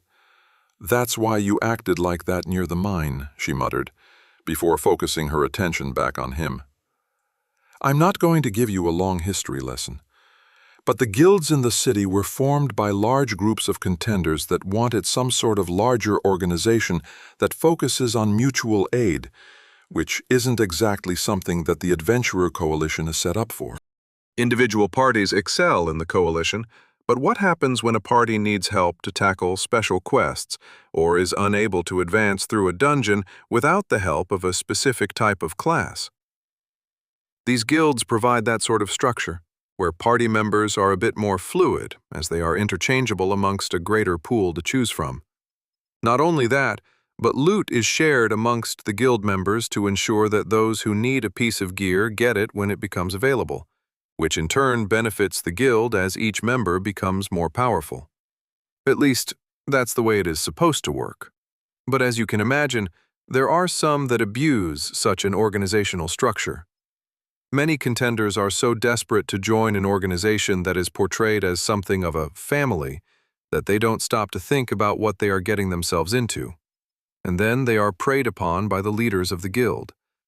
While slavery or even indenture-based contract bonds are forbidden by the assimilation system, you'd be amazed at what former lawyers from Earth can cook up that works around the rules and exploits loopholes in the bonds. That's what happened to my younger brother, who joined up with the Harvest Guild before I could stop his stupid, impulsive act. Now, he's stuck in some sort of contract bond with the guild and has completely disappeared. Wow, I guess I was wrong about people exploiting other people when Garvis was telling me about the market and the services that contenders can sell. They somehow figured out a way to cheat the system, which shouldn't surprise me considering what I know about human nature. But I would have thought that this world and our entire situation here would have curbed most of those tactics. I hate to say this considering it's your brother, but is there a chance that he's no longer living? He asked. Camille shook her head. No, I know he's alive. I can feel it. Besides, they wouldn't and couldn't kill him as long as he's still restrained by the contract bond. Théoden had his doubts. But he was also just now learning about these guilds and what they were, as well as being largely ignorant of the exact nature of contract bonds, so he could certainly be wrong. All right, I'm still a bit fuzzy about all this. But what does that have to do with me?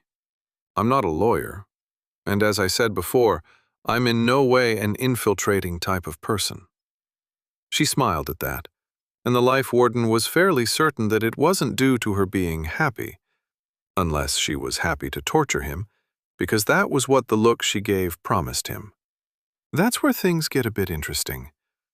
I need you to join the Harvest Guild, at least temporarily. Didn't you just say that joining a guild is a stupid idea? She shook her head. Not all guilds are predatory, but the Harvest Guild certainly is. But don't worry, as I said, it will only be temporary. What does that even mean? I don't want you to join their guild, only to work with them to gain the information I need. Once you figure out how to break the contract bond that my brother is subjected to, then your job is done. He stared at her for a few seconds, waiting for her to clarify what she meant. I hate to ask, but what do you mean by work with them? There was the smile again, if a bit wider this time. It's simple. You offer your services to the highest bidder, and the Harvest Guild has deep enough pockets to be able to hire you. And that is supposed to magically tell me about this bond with your brother and his whereabouts? She shrugged, as if to say that it was only the first part of the plan. No, but if you perform your service to them like I think you will, they'll fall all over themselves to secure you permanently. It's through the contract bond they'll offer you that I can use to figure out how to free my brother. That seems like a lot of assumptions going on here with your plan. How do you know if it will even work? More than that, if I agree to do this for you, can you promise that you won't have me involved in actually getting your brother out? I already told you that I'm not exactly the right one for a job like that. Yes, I can agree to that. Thaden thought about it for nearly a minute in silence as he stared at the woman, trying to figure out where this whole plan could go wrong. Sadly, he didn't have enough knowledge to analyze all of the variables that could affect the outcome, which he'd have to rectify before he fully committed to it. That being said, he could at least partially agree to it, with some conditions. That's good enough for now, I think, he finally said.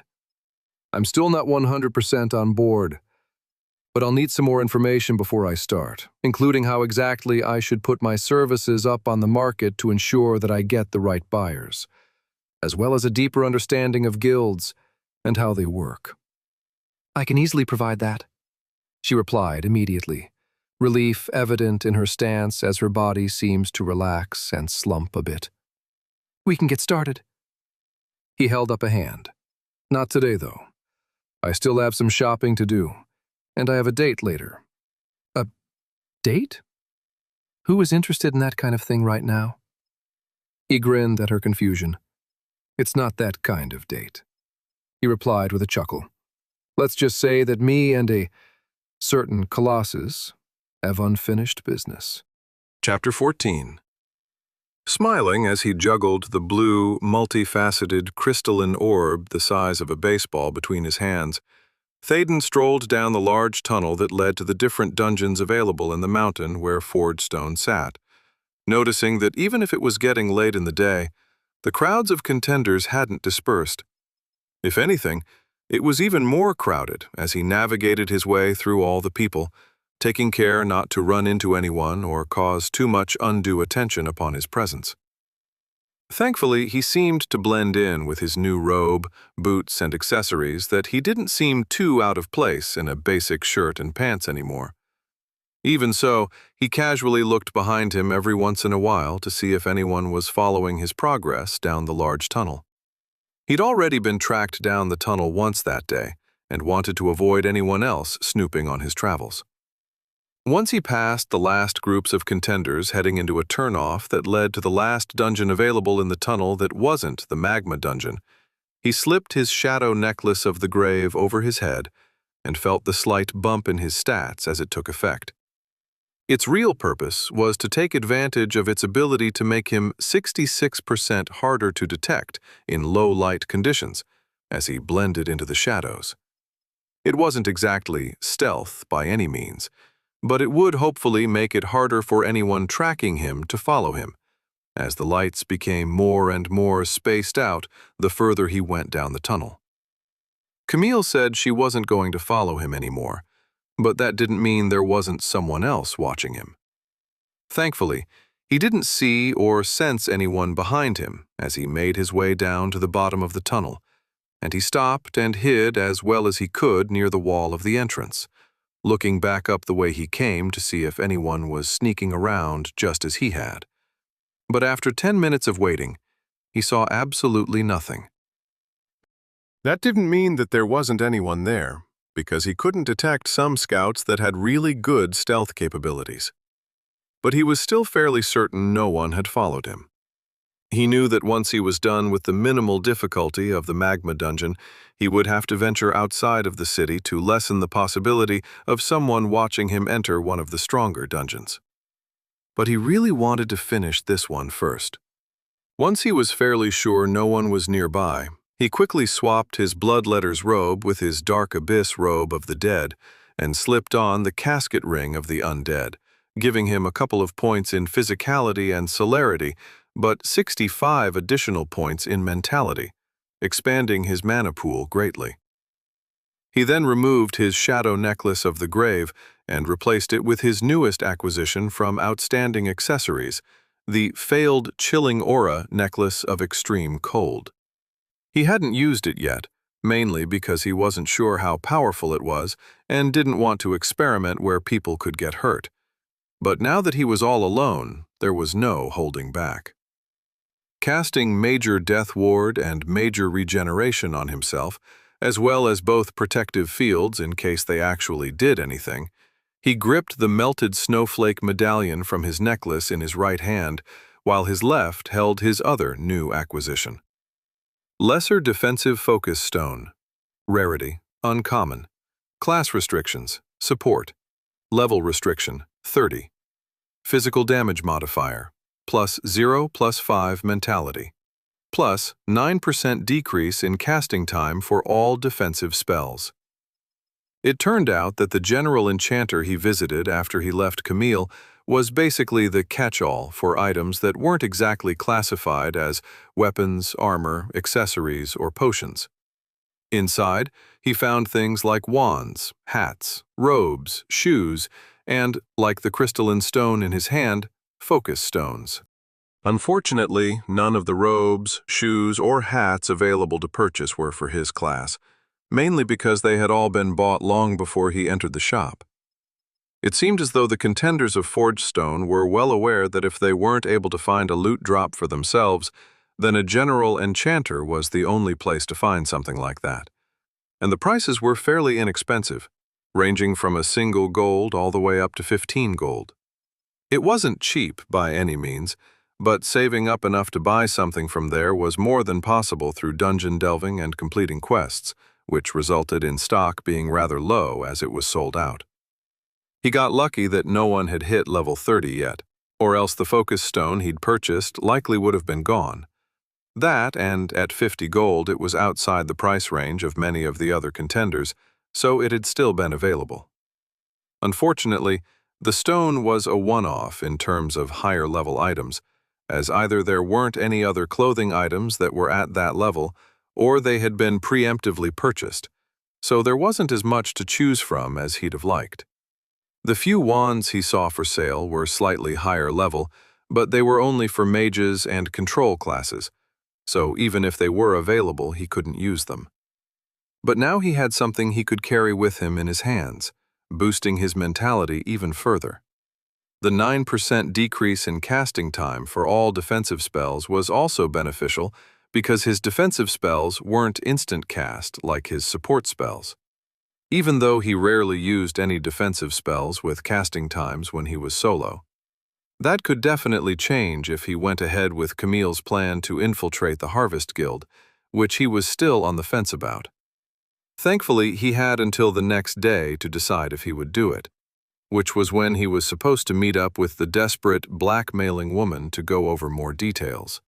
He really didn't want to do it, but he also didn't want to have to flee and try to hide elsewhere in the world with his abilities and descriptions spread amongst every contender. Thankfully, it sounded like his part in everything wouldn't take very long, so if he was lucky, it would only be a day or two of work, and then he'd be free of her blackmail. At least, he hoped so. If she attempted to renege on their deal and forced him to do something else after this first thing, stringing him along with the threat of releasing his information, he would simply bail and take his chances out in the world rather than stay near Fordstone. Putting thoughts of that out of his mind, he focused on the snowflake in his hand as he tried to figure out how to feed mana into it. As he'd never used something like this before, and there wasn't a manual on how to use it, he was curious as to how it worked. It turned out to be much easier than he thought it would be, as all it required was focusing on the necklace and imagining pumping mana into it. There was a brief second where he felt a connection form between himself and the snowflake in his hand, before his mana practically blasted out of him. The pull was so strong that it made him weak in the knees during the first couple of seconds. But eventually, he accustomed himself to the mana flowing out of him, only to find that he was starting to shiver uncontrollably. Thaden's teeth were chattering so hard it was difficult to think, and as he watched his health slowly decline, he realized he was freezing to death. As for the area around him, it suffered an even worse fate, as a thick layer of frost, essentially all the moisture in the area, covered everything within 75 feet of himself, and the very air had tiny floating ice particles that made it seem foggy. After a few more seconds, even that fog disappeared, as the temperature plummeted further, creating a section of the tunnel and just inside the entrance to the large magma cavern that was devoid of any heat whatsoever. Thankfully, it seemed as if the cold didn't originate near his body, leaving a small bubble around him that was extremely cold, but not as cold as the void of space. Otherwise, he didn't think he would have survived more than a few seconds. He could tell that his protective fields were doing absolutely nothing to insulate him against the cold, and he had a physical affliction called frozen that he tried to remove with his major cure physical affliction spell, but he didn't have enough mana to cast it. All told, with his equipment bonuses, he had 231 mentality, which equaled 2,310 mana, with 1,450 of it being used by the necklace, as well as 480 and 360 being channeled into major repulsion field and major absorption field, respectively. He only had 20 spare mana to play with. Dropping both fields freed up his mana again, and he quickly cast his cure spell, getting rid of the frozen affliction, only for it to reappear a split second later. With major regeneration still active, as well as the afterglow advancement effect working, his health was yo-yoing back and forth, but it was essentially stable. That changed as soon as he took a cautious step forward and felt the complete absence of any heat like a physical blow, and his extremities immediately suffered frostbite. His health dropped to just under 50 before his healing kicked in, but the dangerousness of walking through the cold made him stop moving. Within seconds, the heat void equalized with the bubble around him, warming up slightly, though it was a slow process. He thought that he might be able to slowly shuffle ahead with the chilling necklace active. Any faster than that could hurt him enough that he might end up dying. At least, that's how it would be outside of the dungeon. When he was inside a dungeon solo, that was a different story altogether. His additional bonus stats would give him more mana to work with, which meant that he might be able to cast enough healing spells to keep himself alive. But if he played his cards right, there would be no need to walk while he had it active, which he aimed to test on the magma salamanders outside the dungeon. Deactivating the chilling necklace was as easy as turning it on, and he watched in fascination as the frost covering everything around him quickly melted from the heat coming from the magma nearby. Within 10 seconds, it had disappeared, turning to steam that flowed up the tunnel for 100 feet or so before dissipating in the cooler air above. Once it was clear, he made his way into the large cavern filled with stone islands and magma, and he ensured that he had his fields ready. Performing the same actions that he took last time, he allowed all the salamanders that popped out of the magma nearby to follow him as he swiftly, but safely, crossed all the bridges and islands until he came to the final one, where he stopped as the last bunch came and attacked him simultaneously. Moving slightly so that all of the monsters following him were within range, he gripped his necklace once again and activated it, and the sudden coolness was refreshing for all of 3 seconds before the extreme cold started to affect his health. Thankfully, it was counteracted by the regeneration that he'd cast right before he activated the sudden drop in temperature, so he was in no danger of freezing. As for the monsters attacking him, nothing happened for the first 4 seconds, but after that, the sudden chill finally started to affect them by visibly slowing down their movements so that they appeared lethargic and weak. He was wondering what else the cold would do when the first one exploded. Chunks of the salamander bounced off his field, causing him to stagger backwards, not from the impact, but from surprise, which immediately caused his back to enter the heat void. He winced in pain as portions of his back and shoulder immediately suffered from frostbite. But fortunately, it wasn't as bad as it had been before, since it wasn't yet at the same loss of heat as what he'd experimented with before. Unable to heal himself at the moment other than with his regeneration and afterglow, he could only bear the numbness of dead flesh on his back as he watched another salamander explode. This time he was prepared and didn't flinch backwards, but it wasn't until the third one went kaboom that he saw what was happening. The magma salamanders half-created with magma, hence their names, and it glowed within their skin. Unfortunately for them, when that magma encountered the rapidly freezing environment, the extreme heat and cold interacted with each other, producing a violent reaction within their bodies that caused them to explode. He was reminded of the time when he dropped a hot glass plate inside of a sink full of cold water, causing the plate to shatter when the expanded hot glass was forced to cool down rapidly enough that it couldn't handle it. This was just a bit more extreme than he was expecting. It took all of 10 more seconds for the last of the salamanders to go boom, and he immediately turned off his necklace. Breathing hard as he swapped out some of his spells to heal himself of the damage he'd done, he smiled at the success of his new necklace. That smile quickly faded when he looked at the absolute devastation left behind by the explosions. It was worse than the carnage the Colossus caused when it smashed all the monsters attacking him in the boss cave. In the end, he was only able to extract loot from a single one of the salamanders that had attacked him, as there wasn't enough left of the others to salvage. Either they were in small enough pieces that they were indistinguishable from everything else, or they had been flung out into the lake of magma. Slightly disappointed, he shrugged as he turned toward the entrance to the dungeon. It was a trade-off for the sheer power of the chilling cold, he supposed. Once he was inside the dungeon, he repeated his performance in the first cave, killing all the salamanders inside with his necklace, and this time he was able to extract loot from 3 of them instead of just 1, which he thought was much better. Instead of rushing through the dungeon like last time, he took his time and passed through each cave individually, killing all the monsters within before moving on. It took a lot longer, of course, but he also didn't want to risk burning alive again. Every salamander exploded when the chilling cold blanketed them with extreme heat loss, and the magma elementals solidified into stone before cracking apart. Both satisfactory outcomes. The magma wolves, on the other hand, were only slowed considerably while the cold was active, practically freezing in place, and their flaming paws were extinguished, but they didn't explode or die from the cold.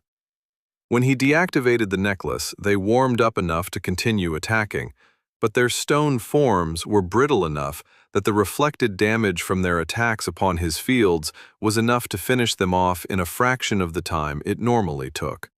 And at least he was able to extract loot from all the wolves, unlike the salamanders and more than half of the elementals for some reason. Because he wasn't running through each cave, it took him twice as long to pass through the dungeon, but in the end it was worth it, because he was much safer and wasn't as rushed. Still, by the time he finished off the last of the monsters in the final cave before the boss, he was exhausted from the day, and the rapid change in temperatures he had experienced took a toll on his mind and body, to the point where he was having trouble determining if it felt hot or cold outside his body without focusing on it. Finally, he stepped into the boss cave with the magma colossus, and he walked up to the river of magma until he was approximately 30 feet away. Just far enough for the boss to step out of the river to attack him, but also close enough that his necklace should still work at that distance. Boom! The first of the strikes that were deflected off his fields shook the ground, nearly causing him to fall, but he managed to stay on his feet. He had forgotten how loud and insanely powerful the Colossus's attacks were when they impacted against the stone below his feet. But now that he was there, it all came flooding back. A few blows into the incessant attack, he activated his necklace to see what it would do. And as the frost covered the lower legs of the boss, he kept expecting the magma-jointed stone to crack, if not explode. But neither of them happened. Instead, he saw the visible magma along its outer legs dim in response to the cold, but it didn't fade or solidify entirely. Looking up, he realized that a good portion of its upper body wasn't within range of the freezing effect, which was probably allowing it to keep the rest of it alive, if that was the proper word for a monster made up of stone and magma. But the good thing was that the necklace froze the river of magma behind the boss, which he was fairly certain would prevent the Colossus from healing itself later. Rather than keep it active the entire time, Thaden let the necklace deactivate after ensuring that even after 30 seconds, the Colossus wasn't negatively affected by the chilling cold, other than perhaps attacking a little slower, which was actually bad for him because it then took longer for the reflected damage to stack up. Now the only thing he could do was wait, which he did by sitting down and doing his best to ignore the constant attacks, followed by annoying booms and the shaking of the ground. He wasn't sure how long it was from that point when he looked up to see the knee on the Colossus buckle from another bit of reflected damage, but he perked up at the cue. Getting to his feet just in time to watch the boss turn around and step into the magma, he waited until it had both feet inside before he activated his necklace, walking behind it to ensure that he was within range of all of the surrounding molten rock. He wasn't fast enough to prevent the start of the process, as magma began to flow over the Colossus's legs, but the freezing effect took hold before it could get past its knees.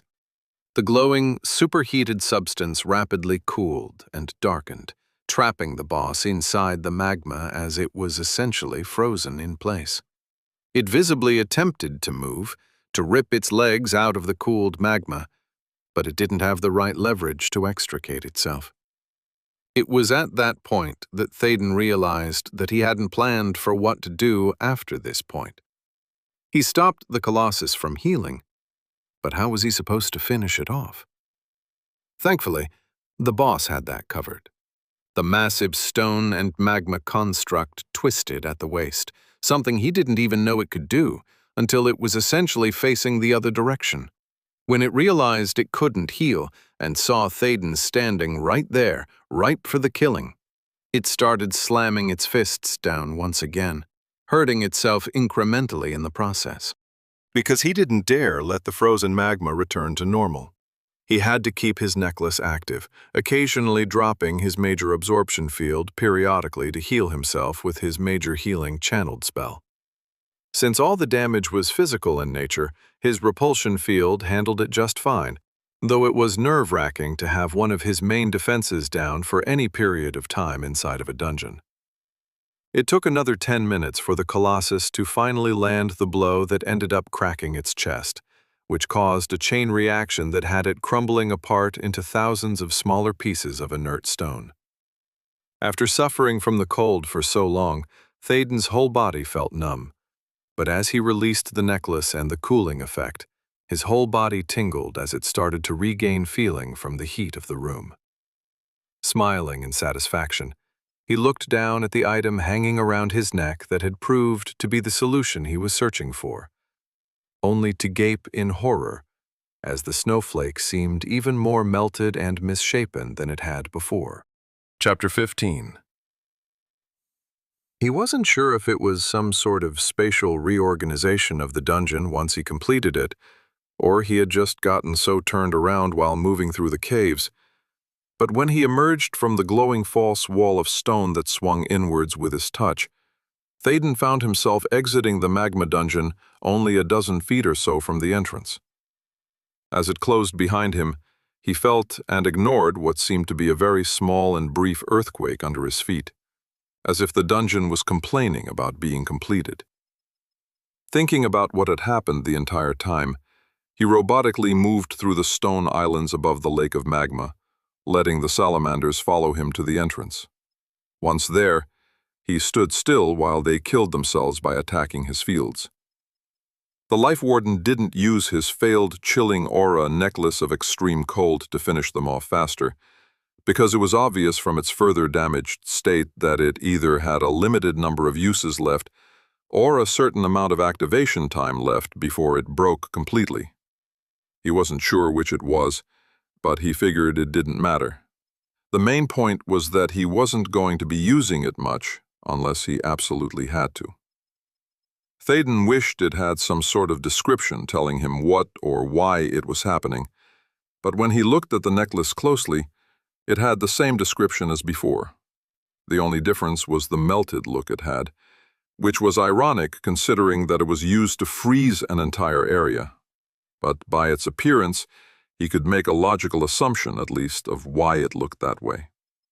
The failed necklace couldn't handle the extreme amounts of mana being funneled into it on a constant basis.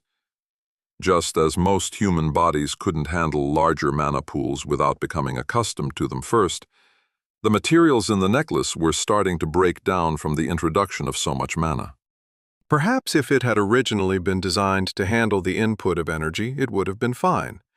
But since it wasn't intended to work that way, its flaws were becoming more and more evident. Pushing aside his disappointment, he tried to get excited about the loot he'd acquired from the treasure room at the end of the magma dungeon, but it was again largely a bust in terms of items he could actually use. In the 5 chests, single weapon rack, and solitary armor stand that were found in the room, the entrance of which was conveniently revealed after the magma river drained away, revealing access to his rewards, there were a number of great items for other classes. For instance, in terms of weapons, there was a sword of ignition, a staff of unending magma, a knife of burning coal, and a harp of burning strings. They were all uncommon or rare pieces for every class but support for levels 40 through 45. The random pieces of armor he picked up included a cloak for a scout, a robe for a mage, and 3 more pieces to complete the flame set he'd picked up earlier as normal loot for fighters. In other words, he was shafted yet again. Except for one single item. Wolfen Magma Cap. Rarity, rare. Class restrictions, mage, control, support. Level restriction, 42. Physical damage resistance, 0 + 9. Mentality, plus 9% increase in casting speed, plus 9% heat resistance. The round, dark red cap amazingly matched his bloodletter's robe in coloration, and it fit snugly over his head without feeling as if it was going to fall off at any time. The only things that made it appear a bit gaudy were that it was covered in dark fur along the sides, and that it glowed with the flickering inner light, which he imagined made him look like a torch in the darkness, at least from far away. He had put it on earlier in order to get used to the feel, but he'd had to take it off after a minute or so because it was uncomfortably warm. He imagined it wouldn't be that bad anywhere else, but it was a bit too much for him right now. Even when he left the dungeon, he thought he would hesitate to wear it in public because it would stand out too much. He'd yet to see any glowing pieces of equipment on any contender, though there were plenty that appeared outlandish or remarkably shiny. If he was the only one with a glowing hat, it would simply attract even more attention that he didn't need. So, overall, he couldn't complain too much about his rewards, as he'd gotten something that he could actually use. But he wasn't sure it was completely worth it, considering that his new necklace was breaking. Get over it. There's nothing you can do about it now, and you didn't know it would happen. It served its purpose, at least, so stop complaining. As he extracted loot from the corpses of the salamanders who just finished beating themselves up on his protective fields, he also thought about what he managed to extract from the Colossus. It wasn't something he thought he could use, unfortunately, but it was intriguing nonetheless. Weak Heart of the Mountain. Rarity, Epic. Crafting reagent. An epic rarity crafting reagent? I wonder what can be made with that. He didn't have any plans to learn crafting of any kind, but he was sure when he brought it to one of better crafters in the city that they could tell him what it could be used for. Walking out of the entrance to the large magma-filled cavern, he nearly tripped when another rumble under his feet caught his feet, which he figured was the dungeon's way of saying good riddance. Still a bit sore about his necklace, he flipped it off behind his back as he walked away, before pulling out his other gear that wouldn't detract from his personality stats so much. Once he was good to go with his stats back in order, he trudged back up the tunnel, keeping to the shadows like he had on the way down, which helped to camouflage his presence. On the lookout for anyone watching for him, he was relieved when he didn't see a thing. Even better, there was no one immediately near the last dungeon turnoff to see him arrive in the area, which allowed him to blend in with those moving back up the tunnel.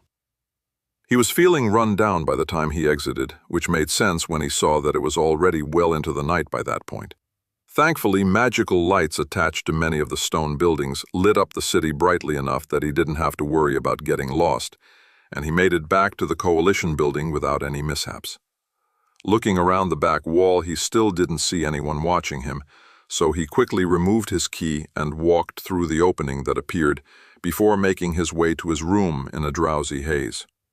Once inside, he took a very brief shower to wash away the sweat he'd accumulated from the magma dungeon, slipped into his comfortable bed, and then proceeded to pass out with a smile on his face from his success in clearing his first dungeon since leaving Ashcleft. Waking up in the morning refreshed from his sleep, he lay in bed and decided to finally review his notifications that he'd been putting off. While he didn't want to necessarily level up right now, especially if he was going to visit the Forest's Wrath dungeon, and being at the minimum recommended level would ensure he received the most pick, he thought that there were plenty of other notifications that could be useful. You have slain a magma salamander, minimal, level 41. You have received 5 pick. You have slain a magma wolf, minimal, level 42. You have received 6 pick. You have slain a magma elemental, minimal, level 46. You have received 92 pick. You have slain a magma colossus, boss, minimal, level 53.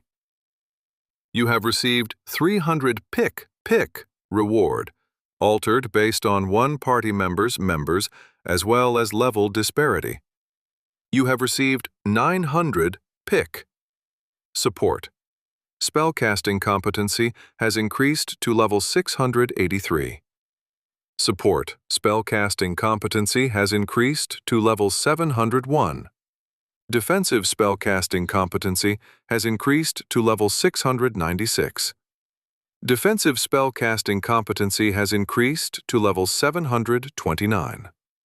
You may now select an advancement for your defensive spellcasting competency. Defensive spellcasting competency has increased to level 730. Defensive spellcasting competency has increased to level 742. Natural regeneration competency has increased to level 12. Natural regeneration competency has increased to level 27. You may now select an advancement for your natural regeneration competency. Natural regeneration competency has increased to level 33. Congratulations for completing the Magma Anchor dungeon on minimal difficulty. Achievement received. Let's get ready to rumble. Bonus reward. 2,500 pick. Contender. World First achievement. 7,500 pick. Congratulations for solo completing the Magma Anchor dungeon on minimal difficulty. Achievement received. The heat never bothered me anyway. Bonus reward. Plus 10% heat resistance.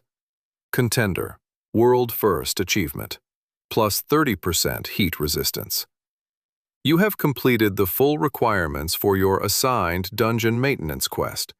You have received 10 gold, 10,000 pick, and 15 rank progress up to gold rank. A large chunk of pick flowed into Thaden as he was lying in bed, though it wasn't nearly as much as he remembered back in Ashcleft. It was probably due to his higher level, the fact that more than half of the monsters he killed were under his level, and he'd only gone through the dungeon twice that made the difference, but he was still happy with what he received. He also managed to level up 2 competencies to the point where he had a chance to select an advancement, one in defensive spellcasting and the other in natural regeneration. Support spellcasting hadn't risen all that much because he wasn't constantly casting healing spells to damage undead, but his defensive spells had certainly gotten a workout, along with his natural regeneration from both the extreme heat and cold temperatures he was subjected to over the day. And then there were the achievements, which were a surprise. He had no idea why this particular dungeon had achievements directly related to it, but he assumed that it was because it had a much higher recommended level than many of the others in the area. The name of the first, Let's Get Ready to Rumble, he could only guess was related to the rumbling he felt under his feet when he left. Regardless of why the achievements existed, he wasn't going to complain. Since he'd already decided to put off leveling up until after visiting the Forest's Wrath dungeon, there was only one more thing to do before he got out of bed for the day, and that was to pick his advancements. He chose to look at the one for natural regeneration first, as it would probably be the easiest decision. Please select one advancement for your natural regeneration competency. Quicker regeneration. Natural health regeneration is now 50% faster. Firmer regeneration. Natural health regeneration now toughens the skin, reducing further damage by 25% for 30 seconds. Deeper regeneration. Natural health regeneration now heals major injuries at double the normal regeneration rate. Rougher regeneration. Natural health regeneration is 75% slower, but max health is temporarily increased by 33% for 10 minutes after being fully healed. Softer regeneration. Natural health regeneration is 75% faster, but max health is temporarily decreased by 33% for 10 minutes after being fully healed. Onanistic override. While solo, natural health regeneration speed is doubled, but is halved while in a party.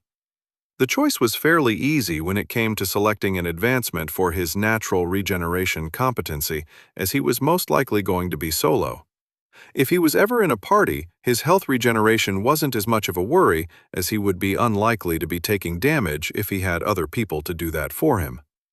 Therefore, onanistic override was the perfect advancement for him, even if the linguistic connotation to the advancement's name made him feel a little awkward. Once that was selected, he turned to his defensive spellcasting competency choice, which was only slightly more difficult, if only because it seemed that reaching this level in his competency increased all of the bonuses over what he remembered. For instance, faster protection used to only decrease the casting time by 50%, but was now 66%. And hardest protection went from 15 levels from his previous selection to a total of 20 levels. There was a new advancement option for him to choose from when he looked over the list, so he checked that one out first. Please select one advancement for your defensive spellcasting competency. Faster protection. All defensive spells now have a 66% permanent casting time decrease. Longer protection. All defensive spells now have a 66% permanent duration increase. Thicker protection. all defensive spells now prevent 66% more damage. Hardest protection. All defensive spells now protect from sources 20 levels higher than before. More extended protection. All single-target defensive spells now extend to protect 3 additional targets. Disease protection. All defensive spells now temporarily protect against burning, charmed, poisoned, and sleep afflictions. Rejection protection. All defensive spells now give the recipient a 100% bonus to hit accuracy on their next 2 strikes. Abstinence protection. Upon preventing damage, all defensive spells now grant the protected 10 seconds of immunity to all damage, followed by 60 seconds where they cannot be protected by any spells or effects that reduce or negate damage. As interesting as the new abstinence protection advancement choice was, it absolutely did not work for him. Being unable to protect himself for 60 seconds after preventing damage would kill him faster than jumping into a lake of magma. Instead, after looking over all his options, he decided to go all in on raising the source level of damage prevention for all his spells by another 10 from what it was before, bringing it up to 20 levels, as he selected hardest protection for his new advancement. He now had the ability to prevent damage from up to level 100 sources with his fields, which made him a little more likely to attempt some of the harder dungeons he was aware of, thanks to the information the vice leader of the coalition provided. With all of his notifications and selections finished, Théden finally got up for the day. After all, he had a blackmailing Frenchwoman to meet in a few hours, and he didn't want to be late, lest she decide to start blabbing all his secrets to one and all. Chapter 16. You came. Théden snorted in annoyed amusement. Of course I did. You didn't really give me much choice if I didn't want to have to start over somewhere new. Camille looked away from his accusing eyes as a blush suffused her cheeks. I'm sorry about that. I didn't think I had any other option. There's always another option, he responded harshly, before he mentally calmed himself down. Sighing, he continued, But I'm here, and unless you magically figured out how to free your brother, I'm agreeing to do this, and only this. Once I get you the information you need, my job here is done. So let's figure out how I'm supposed to do this.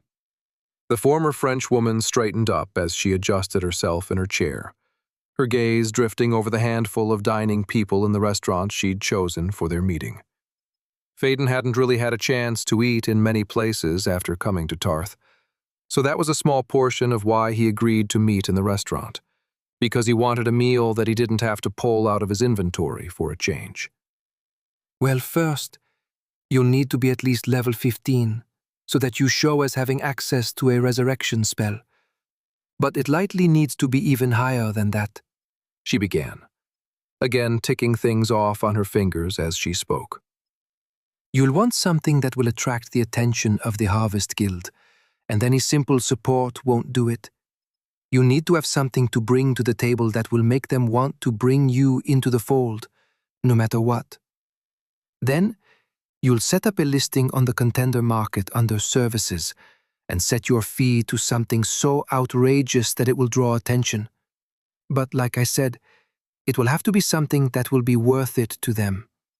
Most support services only offer a resurrection outside of a dungeon entrance when the party emerges, or as a dedicated healer in between fights in the dungeon. They cannot actively participate in the battles that occur, as that would be the equivalent of being an actual party member. But healing and buffs between fights are perfectly acceptable for a contract bond. It is this service that I think you should offer, as I haven't heard of anyone offering full healing, buffs, and resurrection capabilities while inside a dungeon. She paused for a moment before asking, You have a resurrection spell, no? Théden nodded. Of course. I think I can do that, though I haven't actually partied with anyone that I've had to heal before. What? How? Forget it. I don't think I want to know. I'm sure you'll do just fine, considering that the bond will ensure that you can't be hurt by them or the monsters inside the dungeon. I have a question. At her wave for him to continue, he asked, "What is the highest level of contender in Forgestone right now?" "Other than you, I presume?" she asked with an amused curl to her upper lip. "As far as I know, there are dozens of level 20s that are getting close to the next level, though that could have changed over the last day or so. As far as I know, there haven't been any level 21s floating around, as I'm pretty sure that many of them are waiting until there is a larger number of them available for protection." Protection from other contenders, I assume she means. It would be the point where they could be attacked and killed, so I guess that makes sense.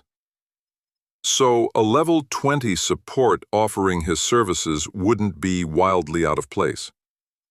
Camille's expression was momentarily shocked, but she quickly smoothed her features.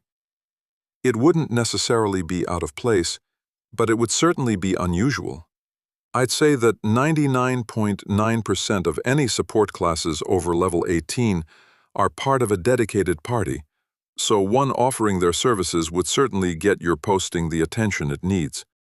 He was starting to understand this whole service thing a little more, and he could certainly see how it could be beneficial for both parties. If he was a normal support, offering his services as an in-between fight healer could be a lucrative side hustle. And for those parties that either didn't have a dedicated support class or simply needed a little extra security, it could mean the difference between living and dying. But of course, this wasn't necessarily about making money on the side for Théoden, as his goal was to learn about the contract bond to which Camille's brother had fallen victim. But if I can figure out how to disguise myself better, this could be an option for me if I needed a little more cash, or simply needed a break from running dungeons solo. If this whole thing works out like we both hope, of course.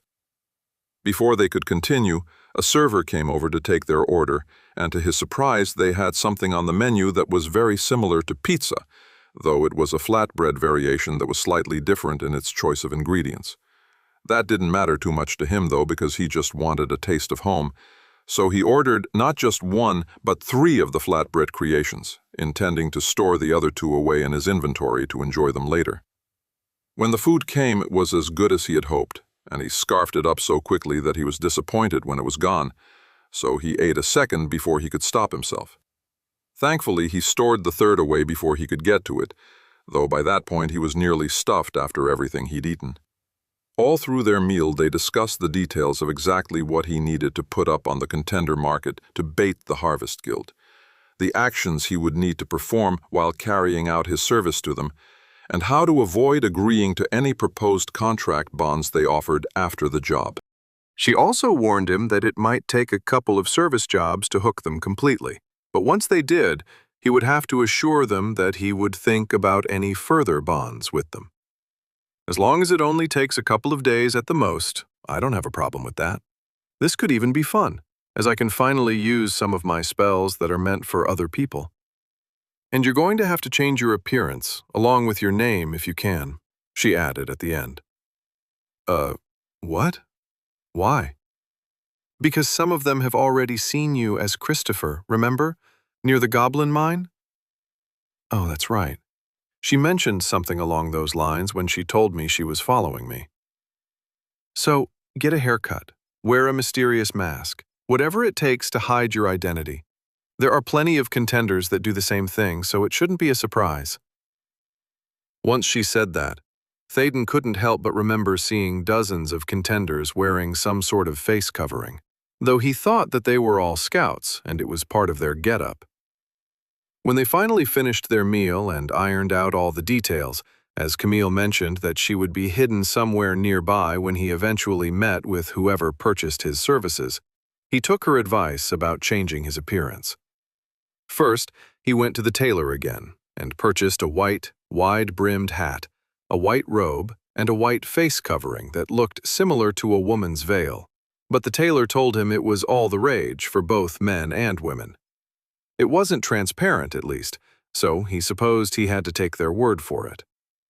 After that, he discovered the presence of what were essentially barbers or spas, he wasn't sure what they would be classified as back on Earth, called sharbins that performed all sorts of services related to haircutting, massages, and other beauty treatments, though they were primarily frequented by Chari instead of any of the recent arrivals.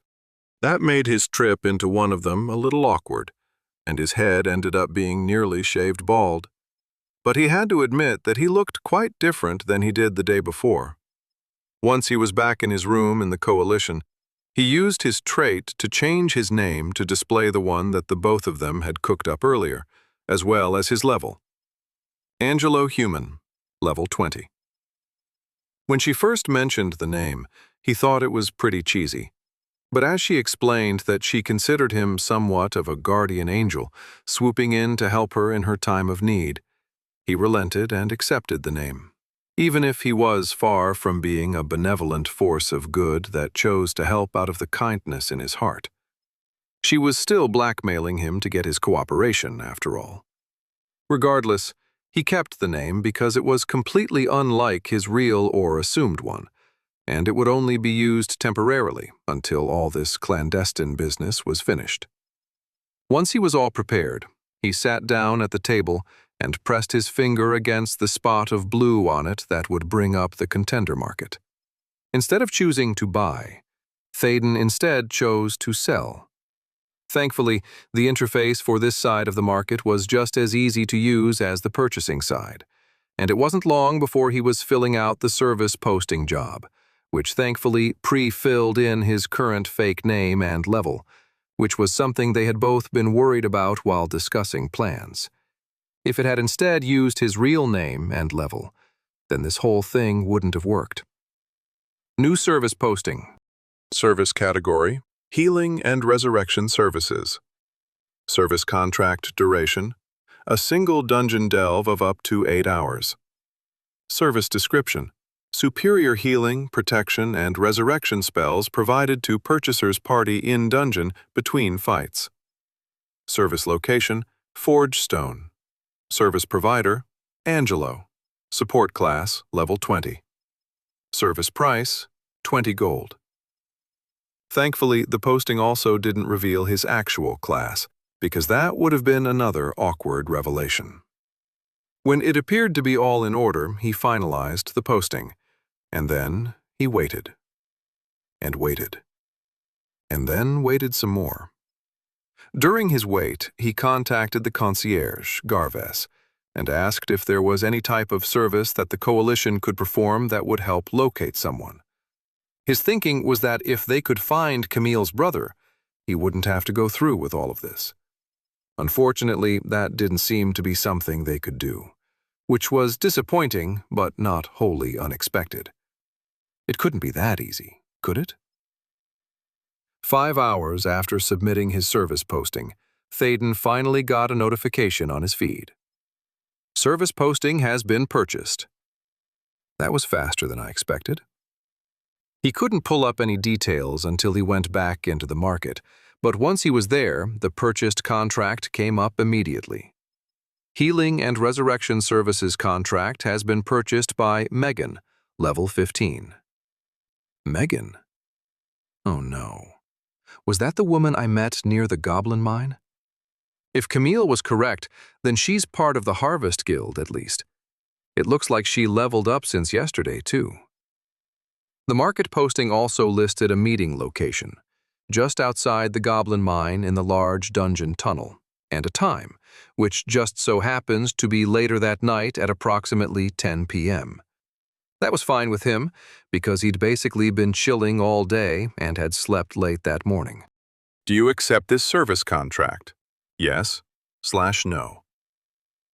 It was nice to see that even though someone had bought his services, he could still refuse if he didn't want to work for the person who purchased it.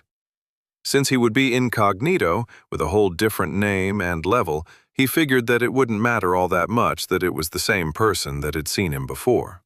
So, he accepted the contract, and immediately felt a tightening around his head that bordered on pain, as if someone had wrapped hundreds of rubber bands around his skull. It only lasted for a few seconds before the uncomfortable squeezing faded away, leaving a sense of a foreign presence in the back of his mind. Contract bond is now in effect. To be released from this contract bond, one of three things must occur. 1. Fulfillment of all stipulated services to the absolute best of the service provider's ability during the allotted time. Or 2. Both parties must agree to dissolve the contract bond. Or 3. The absolute death of either the service provider or purchaser will render the contract bond null and void. Thaden wasn't a lawyer, but even he could see some issues with the way these bonds released the service provider. The language of fulfillment of all stipulated services to the absolute best of the service provider's ability could be interpreted in multiple ways. And if the Harvest Guild, or others like them, could alter some of these fulfillment requirements, then he could certainly see some issues in being free from a bond like this. Legal jargon could theoretically even set up the allotted time to be at some nebulous date far into the future, and he could think of a dozen different ways to word the services provided into something ill-defined. I think as long as it doesn't mention anything relating to slavery, indenture, or prostitution, this kind of thing could be abused like crazy. Thankfully, since he was the one who set it up originally, he was confident that the terms were clear enough that it couldn't be misinterpreted. At least, he sure hoped so. Regardless, it was done, and he had time to kill before he was supposed to meet with Megan and her party. He wasn't enthused about accompanying them on a dungeon delve, as they didn't seem like the nicest people, but he already knew that he'd be working with some individuals that actively took advantage of other contenders using manipulated contract bonds. So, of course, they weren't the best people. He ended up eating more of the flatbread pizza he'd gotten for lunch for his dinner, as he stayed in his room until it was time to leave. Once he gauged that it was about time to go, Thaden donned his new outfit, looked at himself in the mirror inside of his bathroom, and confirmed with satisfaction that he didn't look anything like his previous self. Leaving the Coalition building, he was aware of Camille following him along the way, which he realized was only because she allowed him to see her, as if reassuring him that she wasn't abandoning him to do this all alone. Thaden didn't bother acknowledging that he saw her, nor did she communicate to him in any way, and by the time he arrived at the large dungeon tunnel, she had disappeared so completely that he couldn't spot her anywhere. The nervousness kicked in and started to tie his stomach in knots as soon as he walked into the large tunnel, threatening to bring his dinner back up. So he slowed down and took deep breaths to calm himself. When he felt his stomach settle, he started moving quickly again, looking ahead to see if he could find his contact, but the crowds were large enough that night that it wasn't until he was nearly 50 feet away that he recognized Megan. And near her was Susie, Peter, and the large fighter that he hadn't bothered to learn the name of before. It turned out that it was George, so he wasn't missing much when he had failed to learn it earlier. They saw him at approximately the same time. "Angelo, you're late!" Thaden doubted that, as he was probably at least a half hour early, but he didn't bother refuting her claim. Instead, he simply walked up to them all and bowed, his arms crossed over his chest in silence. Camille instructed him not to speak if he could help it, in case someone recognized his voice. If he had to, he would need to lower the tone to confuse anyone trying to identify him by such a method. "Not a talkative one, are you? I hope I didn't overpay for you, because I doubt that you can live up to the price you required, especially for a single dungeon delve," Megan said to his silence. "We're going to test just how good you are by pushing as far into the medial difficulty as we can. So I hope you're ready." "I'm ready," he said, deliberately lowering his voice and adding in a scratchiness that completely camouflaged his normal tone. "Fine. Add whatever buffs you have to us before we head inside, and be sure to refresh them whenever we're out of combat. I don't want to see any slacking now, and if I feel like you're not giving it your best, we might just have a problem." "No problems from me, I assure you," he promised the rude woman. "She's as bad as she was before." With a nod at his assurance, Megan started to lead the party toward the offshoot tunnel that would lead to the goblin mine. Out of the corner of his eye, he noticed Camille a bit further down, watching as he moved to follow them. Unfortunately, he didn't get more than 2 steps before the entire tunnel started to shake, reminding him of what had happened after he'd left the magma dungeon the night before. Unlike what happened then, this wasn't a simple rumble. Chapter 17. Startled screams echoed through the tunnel as the shaking increased in intensity, to the point where Théoden had to spread his legs apart and balance himself to avoid falling down. He watched as a number of other contenders nearby tried to do the same, including Megan and Peter from the party he was supposed to heal in the dungeon, only for them to fall flat on their backs after a few seconds of shaking. "What is going on?" his contract buyer shouted, but she was quickly drowned out by a reverberating roar that seemed to emerge from the depths of the mountain, causing the tunnel to shake even further, creating cracks in the perfectly shaped exterior passageway.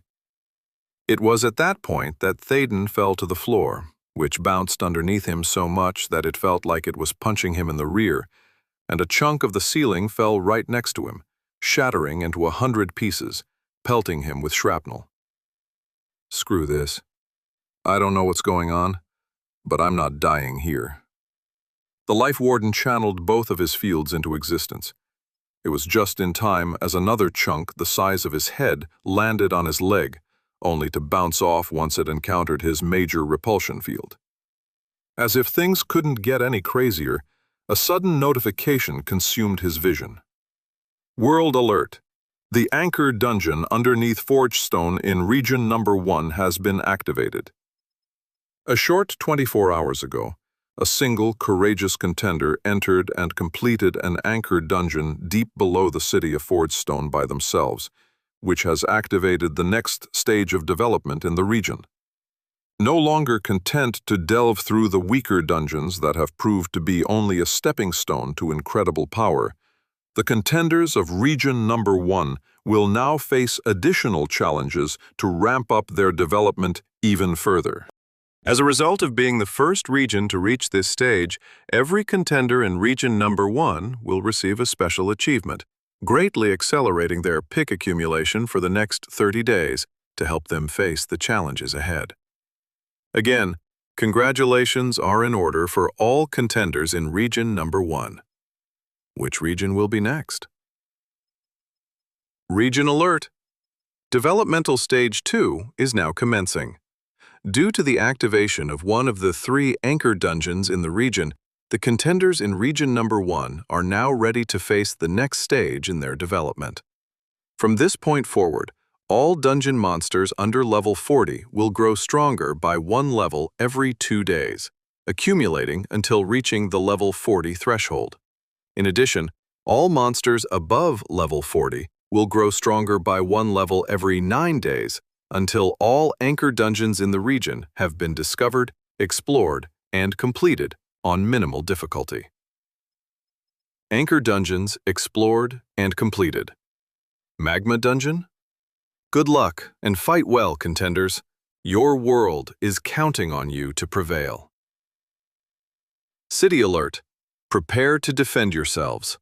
The magma worms buried deep underneath the city of Forgestone have awoken due to the complete exploration of the magma dungeon, and are attacking now.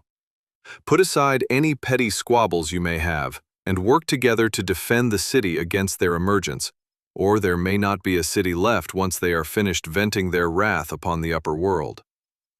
Special quest incoming to all contenders belonging to the Adventurer Coalition located in Forgestone. Quest type, special. Rank requirement, any quest. Time limit, immediately. Quest difficulty, low. Maximal. Minimum recommended level, 40. Minimum recommended party size, any. Quest description. Magma worms are ascending to the upper world from the depths below Forgestone, and it is up to every single adventurer nearby to defend the city, or it may fall to their wrath. Band together with your fellow adventurers in large raid parties of up to 200 individuals to foil these dangerous invaders. Completion requirements. Eliminate all 30 magma worms as they emerge from below. Quest rewards. 150 gold, 50,000 pick, 150 rank progress up to gold, and 1 additional spell/ability selection. Quest failure penalties. Destruction of the city of Forgestone. Current available nearby Adventurer Coalition members. Assigned. 43,578 over 43,578. Well, Théden barely had a chance to finish reading the barrage of notifications and close it when a massive shape broke through the nearby wall, crashing through the stone as if it were paper. He watched in horror as a tooth-filled maw, dripping glowing magma that stretched wide enough to drive a double-decker bus through it, bite through the shocked-looking figure of Camille, killing her instantly as her body was torn into multiple pieces. Magma worm, medial level, 55. The Life Warden didn't even have a chance to comprehend what was going on before the worm turned and dove straight at the other people in the wrecked tunnel, which included Megan and her party from the harvest, as well as Théden, who was following behind them. As the 4 party members were scooped up into its mouth, screaming as their limbs were bitten off before being burned by the molten stone that looked to be its saliva, he panicked. As the horrendous monster attempted to add him to its meal, one of its teeth impacted him and bounced off just enough that he was spared the indignity of being eaten alive. He stumbled out of its path as it turned toward more delicious-looking morsels nearby. Théden fetched himself up against the intact far wall of the tunnel, away from where the magma worm was rampaging through the panicking contenders that had been moving in and out of the Goblin Mine Dungeon's offshoot tunnel. And he watched as dozens of them were scooped up into its mouth to meet the same fate as the others he'd already witnessed dying to the dangerous monster. Even as panicked as he felt, a part of his mind spurred him into action, and he finally got a chance to cast Major Negation Zone toward where the worm was devouring more screaming contenders. Suddenly, the 200-foot diameter area he targeted was filled with a sparkly glimmer, as if a million tiny prisms were shining at the same time. As all damage and afflictions were suspended for 60 seconds, Théden finally got a chance to look at the magma worm as it attempted to bite down and swallow more victims, only for it to bounce off them ineffectually, as if they were made of rubber. It was huge, but not as large as he feared. At about 60 feet in length, it was actually smaller than the Magma Colossus boss he had killed in the Magma Dungeon. But it was also faster and more maneuverable. Large bands of glowing magma ringed the length of its dark stone body, which tapered off into a short, stubby tail that ended with a spiky ball of stone, with which he saw it try to smack a party of contenders located behind it a second later, only for the spiked tail ball to bounce off with no damage.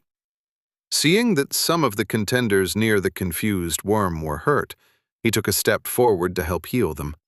But something large abruptly cut him off. He bounced off the hot stone exterior of another worm that had apparently come up from further down the tunnel. He took a step back and tripped over a piece of tunnel debris, sending him crashing down on his back. Before he could recover, the worm shifted its path until it was on top of him, essentially running him over. He wasn't squished, of course, because both his fields kept it from doing any damage, and he could see that it was repulsed away from him repeatedly. But it didn't do any harm because the negation zone was still in effect. He attempted to push his way out from underneath, but his efforts were in vain, as all he essentially did was punch a multi-ton monster in its rocky exterior, which did absolutely nothing. By the time it finished running him over, another worm was right on its tail, giving Théden only a moment to scramble to his feet and back away, pressing himself up against the wall. His view and access to the other contenders he had been on the way to saving was blocked by the large worm passing in front of him, But he could at least look to his sides, and immediately wished that he hadn't. Further down the large tunnel, he could see even more worms making their way up toward the city, leaving behind demolished walls and bloody smears all over the floor where they had visited absolute carnage upon the contenders who had been moving toward the other dungeon turnoffs. He could see a random person using their swift speed to avoid the worms and run toward the entrance, from which he could hear the faint screams of the citizens of the city, discovering that their home was being invaded by giant magma worms. Thaden closed his eyes and covered his ears with his hands, as overwhelming guilt slammed into him. I did this. I killed all these people. If I hadn't completed the magma dungeon, none of this would have happened. He wasn't exactly sure what an anchor dungeon was, or how he was supposed to know that the magma dungeon was one, but he could guess as to their purpose. Just like all the other messed up things in the world of Tarth, this whole scenario was likely designed to push the development of all the contenders in the region to new heights by giving them a challenge with incentivized rewards. Unfortunately, it probably wasn't supposed to happen until the majority of the contenders were much stronger, with at least an average level of 40, or even higher. Based on his own spells and development, at that point there would be thousands of individuals with evolved classes and powerful spells. If they banded together and formed these raid parties he saw mentioned in the special quest notification, they could easily handle the worms, even if the monsters were 10 or 15 levels higher than their average level. But given that no one but Thaden had an evolved class, and the average level of the contenders in the city was somewhere in the neighborhood of 40 levels lower than these worms, they had no chance. They were all going to die. He consoled himself with the thought that the city guards should easily be able to handle them once they emerged from the tunnel, so it wasn't going to be that bad. Based on the high levels he saw from the people in the Adventurer Coalition, such as the Vice Leader of Aronia's level 100, there probably wasn't going to be more than a minor breakout of monsters into the city before they were handled. That did nothing to assuage his guilt regarding all those who'd already died, including Camille and the others within the dungeon tunnel. Even a single life being lost because of something he had done was bad enough, and it had already been many more than that.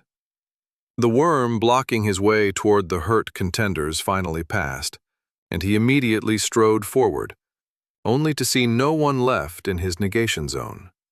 Even the worm that had eaten Camille and the party he was contracted to was gone, having left behind the immune snacks as it sped toward the large tunnel opening. He saw a few trailing figures running into the offshoot that led to the Goblin Mine dungeon, carrying someone between them, so he could only assume that they had taken their wounded and escaped.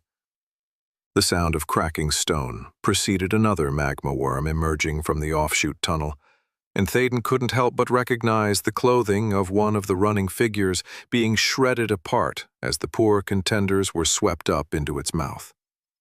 They were too far away still for him to cast a spell and outside of his negation zone, and even if he was closer, he could tell immediately that it was already too late. Unless some of them managed to escape the hungry maw of the worm further inside the offshoot, all those that he had attempted to protect with his negation zone were dead. Looking further down the large tunnel, he could vaguely make out the same thing happening from the other dungeon offshoots, and he realized that it was almost a foregone conclusion that nearly all of the contenders below the surface were dead. There's got to be something I can do. Knowing that he would probably be of more use to the contenders and Chari in the city with his healing and protective spells, he quickly raced after the worm that had recently blocked him, hoping to get up there before any more people could die unnecessarily. Within a minute, he was nearly at the top of the tunnel, and he strained to see past the bulk of the worms in front of him into the city beyond. As he ran to work his way in between them, a sudden rumbling under his feet had him stopping abruptly, which was when yet another magma worm erupted from under where he would have been if he had kept running. It arced up into the air like some sort of jumping whale, before slamming back down on the now cracked stone floor, joining the others as they passed into the open air above. The life warden started to pick himself up as even more screams from the people of the city joined in the cacophony of death and destruction occurring just beyond his reach. But the sound of stone cracking under his body had him instead scrambling backward on his butt. Unfortunately, it wasn't fast enough, as the stone underneath him cracked completely, causing him to plummet downwards into semi-darkness. Even as he fell, with large stone chunks descending all around him, he was able to make out what appeared to be the relatively smooth, circular passageway that the worm had bored out of the mountain to emerge into the above tunnel. As he slammed into the bottom of the worm-bored tunnel that angled upwards sharply at the end, his major repulsion field prevented any damage being done to him, which he was glad of, because while he didn't fall far, he nearly fell on his head. He supposed that it was because the tunnel collapsing was technically caused by the worm, so it was considered an attack. Whatever it was that helped him survive the fall, he wasn't going to complain. He also wasn't going to complain when the large stone chunks that had descended with and after him were also repulsed by his field, lightly bouncing off of his prone figure and moving off to the left or right before coming to a stop. Sadly, that also meant that they piled up around him, only leaving a chimney of open space above him that stretched for about a dozen feet. Thaden laid there on the bottom of the pile of stones for nearly a minute as his panicked breathing slowed, and he finally had the sense of urgency fill him enough to get up. Extricating himself up and out of the stone coffin was a delicate balance of stretching his meager climbing skills to the limit while doing his best not to let the precariously stacked stones collapse under his weight. But after a few minutes, he managed to pull himself out. As soon as he reached the top and flung himself over the lip, the pile finally collapsed, and he was unlucky enough for his foot to get caught and drag him down with it. The pain of his foot getting crushed and nearly ripped off his body frightened him, so much that he used all of his strength to pull himself free of the settling pile, and he managed to escape being crushed even further. He quickly healed himself to stop the agony, using all of his instant cast healing spells one after another to speed up the process. As the broken bones clicked back into place after being repaired, he breathed a sigh of relief as the pain receded, and he looked up to see how he could get out of the worm-bored tunnel. Unfortunately, it wasn't going to be as easy as simply walking out. Having fallen where the passageway was relatively flat, walking along the circular tunnel wasn't that bad. It reminded him of pictures of large sewer pipes he'd seen on TV, in fact. The problem came with the sheer smoothness of the walls, because as he walked closer to the exit, the slope changed to the point where it was nearly 60 degrees, turning it into a smooth slide that was almost impossible to walk up. After attempting it for about a minute and sliding back down every single time, he looked back down the dark worm tunnel looking for an alternate exit. The light coming from above showed that there was a collapse about 150 feet further in, blocking him from going any further down. But perhaps I can get up somewhere there. Thankfully, the light from his active fields gave him enough light to see where he was going, allowing him to arrive at the blockage and look around for another means of escape. All it took was looking up above the massive pile of broken stones to see light far above him, meaning that there was a way up and out. Thaden was relatively strong due to his 31 points in physicality, which was boosted by an extra 7 when he changed out of the white robes he was wearing and put on some gear that gave bonuses to his stats. But his lack of experience in climbing led to the process taking much longer than he expected. The massive hill of stone that had collapsed into the tunnel was sheer in many parts, causing him to find ways around it, which ate up valuable time. time during which he could have been helping the people outside. After what felt like days, but was probably more like 4 or 5 hours, he finally pulled himself up and over the top of the pile to find himself in the large dungeon tunnel again, though it was slightly further down from where he had started, of course. Carefully making his way around the collapsed section of the floor where he emerged, before giving the area where the worm had actually emerged a wide berth, he finally had the available focus to see how the city was doing against the worms. The first thing he noticed, before he was able to actually see outside the large tunnel, was that it was nearly silent. The screams that had beaten at his eardrums had stopped, which he supposed was a good thing, but there also wasn't any of the normal murmuring that normally accompanied large numbers of people. It wasn't until he finally walked up to the edge of the large dungeon tunnel and observed the city, or what was left of it, that the reason why it was so quiet was made abundantly clear. There was no one left to scream even if they wanted to. Chapter 18.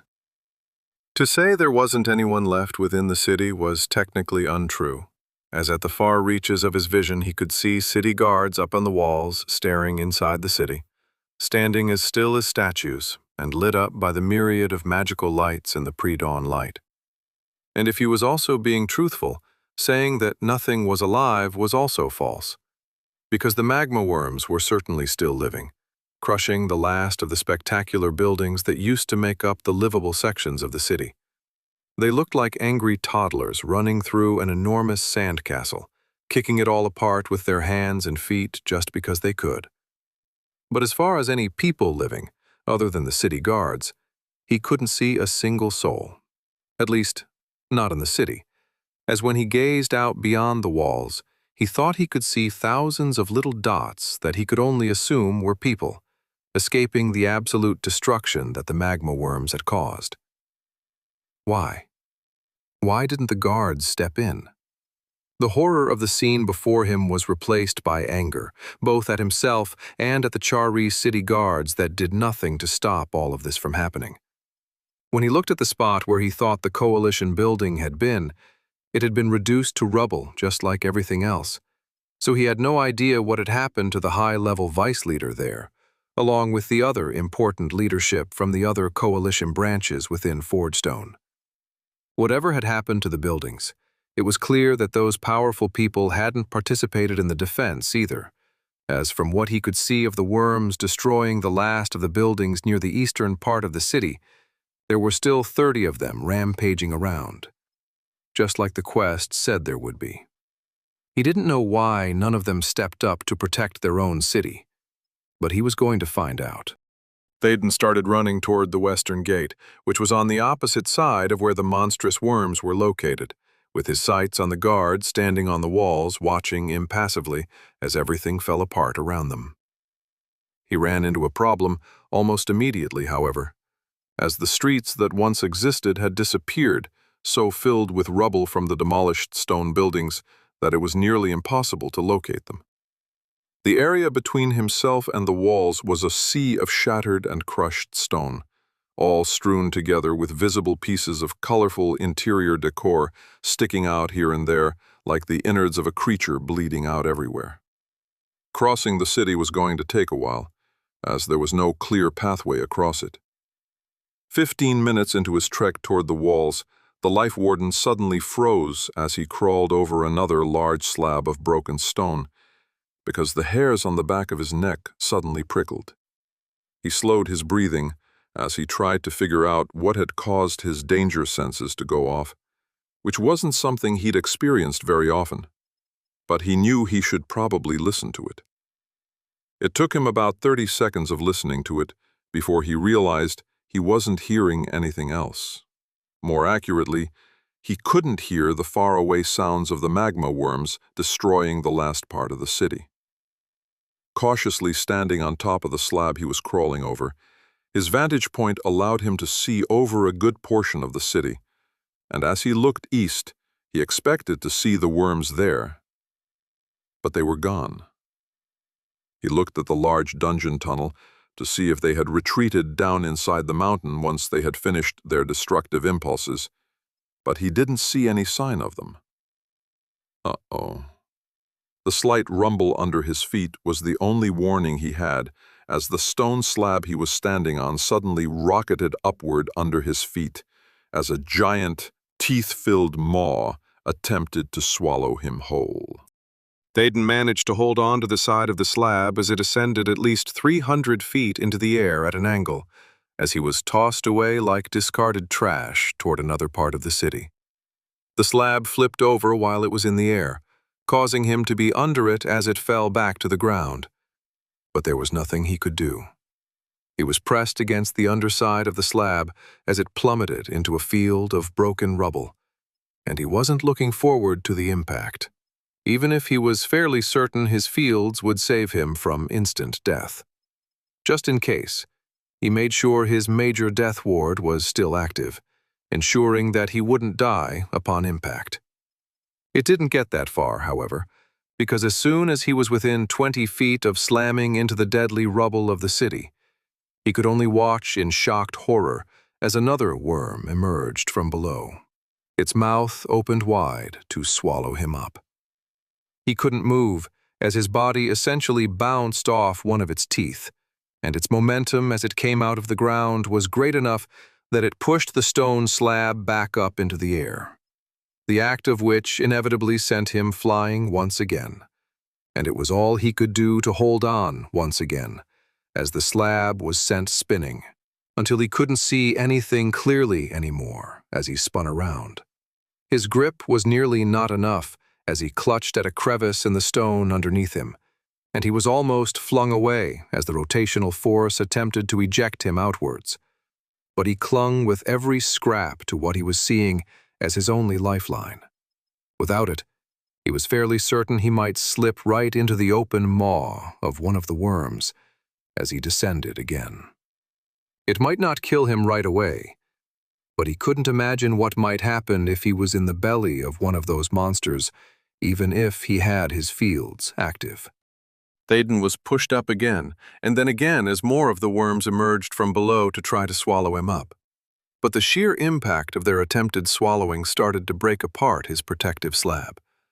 As he was tossed around like an object in a game of keep-away, it finally broke apart under his hands, and he was flung away from the disintegrating stone shield, with his arc at a different trajectory than before. Finally able to orient himself, he found himself heading toward what appeared to be the center of the city, in a large square that didn't seem to have as much rubble present, because this central area was dedicated to being an open space where a large garden had been trampled, and the trees there snapped like toothpicks. He braced himself as he slammed into a remarkably clear space of ground, and the sudden arresting of his momentum made him a bit queasy as he bounced high into the air, before ricocheting off of a splintery tree trunk and then rolling along the ground until he came to a complete stop. "Ugh," he grunted, his body abused from the drastic changes of acceleration he'd undergone, and his hands bloody from holding on to the slab. That was, without a doubt, the worst game of catch I've ever participated in. At least I'm alive and not swallowed up by a worm. He started to mutter as he struggled to his feet. But a rumbling of the stone underneath him froze him in place. No, this isn't fair," he said as he flung himself to the side, but nothing emerged from below to swallow him up. As he looked down at the ground, confused, a glimpse out of the corner of his eye caused him to whip his head up to see a worm heading straight toward him, quickly flowing over the rubble as if it was level ground. He stood up and started to run the other way, but he didn't take more than a step before he spotted the second worm coming up behind him. As he looked for a means of escape, his head swiveled around as he saw more of the monsters completely surrounding him on all sides, just waiting to converge on him simultaneously. Shit. He might be invulnerable thanks to his fields, but again the thought of being swallowed up by one of the worms made him shiver in fear. While he might eventually escape from such a situation, especially if trying to digest him counted as an attack and was reflected back upon the worm as a result, he didn't know if he would survive that long. Would there be any air to breathe? If he died due to lack of oxygen, that wasn't necessarily an attack he could protect against. It would be the same as if he was dragged into a lake by a monster and drowned. Evaluating his options, Théoden realized that there weren't many at this point. Even if the guards on the walls could hear him from where he was, he doubted they would help him. If they didn't help the rest of the city avoid being destroyed, then it was unlikely they would move now. As he stood there, waiting for the worms to arrive, he quickly checked the special quest related to this whole horrendous fiasco, hoping that there was someone still alive nearby that might be able to distract the monsters temporarily while he kept them alive. But his hopes sank when he looked at the bottom of the quest. Current available nearby Adventurer Coalition members. Assigned 1/1. Just me left, huh? He was fairly certain that all 43,000 contenders that had been assigned to the quest originally hadn't all died, as it was more likely that many of them fled. He couldn't really blame them, of course, because there was nothing that they could do. Perhaps if they'd had warning and were prepared for the worms to emerge, forming the raid parties with 200 people, they might have been strong enough to fight back with their combined abilities. But that didn't happen. Just how many of them died, along with the Chiri in the city that couldn't escape in time, he had no idea. But he had to guess that it was likely a significant number of people. With his options dwindling, he took out of his inventory the only thing he could think of that just might work. The failed Chilling Aura Necklace of Extreme Cold. Looking up as the nearest worm was only 20 feet away, he started feeding mana into the melted snowflake medallion, hoping that it would still function, as he hadn't tried it again after the Magma Colossus boss had fallen. He breathed a sigh of relief as he felt the extreme cold that marked its activation, just as the closest worm lunged at him, its lower tooth banging against Théoden's field, pushing its mouth to the side. That just gave the monster behind him the opportunity to rear upward like he'd seen an inchworm do one time, and then descend upon him from above, while the rest of the worms crowded close, as if they wanted to be present to witness their final victory over the contenders in Forgestone. As the toothy maw slipped over his body, the worm bit down on his feet once he was inside, which only ended up squeezing him down its throat. With no control over his fate at this point, as he felt the chilling cold begin to freeze portions of his body as it was exposed to the necklace's full effect, Théoden slid into the worm's throat and down to its stomach, the walls of magma-like esophagus heating the area around him to uncomfortable levels. His innate heat resistance of 40%, granted to him from his recent achievement, and the single minor heat resistance ring he was wearing for an additional 15%, were the only things that prevented him from burning alive from the sheer heat inside the worm. He had expected it to be dark inside the stomach, but it instead glowed red thanks to the liquid magma inside that he assumed acted like stomach acid. He was glad not to see any trace of any meals it might have had earlier, because that might have snapped the last thread of sanity that was the only thing keeping him from falling into a full-blown panic attack after being swallowed by the powerful monster. It almost snapped anyway, as he splashed into the magma acid and he felt his skin burning and freezing at the same time, as two warring extreme temperatures fought for control, and he began spamming Major Cure Physical Affliction again and again to get rid of the frozen and burning afflictions that were quickly killing him, even with his Major Regeneration and Afterglow active. He kept hoping that the glowing walls around him would suddenly explode, similar to how the magma salamanders had, but nothing seemed to happen. He tried to take a deep breath to calm himself, only to cough as what little polluted air there was seeped into his lungs. The panic attack threatened to break free from the restraining mental hand he had on it when he began to see spots in his vision from the lack of oxygen. Stumbling to his knees, the heat from the magma acid ramped up as the blistering and burning of his skin increased past the point where he could handle it.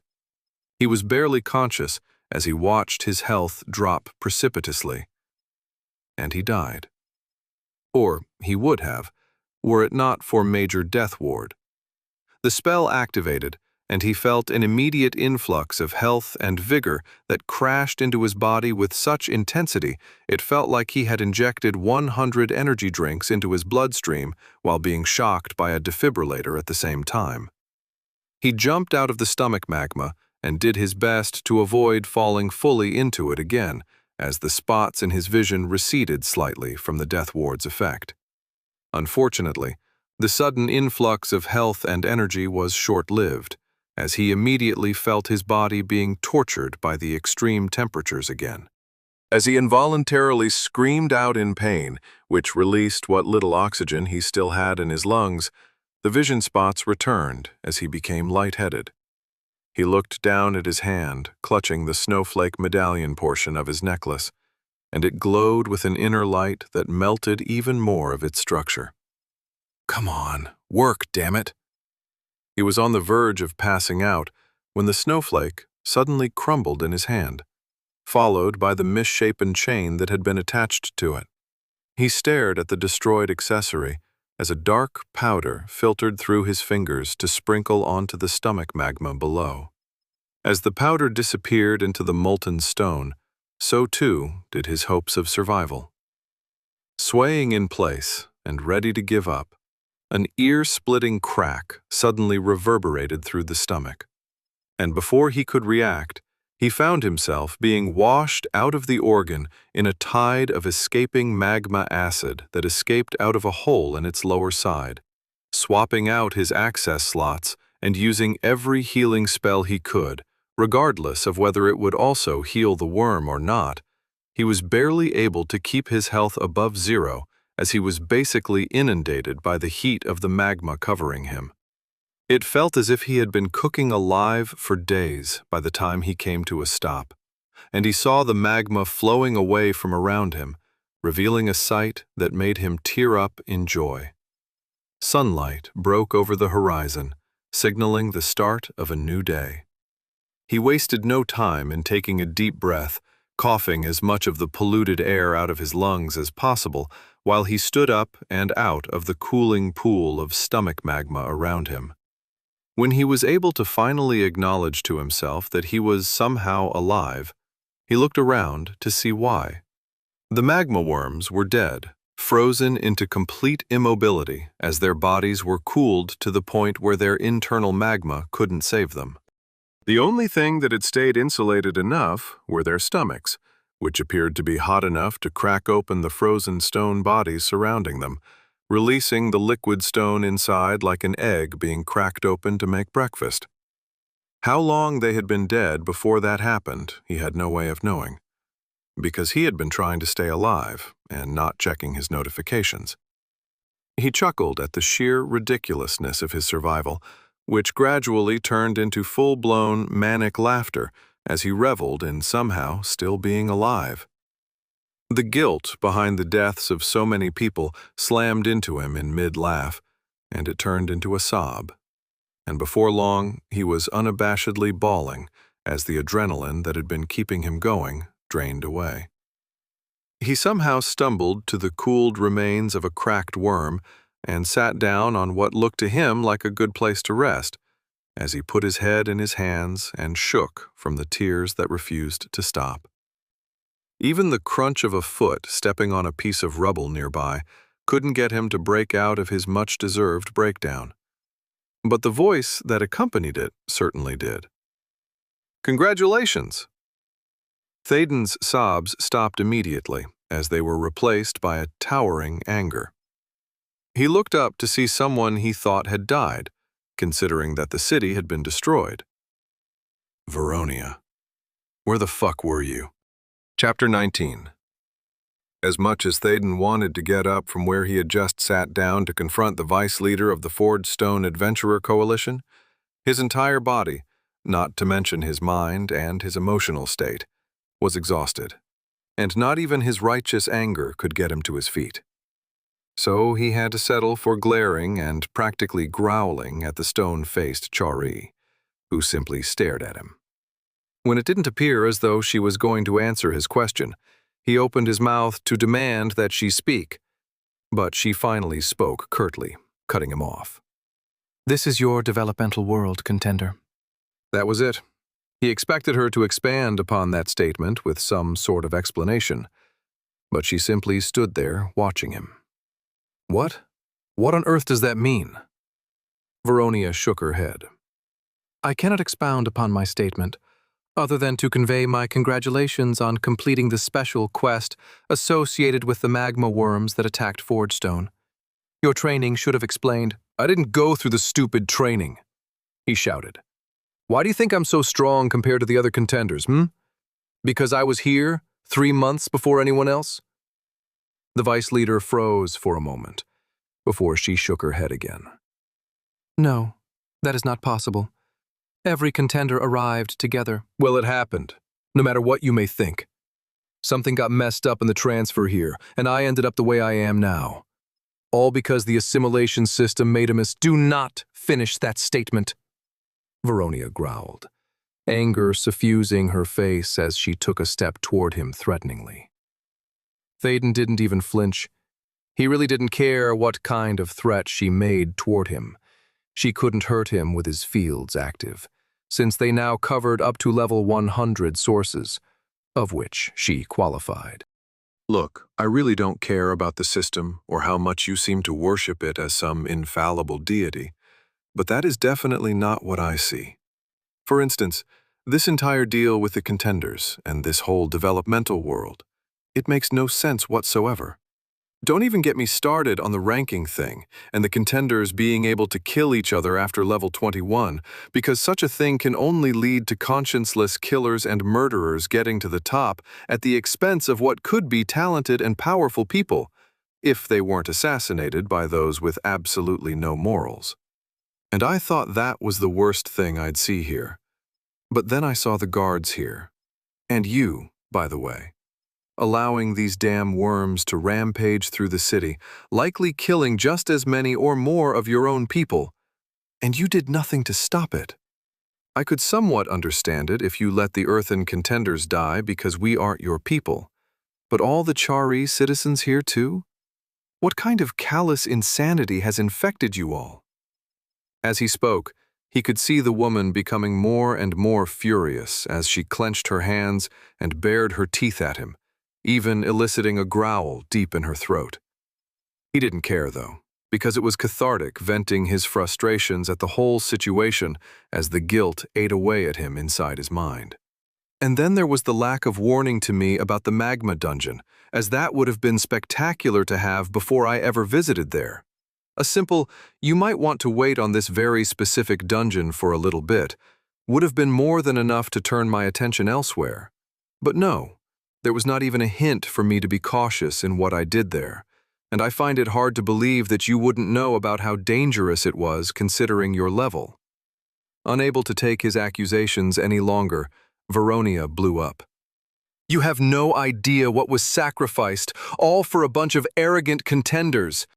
"Shut up! Shut up! Shut up!" she screamed, before an impossible barrage of magical spells erupted from her hands toward him. His eyes widened as the area all around him seemed to warp and tear, before being filled with a cold that seeped into his bones like the cold vacuum of space. Been there, done that with my necklace. Mine was colder. 3 magma worm corpses were lifted from where they were lying with some sort of telekinetic power, before being flung straight at him, only for them to bounce off harmlessly when they impacted his major repulsion field. Enormous bolts of lightning sprang from the vice leader's fingertips as she attempted to shock and burn him to death, but they were also ineffective as they were absorbed by his major absorption field. Dense air shaped like curved blades was aimed for his neck, which did absolutely nothing to him. Gravity seemed to increase in the vicinity as he felt a subtle pressure upon him, and the stone corpse of the worm he was sitting on cracked under his butt, as if he suddenly weighed 5 tons. He had to shift a bit to be more comfortable, but it was more of an inconvenience than anything. And finally, a throbbing orb of pure darkness, like a void, drifted toward him lazily, sucking in random dirt and stone dust that disappeared into its depths before starting to attract larger and larger stones around the area. Is that some sort of black hole type attack? I have to admit that's pretty cool. Still, he did nothing but watch it approach, and by the time it arrived near him, it was sucking up stone fragments as large as he was. He felt a little bit of pull on the hairs all over his skin as it neared, but it wasn't forceful or painful. Instead, it felt like a gentle breeze blowing over his body in the same direction. When the void orb eventually touched the edge of his field, it popped like a soap bubble, disappearing as if it had never even existed. And all through her magical tantrum, he simply sat, largely unmoving, as he watched her exhaust herself. Panting and slightly bent over, but now with a fearfully manic look on her face, she spat out, "Impossible! How are you not dead?" He just shrugged, not wanting or caring to explain about his inexhaustible mana pool. As she straightened up from where she was bent over, another growl erupted from her mouth as she raised her hands as if to try again to kill him.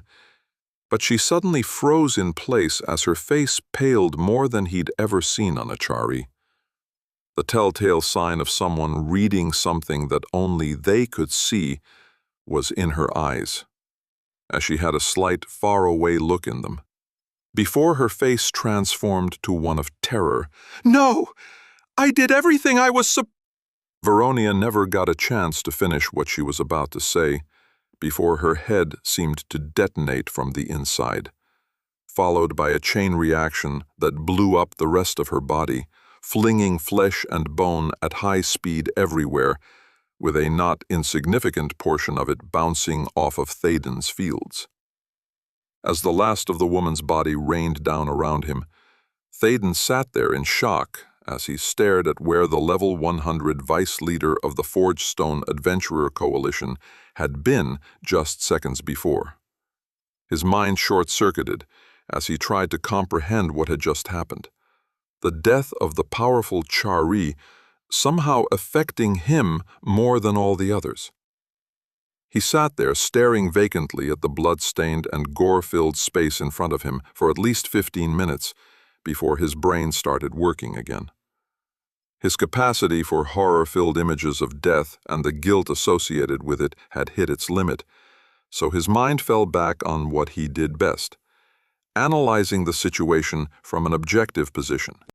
Applying his high mentality, he quickly broke down all the data he'd observed without coloring it with his opinions or emotions, so that he could attempt to understand the reason why everything had happened the way it had.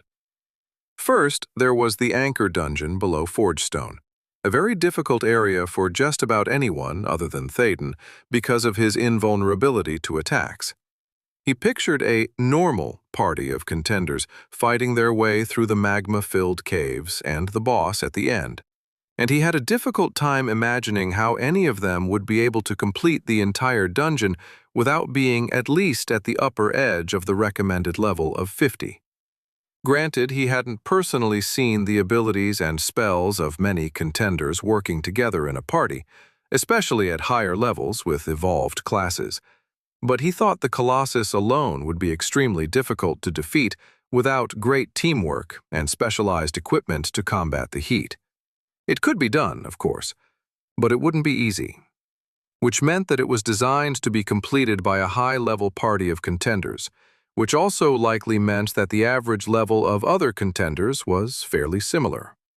He'd already considered this before when he was panicking after the worms arrived. But thinking logically about the entire scenario, he could somewhat see the idea behind the attack.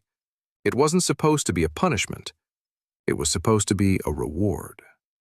The notifications just before the attack said as much, as it congratulated the region for being the first to activate one of the anchoring dungeons, and it even gave every contender in the region an achievement that increased their pick rewards for a limited time. He could only assume that in previous developmental worlds with other races across the galaxy, universe, dimension, Regardless, other races may have slowed down their development after racing toward the top of the rankings, secure in the belief that they would be the winners when all this stuff was done. Or, alternatively, if a region was lagging far behind with no hope of catching the top contenders from other regions, something like this could spur them on to reach new heights and shoot to the top of the rankings, which would snowball as the others felt the need to catch up, thereby initiating their own next stage of development. He didn't have to like it for it to make sense, because it was what it was. When he looked at why no one told him about this anchoring dungeon, he could only assume that doing so was as forbidden as mentioning that the assimilation system was not infallible. It would be giving the contenders in their region an unfair advantage over the others, and only by working hard to discover it on their own would they be able to take advantage of the rewards that came with it. Plus, it was probably supposed to happen naturally, as the contenders got stronger on their own, and focusing on activating an anchoring dungeon could skew their entire development. Of course, that all got screwed up when Thaden walked into the picture. Pushing aside the guilt was easy enough at this point, because he was still analyzing what had happened with the magma worm attack. He'd already considered that it was supposed to be somewhat of an impromptu training exercise that would bring all the contenders together to fight as a larger entity with the raid parties. But what he didn't figure on was the fact that if they didn't learn how to fight with other contenders, something that would definitely be important once they fought the adversary after leaving Tarth, then they would fail to save themselves or the citizens of Forgestone. What was a surefire way to force them to do something like that? Let them fly without a safety net, of course.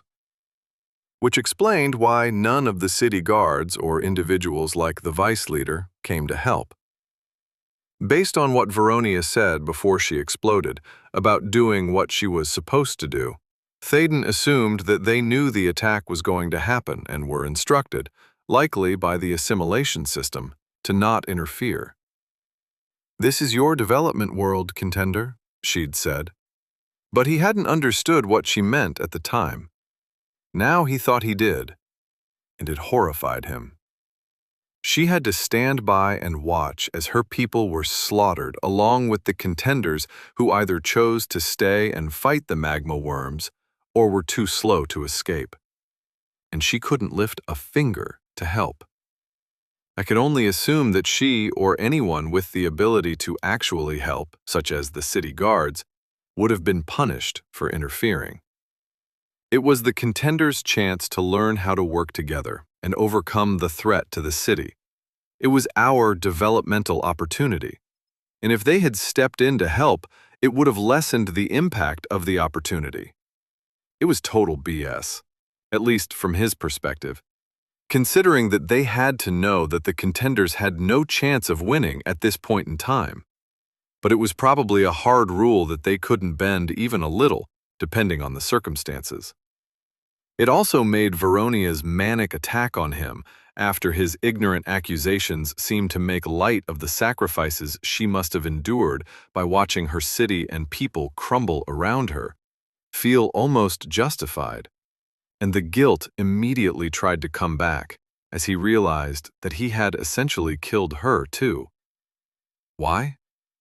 Because in addition to having rules in place designed to ensure that any developmental opportunities weren't interfered with, he could only assume that they were forbidden from deliberately killing or trying to kill contenders. He also figured there were exceptions, such as contenders blatantly violating the rules repeatedly, such as attacking other contenders over level 21 while in a town or city after being warned not to. But Thaden hadn't technically violated any rules, unless free speech was banned, which he didn't think was the case. Therefore, when she intentionally attempted to kill him, even wondering aloud why he wasn't dead, that was apparently enough for the deadly consequences to kick in. Groaning at the presumed discovery of all these revelations regarding this world and the roles of the people within it, he held his head in his hands as he went a step further. If Tarth was a developmental world, and everything was a developmental opportunity to teach contenders what they would need to fight the adversary, then the PvP aspect of everything after level 21 made a sick sort of sense. Oh yeah, the assimilation system knows what it's doing, all right. It's twistedly insane, but I can only assume that it works in the long run. He originally thought that allowing the contenders to kill each other after level 21 would only result in selfish murderers and psychopaths getting ahead of the competition by taking out the rest. And he was somewhat correct.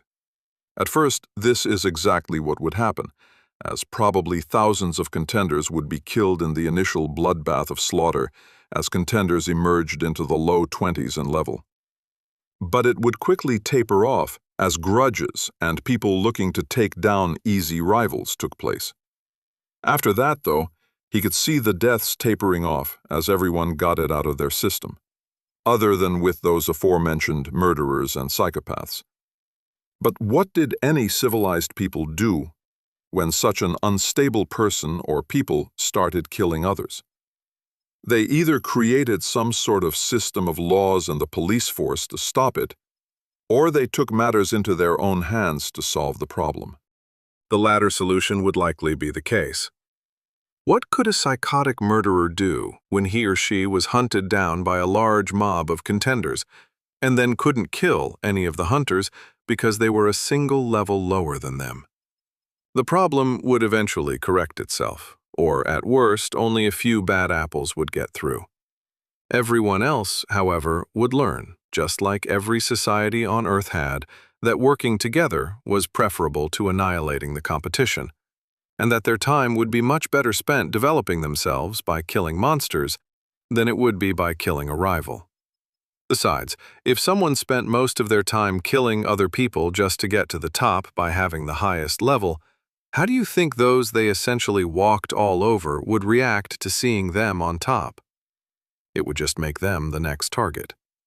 The whole system of killing would end up costing the lives of tens of thousands of contenders during their time on Tarth. But was that worth the end result? He could only assume that allowing unstable psychopaths through to fight the adversary had commonly happened in the past, and that hadn't turned out well. Thaden could only hope that the assimilation system considered killing thousands of contenders during their developmental phase preferable to letting loose insane killers on the wider universe when they had the power to cause devastating harm. It was midday before he finally stopped thinking about everything, as his thoughts kept circling around and around in his head to the point where he just wanted it all to end. Eventually, he put it all aside and shut down his analysis of everything because it was entirely too depressing. To distract himself, he closed his eyes for a few seconds before opening them again to check his notifications. Needless to say, what he saw in them was more than enough of a distraction to last a lifetime. Chapter 20. Congratulations for initiating Developmental Stage 2 in Region Number 1. Achievement received. What's next? Contender World First Achievement. 200% additional accumulated pick from all sources for 30 days. Warning: your contract bondholder has died. If they are not resurrected within... Note: your contract bond with Megan has been dissolved upon their death without possibility of resurrection. Since this was outside of the parameters of the bond, no penalty will be assessed. Alert: contender defenses are suboptimal and may require additional reinforcements to complete special quest in Forge Stone, increasing quest rewards to compensate for increased danger level. Alert: special quest is in danger of failing. 50% of assigned Adventurer Coalition members have perished or have fled the city of Forgestone. Alert: special quest is in danger of failing. 90% of assigned Adventurer Coalition members have perished or have fled the city of Forgestone. Alert: special quest is in danger of failing. 99% of assigned Adventurer Coalition members have perished or have fled the city of Forgestone. Alert: Assigned Adventurer Coalition members for Special Quest now number less than a full raid party. Quest rewards have been increased as an incentive to complete the quest before it is too late for Forge Stone. Alert! Assigned Adventurer Coalition members for Special Quest now consist of a single active individual. Quest difficulty and rewards have been increased as an incentive to complete the quest before it is too late for Forge Stone. Current quest details. Rank requirement, any quest. Time limit, immediately. Quest difficulty, high, maximal, updated. Minimum recommended level, 80, updated. Minimum recommended party size, any. Quest description. Magma worms are ascending to the upper world from the depths below Forge Stone, and it is up to every single adventurer nearby to defend the city, or it may fall to their wrath. Band together with your fellow adventurers in large raid parties of up to 400 individuals to fell these dangerous invaders. Updated. Completion requirements. Eliminate all 30 magma worms as they emerge from below. Quest rewards. 1,000 gold, 100,000 pick, 500. Rank progress up to gold, +5 to all stats, and 2 additional spell/ability selections. Updated. Quest failure penalties. Destruction of the city of Forgestone. Current available nearby Adventurer Coalition members. Assigned 1/1. You have died. Death Ward activated, restoring 50% health. You have slain a magma worm, medial, level 55. You have received 165 pick. Pick reward altered based on one party member's level disparity and achievements. You have received 1,980 pick. You have slain a magma worm, medial, level 55. You have received 165 pick.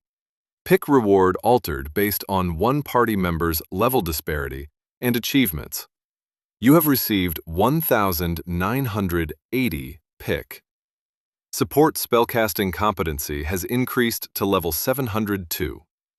Support spellcasting competency has increased to level 709. Defensive spellcasting competency has increased to level 743. Defensive spellcasting competency has increased to level 761. Natural regeneration competency has increased to level 34. Natural regeneration competency has increased to level 38. Congratulations for dying while solo and bringing yourself back to life. Achievement received, I'll be back. Bonus reward, 150 pick, plus 300 from achievements. Contender World First achievement. 10% decrease in all resurrection cooldowns. You have completed the full requirements for your assigned special quest. You have received 1,000 gold, 100,000 pick, plus 200,000 from achievements. 500 rank progress up to gold, plus 5 to all stats, and 2 additional spell/ability selections upon your next selection chance. Congratulations for completing your 3rd special quest with the Adventurer Coalition. Achievement received, Special Agent 2. Bonus reward, 1,500 pick, plus 3,000 from achievements. Contender World First achievement, 27 rank progress. Congratulations for solo completing your 3rd special quest with the Adventurer Coalition. Achievement received, Special Killer 3. Bonus reward, 270 rank progress. Contender World First achievement. While undertaking any Adventurer Coalition quest solo, you receive plus 30 to physicality, celerity, and mentality. Congratulations for solo completing a special quest with the Adventurer Coalition at 9 or more levels under the minimum recommended level. Achievement received, Special Assassin 2. Bonus reward, 333 rank progress. Contender World First achievement. 2 additional spell/ability selections, Free stat point, 10. Congratulations for solo completing a special quest with the Adventurer Coalition at 27 or more levels under the minimum recommended level. Achievement received, Special Assassin 3. Bonus reward, free stat point, 15. Contender World First Achievement. Your legendary prowess while solo is unmatched, but success as a contender is dependent upon your ability to lead others against the adversary. As a result, everyone within your party is bolstered by tales of your greatest successes, granting them a temporary increase in their physicality, celerity, and mentality stats, as well as their perceived level based on your brand new emboldened leadership competency. Note: perceived level is only relevant for dungeon access and slain monster rewards, and does not grant any additional stats or spells. Veronia, Forgestone Adventurer Coalition Vice Leader slain. Level 100. You have received 0 pick. You do not receive any pick from the deaths of local residents of Tarth. Defensive spellcasting competency has increased to level 762. Defensive spellcasting competency has increased to level 763. The deluge of information that his message window full of notifications provided was a bit overwhelming, especially when he looked at all of the new achievements that he'd had no intention of striving for.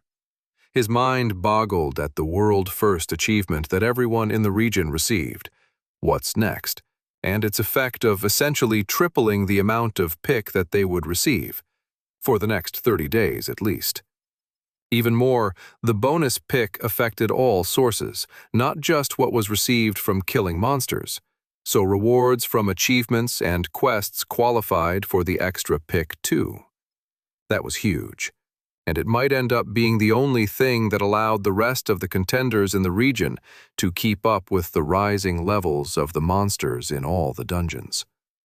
The notification that said that he had actually died was a bit worrisome, but at least his death ward had brought him back with 50% health. He didn't think he would receive an actual achievement for that, though, but he supposed it wasn't common to be able to bring yourself back to life when you were solo. The normal pick reward he received from that wasn't all that great, even with the bonus from the What's Next achievement, but the Contender World First bonus was something else entirely. A 10% reduction in resurrection cooldown?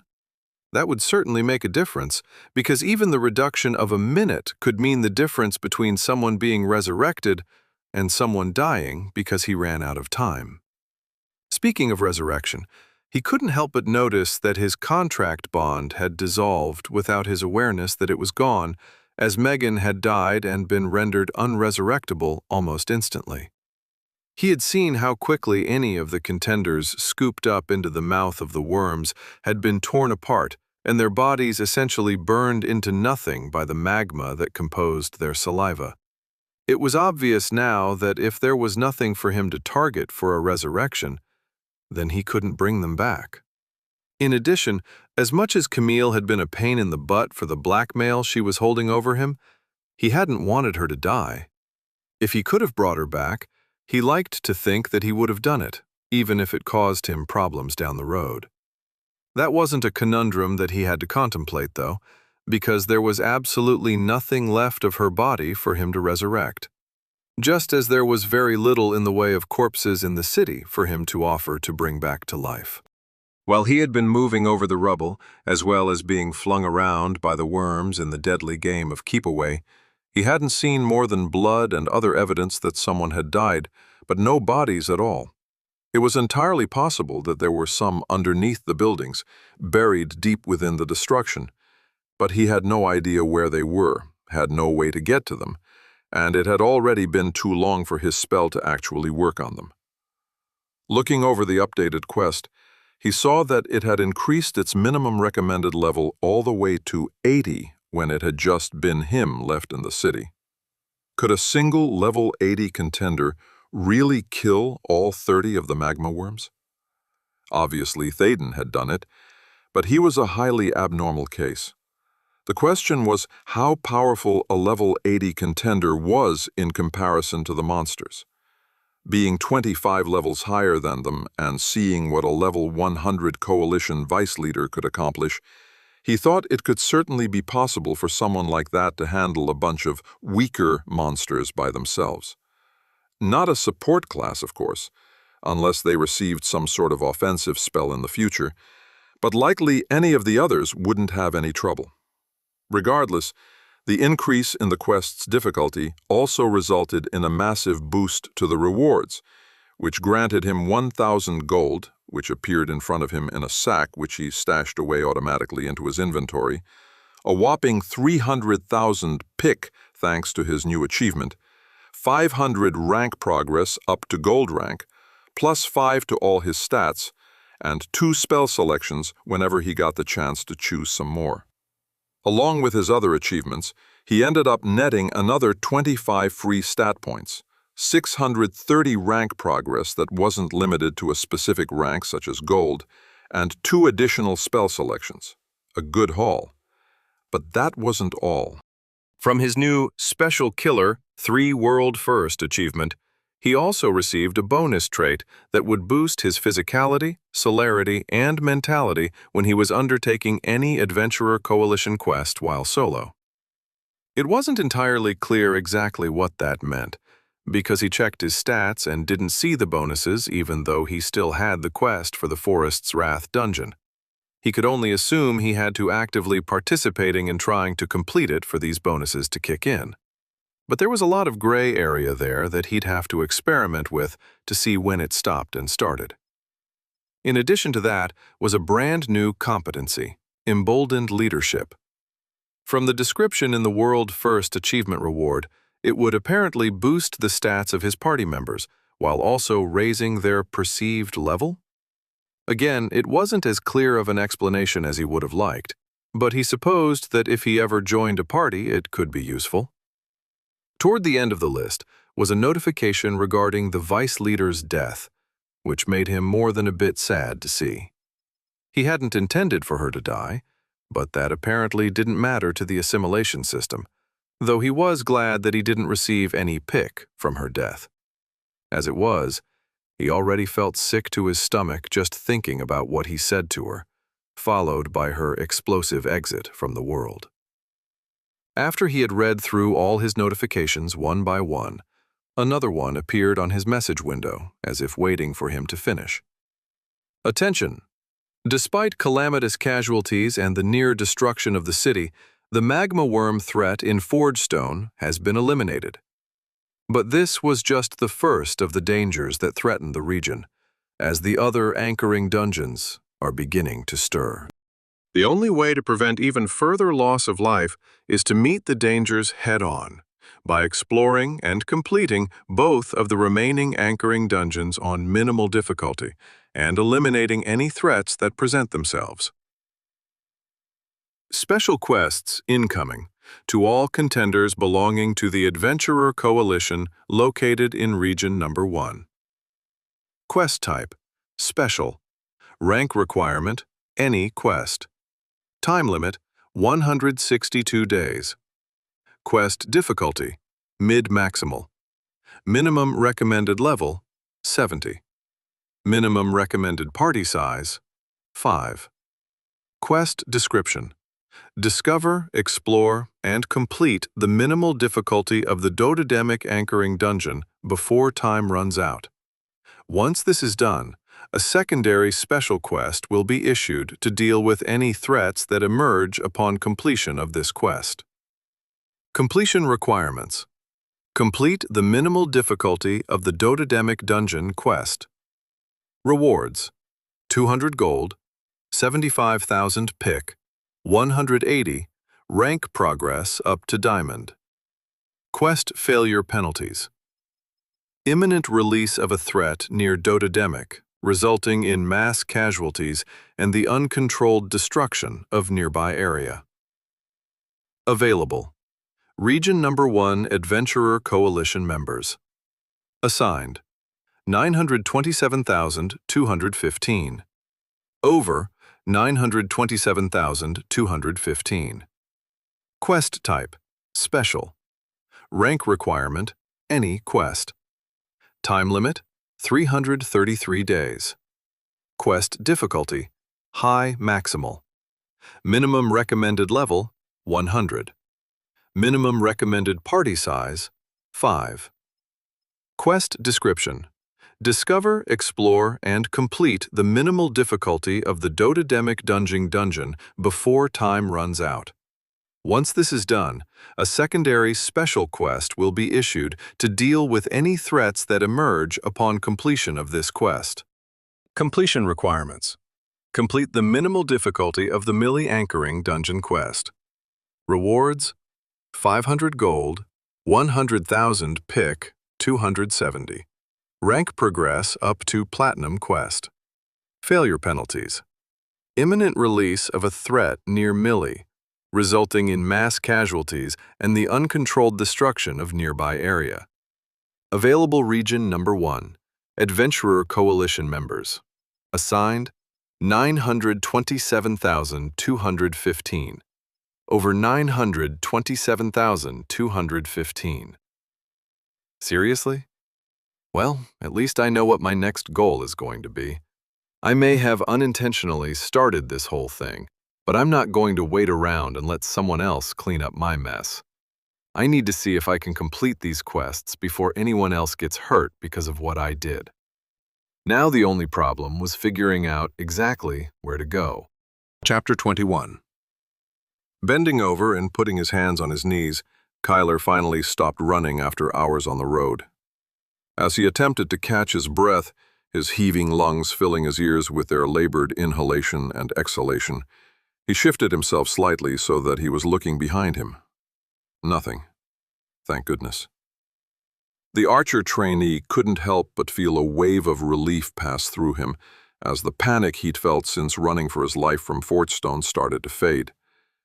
He pulled up the quest again to see if anyone was still alive fighting those magma worms, which he doubted, but it turned out he was wrong when he received even more messages saying that it was completed, and that it was all part of a chain of quests that went all the way up to level 100.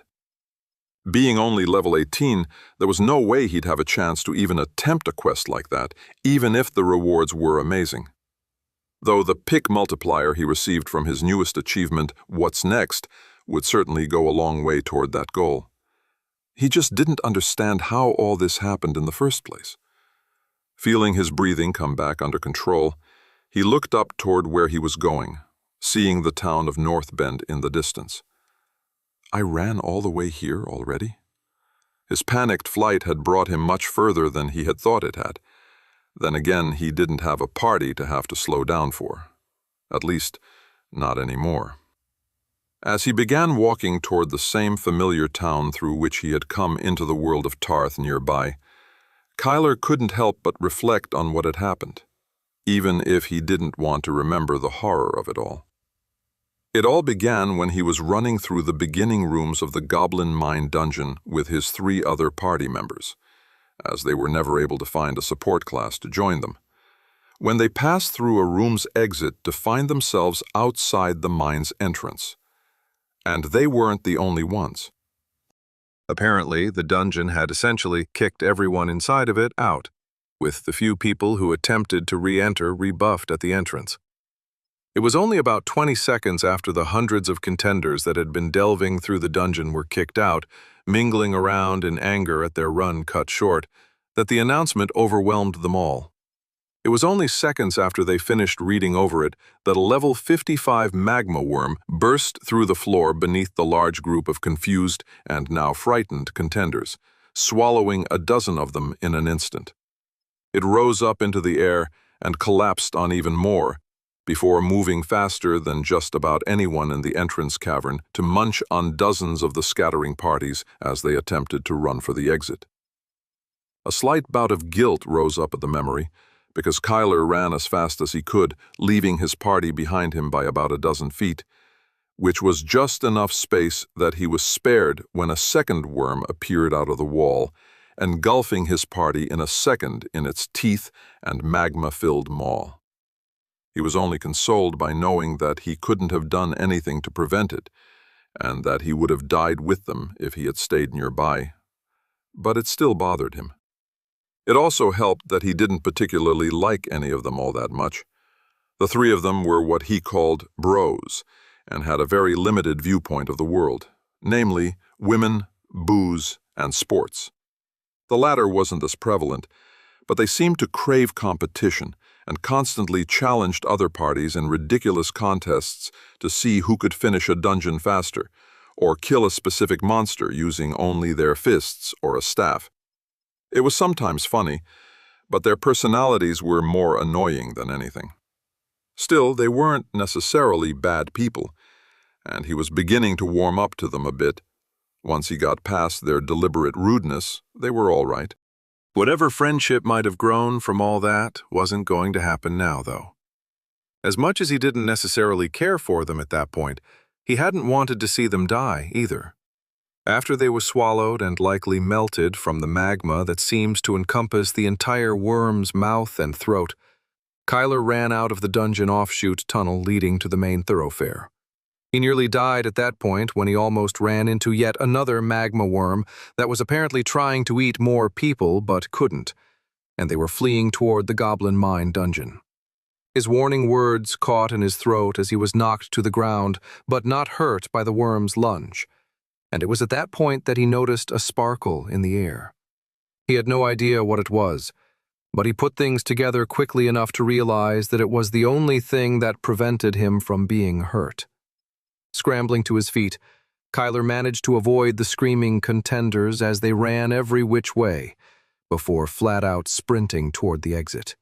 He arrived just as another worm did, and he watched as it fell upon two other parties that were understandably shocked by its appearance, and he mentally cheered them on as half of them managed to move out of the way to avoid being swallowed up.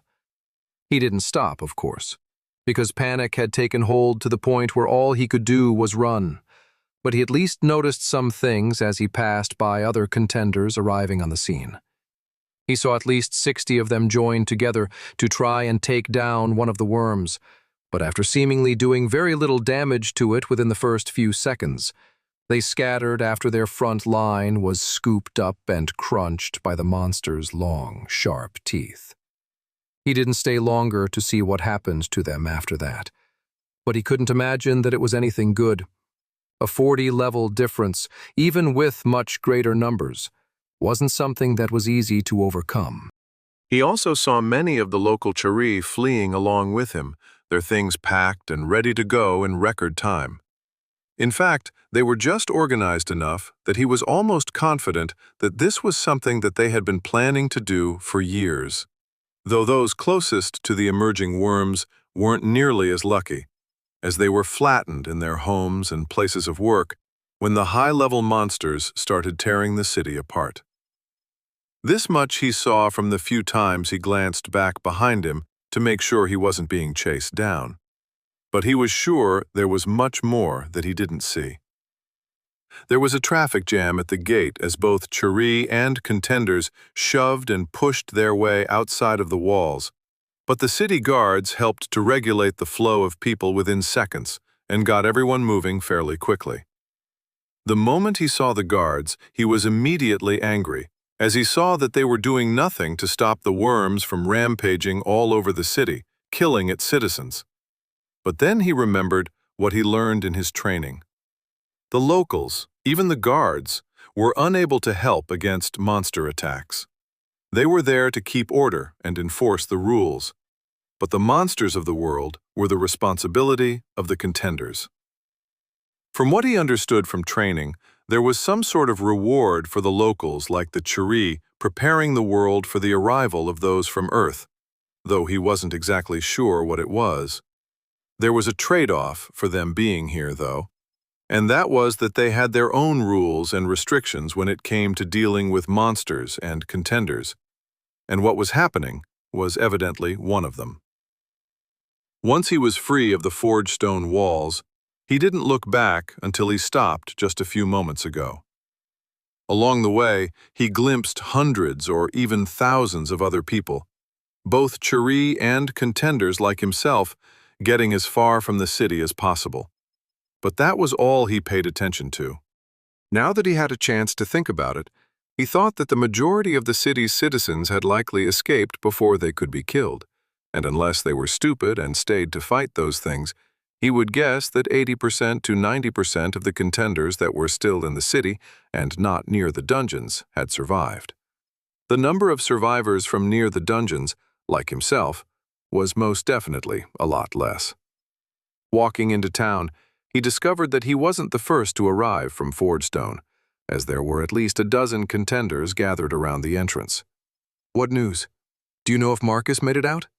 What about Kelly? I lost her in the confusion of our escape. Saw Ahmed get swallowed up instantly. He didn't even have a chance to scream. Kyler just shook his head at the few questions that were directed his way, as he didn't have anything to add. He hadn't stuck around to watch the results of the attack, and he didn't know many other people other than his own party, which he knew for a fact were all dead, as they had left his party almost instantly upon being eaten. Training told him that when something like that happened, there was no possibility of a resurrection, so he could only assume their bodies were destroyed so badly that there was nothing left for the spell to work from. With no comfort to give them, he passed the questioning group and headed toward the Adventurer Coalition building, his steps walking the familiar path that he'd trekked dozens of times after he arrived on Tarth. He'd spent weeks there before moving on to Forgestone with his party, as it had a wider selection of dungeons available and better access to just about everything. Still, it was with a bit of sad nostalgia that he arrived at the entrance to the Adventurer Coalition branch. Walking inside, he saw that he wasn't the only one there, though based on their lower levels and slightly familiar faces, he was fairly confident that they were simply those who hadn't moved on from the town quite yet. All of them, however, were talking about the recent developments, namely the pick boosting achievement, the notifications about the second phase of development starting earlier than it was supposed to, and the 2 quests they had been automatically assigned. There was also speculation as to who could have been the one to complete the previous quests with the magma worms, because the messages indicated that there was only one person left. Such speculation didn't last long, however, as everyone knew who it had to be. Number 325-99999-E.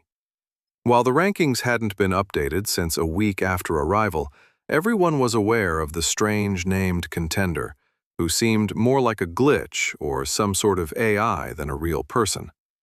The fact that they came from their region brought even more attention to this individual, but no one seemed to know where they were. He doubted they were still in the town of Ashcleft, which was somewhere to the south, but he should have guessed that they would have gone to the closest city. It could only be this particular contender that would be able to take down 30 magma worms by themselves, because the official ranking came out a couple of weeks ago. Who knew what level they had managed to achieve by this point that would allow them to do something like that? "Hey, Varney, have any more rooms available?" Ignoring the rest of the people in the lobby, Kyler had walked over to the Coalition receptionist at the counter. "Kyler, are you all right?" He shook his head, his throat a bit tight when he answered. "No, but I will be." "Is it just you?" the Chari asked, but then winced when he realized what the answer might be. "Yeah, just me." He didn't feel like explaining what happened to his party, and he was glad that Varney didn't ask anything after that. "Well, we have your old room, if that works for you," the receptionist asked.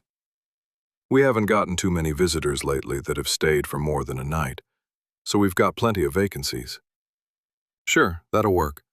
I'm not sure how long I'll be staying, but this should cover me for a little bit," Kyler said, materializing 2 silver coins from his inventory and placing them on the counter. The process of storing and taking out items from his inventory space used to fascinate him to no end, but at the moment he did it automatically, without really paying attention to what he was doing. The stress and horror of the night and early morning were catching up to him, and even though it wasn't even noon, he could barely hold his eyes open. "That'll do just fine," Varney said, handing over the same key he had turned in when he left town nearly a week before. Let me know if there's anything else I can do to help." Kyler nearly said no, but he stopped himself. "Yeah, could you put a notice up on the board for a level 18 archer trainee that's looking for a new party?" Just saying that brought back the memory of what happened to his old party members. But he knew that he better be proactive if he was going to find another group of people to join up with. If he guessed correctly, then there were going to be quite a few parties in the near future that were going to need to replace more than a few members. As morbid as it was, he could only hope that some of those openings came from other scout classes that had died in Forgestone. However, there was a fairly good chance that many of those who survived the magma worm attack initially had been fast enough to escape, which likely put them in his own class. If that was the case, then it was better to put his name out there quickly before any potential spots were filled. "I can do that," Varney said. Kyler was halfway expecting the Shari to offer some sort of empathetic condolences, but he didn't, for which the contender was thankful. That was the last thing he wanted right now. With a nod at the receptionist, Kyler took off toward the back stairs, his feet taking him up the familiar path toward his room. Walking inside after unlocking it, the room appeared just the same as it had when he left, other than the bed had been made up with clean sheets, and the few pieces of trash he'd left behind had been swept up. Taking off his boots, he climbed on top of the bed without undressing any further, laying himself across the blanket on top instead of dirtying the sheets, because he was too tired to do more than that. He was out within seconds. Somehow, even though he was expecting to have nightmares all day long while he slept, he woke up feeling refreshed and extremely hungry. With his stomach rumbling the whole while, he quickly fixed himself up and got ready to leave, on the hunt to grab some grub before he did anything else. When he arrived downstairs, he walked into the nightmare that he had thankfully avoided in his sleep. At least 1,000 or more contenders were inside the lobby and little cafe inside the building, all trying to talk over each other, to the point where it simply sounded like a loud nightclub, without all the dim lighting and thumping music. Based on what he could see out the windows, it was early evening. He couldn't imagine how busy it was during the day. Snippets of conversations passed through his ears as he made his way through the packed crowd toward the doors, knowing that he wouldn't be getting a meal of any kind in the Coalition building. "No, the Coalition branch I usually frequented was entirely destroyed. I checked and all the item listings on the market are still up. It's only the services based out of Forgestone that were delisted." We shouldn't have told him to run, but did he listen? No, of course not. Stupid idiot, always thinking with his muscles instead of his brain. "You saw her? I was sure she would make it, but I'm glad to hear confirmation. Don't know who it was, but I can't say that I'm not happy about this pick buff. Fortunately, none of my party died, so we'll be able to. We supposed to do now? The dungeons in Forgestone are closed until they can start rebuilding the city, but who knows how long that's going to take. I suppose we can head toward. Must be that number dude who did all this. Sure, it could be a chick, but I doubt it. Find more people for our party? But everything is in such chaos that I don't know where." The latter conversation caught his attention, but Kyler had no desire to stick around that place with how crowded it was at the moment. He was too hungry to try to negotiate his way into an existing party, but he knew he'd have to at some point. Maybe after I eat. With relief, he managed to escape without being pulled into a conversation or being trapped inside the building for any other reason, and he quickly made his way to the tavern down the street. He'd always thought that the Pickled Wagon was a strange name for a tavern, but right now it looked and smelled heavenly as he pushed his way through the double doors. As he halfway expected, it was packed. Not as bad as the Coalition building, but it was fuller than he'd ever seen before, and he struggled to find some place to sit. He finally spotted a place at the bar near the end where someone was just getting up to leave, and he swiftly took the spot before it disappeared. Sitting down, he caught the bartender's eye and had to shout simply, "Food!" at him to relay his order. Normally, that might seem rude, But with how busy it was, he could tell that the bartender appreciated the swiftness of the order, and the fact that Kyler didn't care what he ate as long as it was filling. While he waited for whatever food was coming to finally arrive, he breathed a long sigh of relief as he looked around.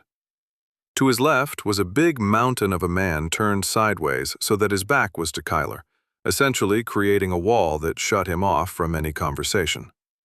To his right, and near the wall, was the last seat at the bar, and it was filled with someone consumed with eating their own meal, which had his mouth watering as he saw the baked chicken and fresh bread. "Here, it looks like you need it," the individual eating said abruptly, ripping off a piece of his bread and handing it to Kyler. For the first time, the archer trainee looked at the man, seeing that he was wearing a dirty, blood-stained white robe and ridiculous-looking hat on his head. "Thank you, I'm starving," Kyler said, shoving the bread in his mouth with absolutely no manners whatsoever. "You can have some of mine once it arrives." "No worries, I'm nearly finished anyway. I find that I don't have much of an appetite after, well, you know." The archer trainee nodded. "I don't blame you. I felt that way when I first arrived back in town. But now I'm practically wasting away from hunger." "Then I think you need this more than I," the man said, pushing over his half-eaten meal. "The name's, Angelo." Kyler heard him mutter something like, "At least I think it still is." But it was loud enough in the tavern that he could have been mistaken. "It's nice to meet you."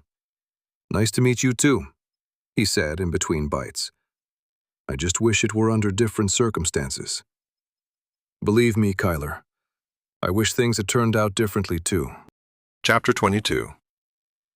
Leaving Forgestone earlier, the guard said absolutely nothing to Théoden as he walked out of the gates after an hour of painstakingly climbing over the scattered rubble that used to comprise the buildings in the Grand City. Instead, they'd simply stared at him from atop the walls as he passed through the gate below, their silent judgment almost too much for him to bear. The guilt that he'd been feeling since he survived being eaten by the magma worm reared its ugly head, making his steps falter a few times.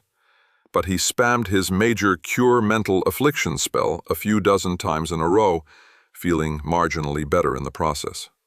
The guilt didn't go away, of course, but it was manageable with the additional magical help.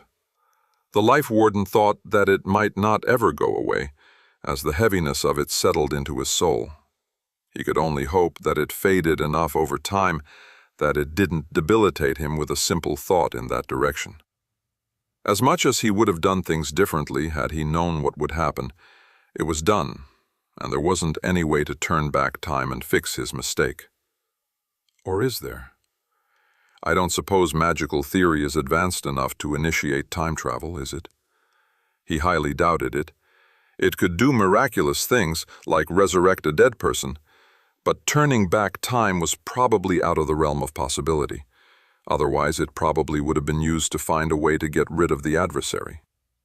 Unless he discovered otherwise, Théoden had to treat the whole situation as one which he had no way of reversing, and had to learn to live with what he'd done. Because he was likely the only one who could stop things from getting worse. Emerging through the stone gateway, Théoden looked around to see discarded items scattered all around from people who had fled the city, but not a single person. He'd already made plans for when he got out of Forgestone, as climbing over all the rubble gave him some time alone to think. In essence, there were two things he needed to know and two things he needed to do. The first thing that he needed to know, because the thought of it wouldn't leave him alone until he knew, was exactly how bad the loss of life from both the local Chari and the contenders had been in the city. Yes, it likely wasn't good for his peace of mind to know exactly how many died because of his mistake, but not knowing was like an itch that he couldn't scratch that would only get worse as time went on. If he didn't discover at least an estimated number of the dead, then he would go on thinking the worst. For instance, he'd rather learn that 5,000 contenders died rather than thinking that all 43,000 plus listed on the quest had.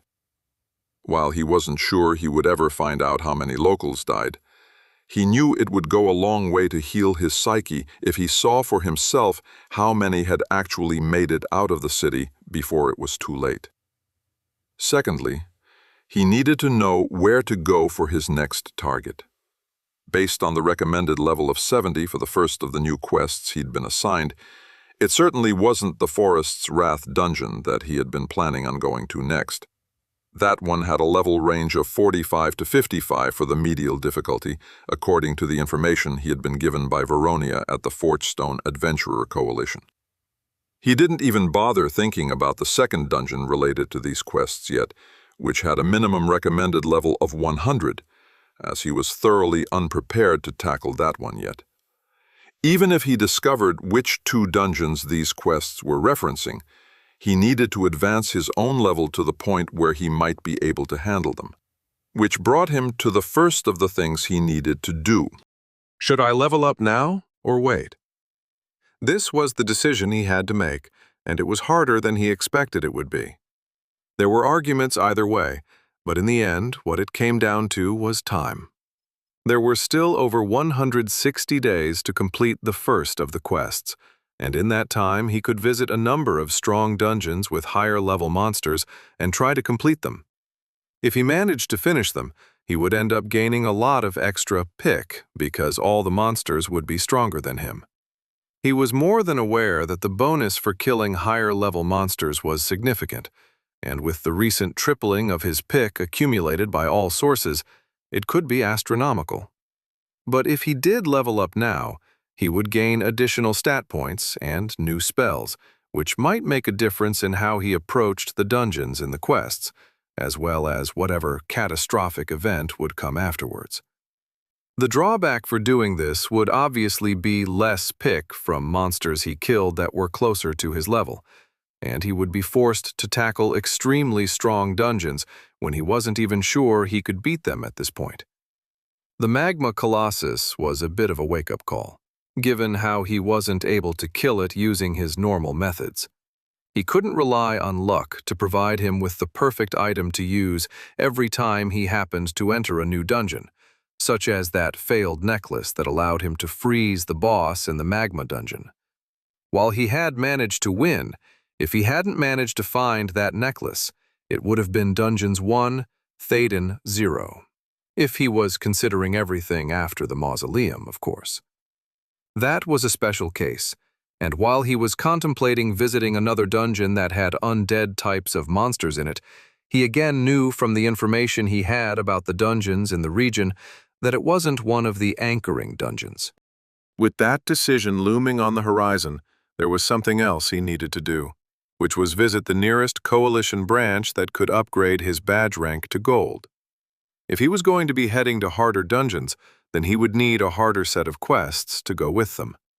He could always delve through them without a quest, of course, but he wasn't prepared to give up the rewards that came with completing them, especially the pick rewards. Unfortunately, the one place he knew of that could upgrade them past bronze was now lying in ruins, as he was told that none of the town branches had that capability.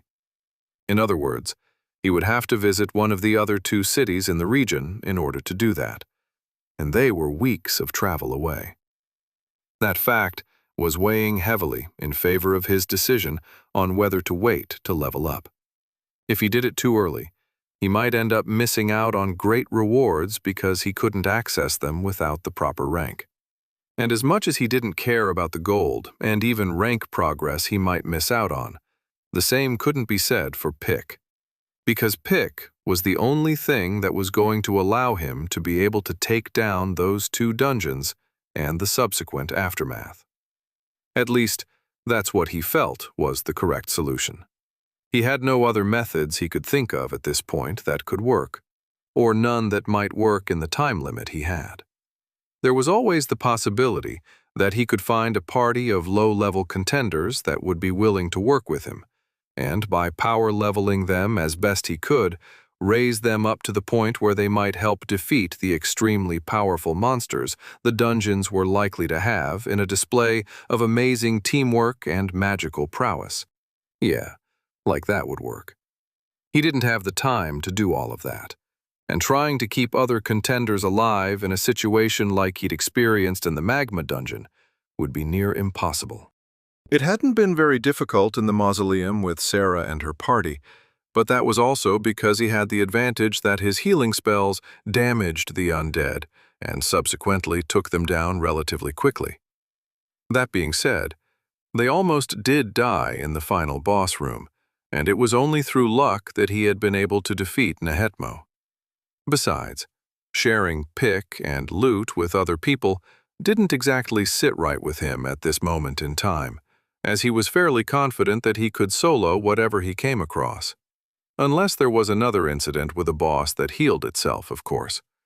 That was the only reason he thought it might be beneficial to have another person in his party that could do damage, or else discover a way to do that on his own, like the failed necklace had done for him. Thaden walked for hours, his mind still edging toward one decision or the other regarding his accumulated pick. But before long, he began to pass people on the road. There were a few parties of contenders, all of whom looked weary and shell-shocked, but the majority of them were large groups of low-level Chari, with small wagons or carts that they were using to carry their belongings, pulled by themselves or occasionally a beast of burden. It wasn't until a bit later that he saw single or small groups of Chari walking along with just a backpack, or nothing at all, as they spread out toward the south, southeast, and southwest, though the majority of them went directly south. Which was what decided his own direction. If he wanted a fairly good approximation of how many people made it out of the city, he had to go to where most of them seemed to be heading. By the time he arrived at a town, North Bend, if his memory of the local maps served him well, he'd passed thousands of Chari refugees and hundreds of contenders, with none of them sparing him more than a glance that was quickly sent somewhere else. At first, he thought that this was a bad sign, as if they had somehow recognized him. But it only took a few minutes of watching everyone to see that this wasn't the case. The Chari didn't look at any of the contenders for more than a second or two, and it didn't take a genius to realize it was because they likely blamed the contenders, and not just Thaden, for their current plight. Even given that they had been displaced from their homes, very few of them appeared genuinely upset or heartbroken, as if they had expected this to happen at some point, and it had simply been earlier than they thought it would be. It was strange, but then again, everything he'd experienced thus far in Tarth had been at least a little bit strange. As for the contenders, they didn't look at other contender parties or solo individuals, because it was clear that some had lost members in the attack. Staring at or even talking to someone on the road was a bit much for what was likely to be a raw wound, and most of them avoided doing so like plague. The town of North Bend was as opposite of the nearly silent trek across the land as could be. He heard the town before he saw it, which he thought was strange because there was usually a sound-dampening bubble or something around every other town he'd seen that didn't allow noise to escape. But the reason for that became obvious as soon as he was able to set his sights on North Bend. The walled town had overflowed with people, both Chari and earthen contenders, and he thought that there were at least 10,000 locals camped outside the walls. More were arriving every minute, but in the distance he could see an almost equal number leaving, likely filtering out to other towns so as not to overwhelm North Bend too much. It was a prime example of a refugee camp if he ever did see one. Directly outside the gates, and therefore exempt from the noise-dampening effect of the town, were hundreds of contenders commingling with each other, shouting to be heard over their neighbors as they practically accosted anyone trying to enter the town. "You seen Geraldo? He should have been here by now. And I'm telling you, I saw Flora eaten by one of those damn worms right before my very eyes. Can't afford to stay here, so if you'd be kind enough to buy some of my... Left it in my room back in Forgestone, and now it's lost. Can't go back, so what do they expect us to do?" He heard all of this and more as he got closer, coming from panicked and confused contenders who were looking for lost party members, questioning what they should be doing, or lamenting the loss of something tangible back in Forgestone.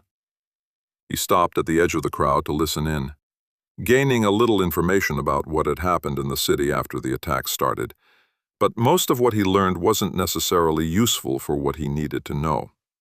He slowly pushed through the crowd, only to be stopped multiple times by a hand on the sleeve of his dirty, blood-stained, and slightly scorched robe. "Have you seen a short guy with a goatee named Hector? Did you pass anyone named Mariposa along the road? Garrett was wearing a light red robe. Did you happen to see him?" He felt horrible for what they were going through, looking for their party members, similar to loved ones searching for family members after a natural disaster. But he could only shake his head and say no. He supposed he should have been paying more attention to those he passed by on the road to North Bend, but he had been wrapped up in his head for most of the trip, which went by easily with his new traveler's boots.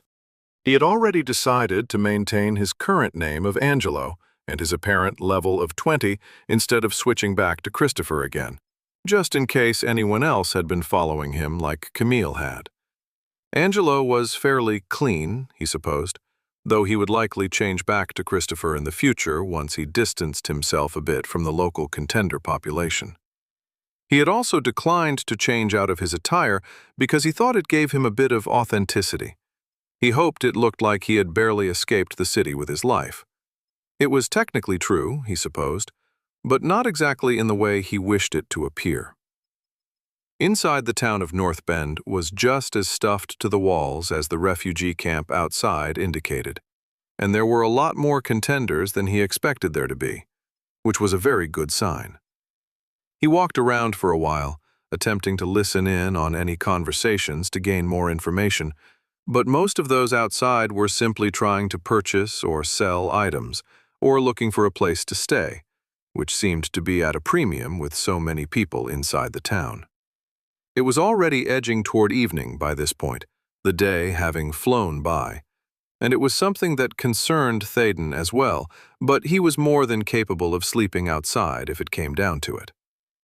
He visited the Adventurer Coalition, which was easy enough to find despite never visiting this town before, as it was the largest building inside the walls. But he almost immediately turned around and left as soon as he walked in.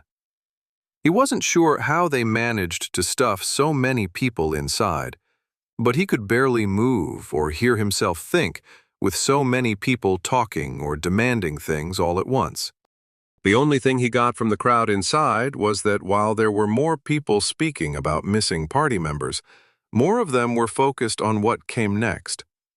They were already moving past the disaster that occurred in Forgestone and planning out their next steps. He also heard his name bandied about a few times, or at least his number 3259999-E name.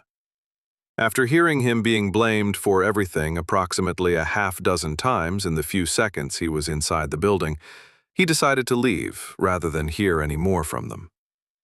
But with so many contenders inside the coalition building, running around town or congregating outside the gates, he was encouraged. Many more Earthen representatives had survived the attack than he had originally surmised, at least from what he could tell. He didn't have any hard numbers, of course, but judging by what he saw here and estimating who might have traveled to other nearby towns, he guessed that perhaps 3/4 or more of the contenders that had been inside Forgestone at the start of the attack had managed to escape. It lightened the load just a little bit more on his mind. He spent another hour or so wandering around town before the sun went down, and he eventually decided to try one more place to get the information he needed. The Pickled Wagon was a tavern with no inn attached to it, but it turned out to be exactly what he needed. He had to wait a little bit to get a seat at the end of the bar, where he ordered some food and had to wait nearly an hour for it to come out. While he was waiting, he listened to the conversations around him with much more success than any of his previous attempts around the town.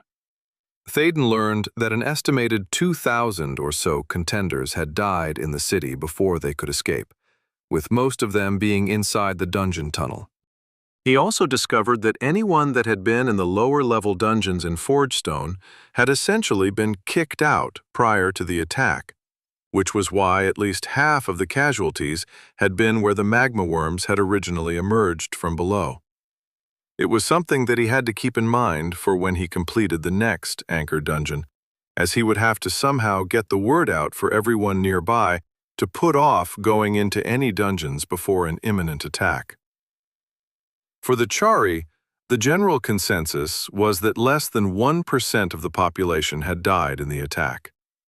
As he had suspected from his travel to North Bend, the locals had apparently been ready for such an occurrence and were quick to respond, escaping with as many of their belongings as they could before they could fall victim to the worms. That fact eased his heart somewhat, even if 1% of the city's population was still likely over 1,000 people. He also discovered that any of the service posts on the contender market based in Forgestone were taken down automatically upon the city's destruction, meaning that he didn't have to worry about anyone looking to hire him anytime soon. He hadn't even known that this was a thing, as he thought that the posting was a one-time deal, but apparently it stayed up until he removed it. Lastly, there was speculation as to what the next anchoring dungeon could be, even if none of the contenders talking thought that they would ever be a high enough level to even attempt it. The rewards were enough of a draw to call attention to it, however, so there was at least some conversation around it, which was exactly what he needed to hear. According to what he remembered of the information regarding dungeons in Region 1, there were a total of 21 dungeons that fell in the range between level 60 and level 80. No one, not even Thaden, who had completed the first anchoring dungeon, knew exactly what the quest meant by the minimum recommended level being 70. Did that mean that the dungeon had a minimum recommended level between levels 70 and 80? Or did it reflect the first chance that a party might be able to actually complete it? If the latter was the case, then would the dungeon have recommended levels between levels 60 and 70, as it was most likely that a party around level 70 could actually kill the boss? Thinking about the magma dungeon, he was fairly confident that a normal party would have had to be at the higher end of the level 40 to 50 minimum recommended level range to actually defeat the magma colossus. But he could be wrong. Unfortunately, the answer to which dungeon could be the anchoring one wasn't easy. He had been hoping that it might be near another of the cities, with the thought that they were all near cities like the magma dungeon had been, but that wasn't the case. Of the options, the closest to a city was a dozen miles away, which wasn't exactly a good sign that it was the one that he'd have to seek out. Soon after his food came, he picked at it as his mind was consumed by thoughts of where he needed to go next. He debated about going to the Adventurer Coalition and asking if they knew, which he might still do, but he had a feeling that if they had kept the first anchoring dungeon a secret, they were likely to do the same for the subsequent ones. It was the contenders' job to figure it out after all, so they likely couldn't interfere. Perhaps I can figure it out by observing some of the towns I travel through, and see which ones are prepared to flee at the first sign of an incoming disaster. But how would I even know? What if every town has an escape plan just in case something goes wrong? He wasn't sure of the answer to that, but it was still an avenue to explore. The only other option he could think of was to visit every dungeon on the list and see if he could figure it out that way. But they were so scattered around that he might not be able to visit them all in time. Narrowing it down would be better, of course, but he wasn't sure how to do that quite yet. Perhaps when he figured out if he was going to spend all his pick soon or not, the answer might come to him. Someone sat down next to him after his previous neighbor had gotten up without a word to Thaden the entire time he was there, and the life warden could practically feel the sheer hunger pouring off the young man as he eyed his meal. This might be an opportunity to gain some additional information. "Here, it looks like you need it," he said abruptly, ripping off some of his bread and handing it to the tall, blonde-haired man wearing the muted colors and tighter clothes he associated with the scout class. The arm brace thingy along his left arm told him that Kyler was likely an archer of some kind, though he didn't see any indication of a bow or quiver, because they were likely in the man's inventory. As he started a conversation with Kyler, the other man seemed to loosen up a bit after he got some food in him, revealing that he had lost his entire party in Forgestone, but he didn't seem too cut up about it.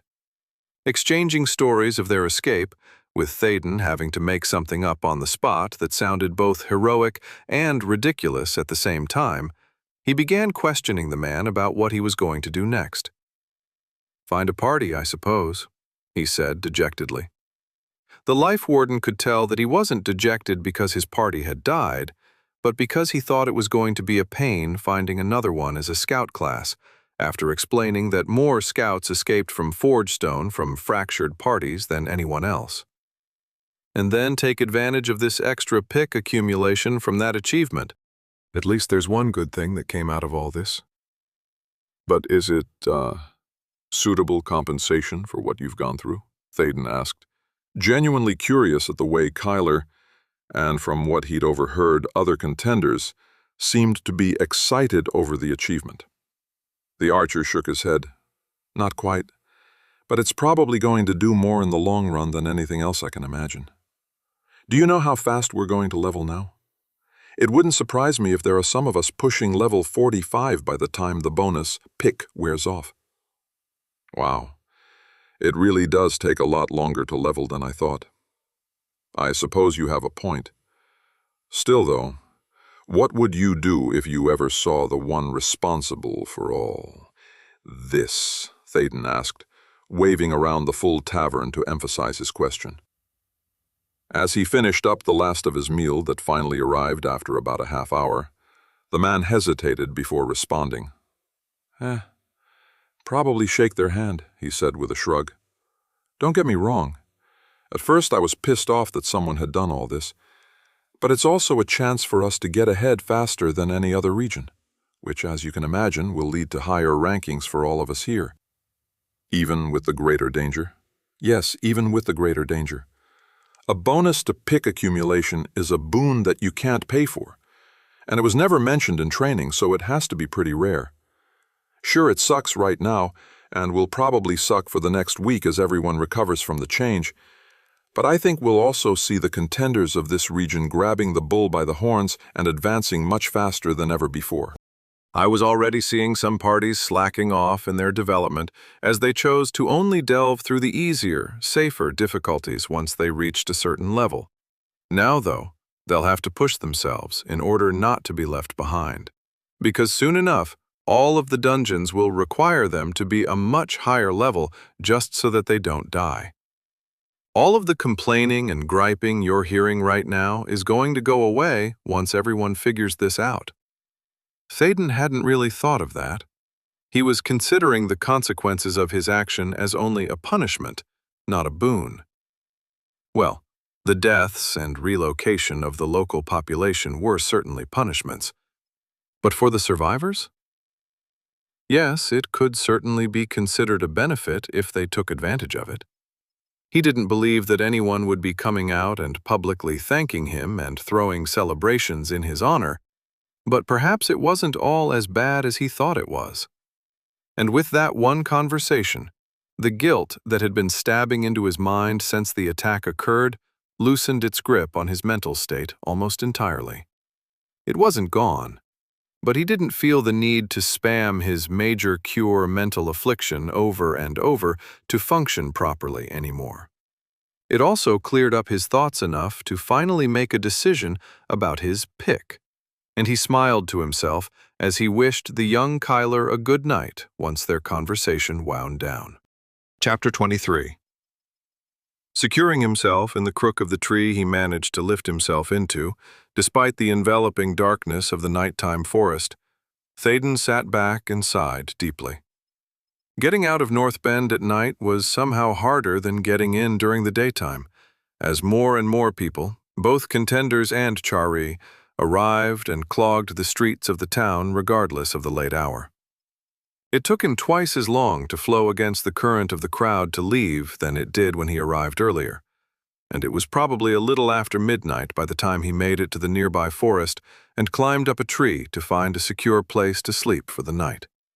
Because there was no way he was going to find somewhere to sleep in North Bend. It was possible that he might be able to secure a special room in the coalition by flashing his badge, but that brought with it problems with being even semi-recognized by other contenders, or being accidentally called out by careless coalition employees. No, a tree was much safer at the moment. When he was further away from the vicinity of Forgestone, he might chance it, along with questions about the next anchoring dungeon. For the moment, though, he was unprepared for the fallout that might occur if there was even the slightest suspicion about his true identity amongst the nearby contenders.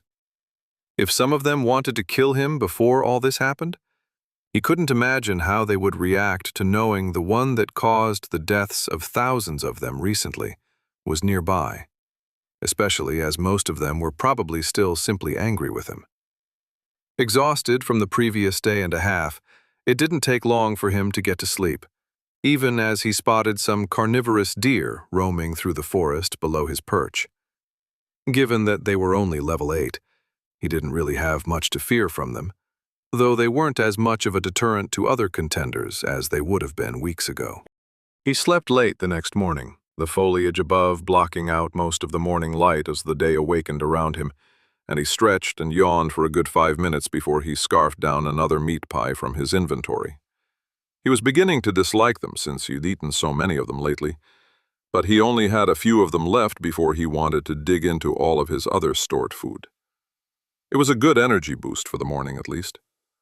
Instead of untying himself and getting on the road with the intention to get as far away from the Forgestone area as possible, Thaden opened up his character report and looked at his pick total. He'd made the decision last night after talking to Kyler and listening to all the conversations around him in the tavern, and it was time to implement it. He was going to use his pick now to level up. It would mean losing out on potential pick from some of the dungeons he would delve in the future, but he felt like he needed to be as prepared as possible for the stronger monsters he would end up facing. His inability to finish off the Magma Colossus without what was essentially a gimmick item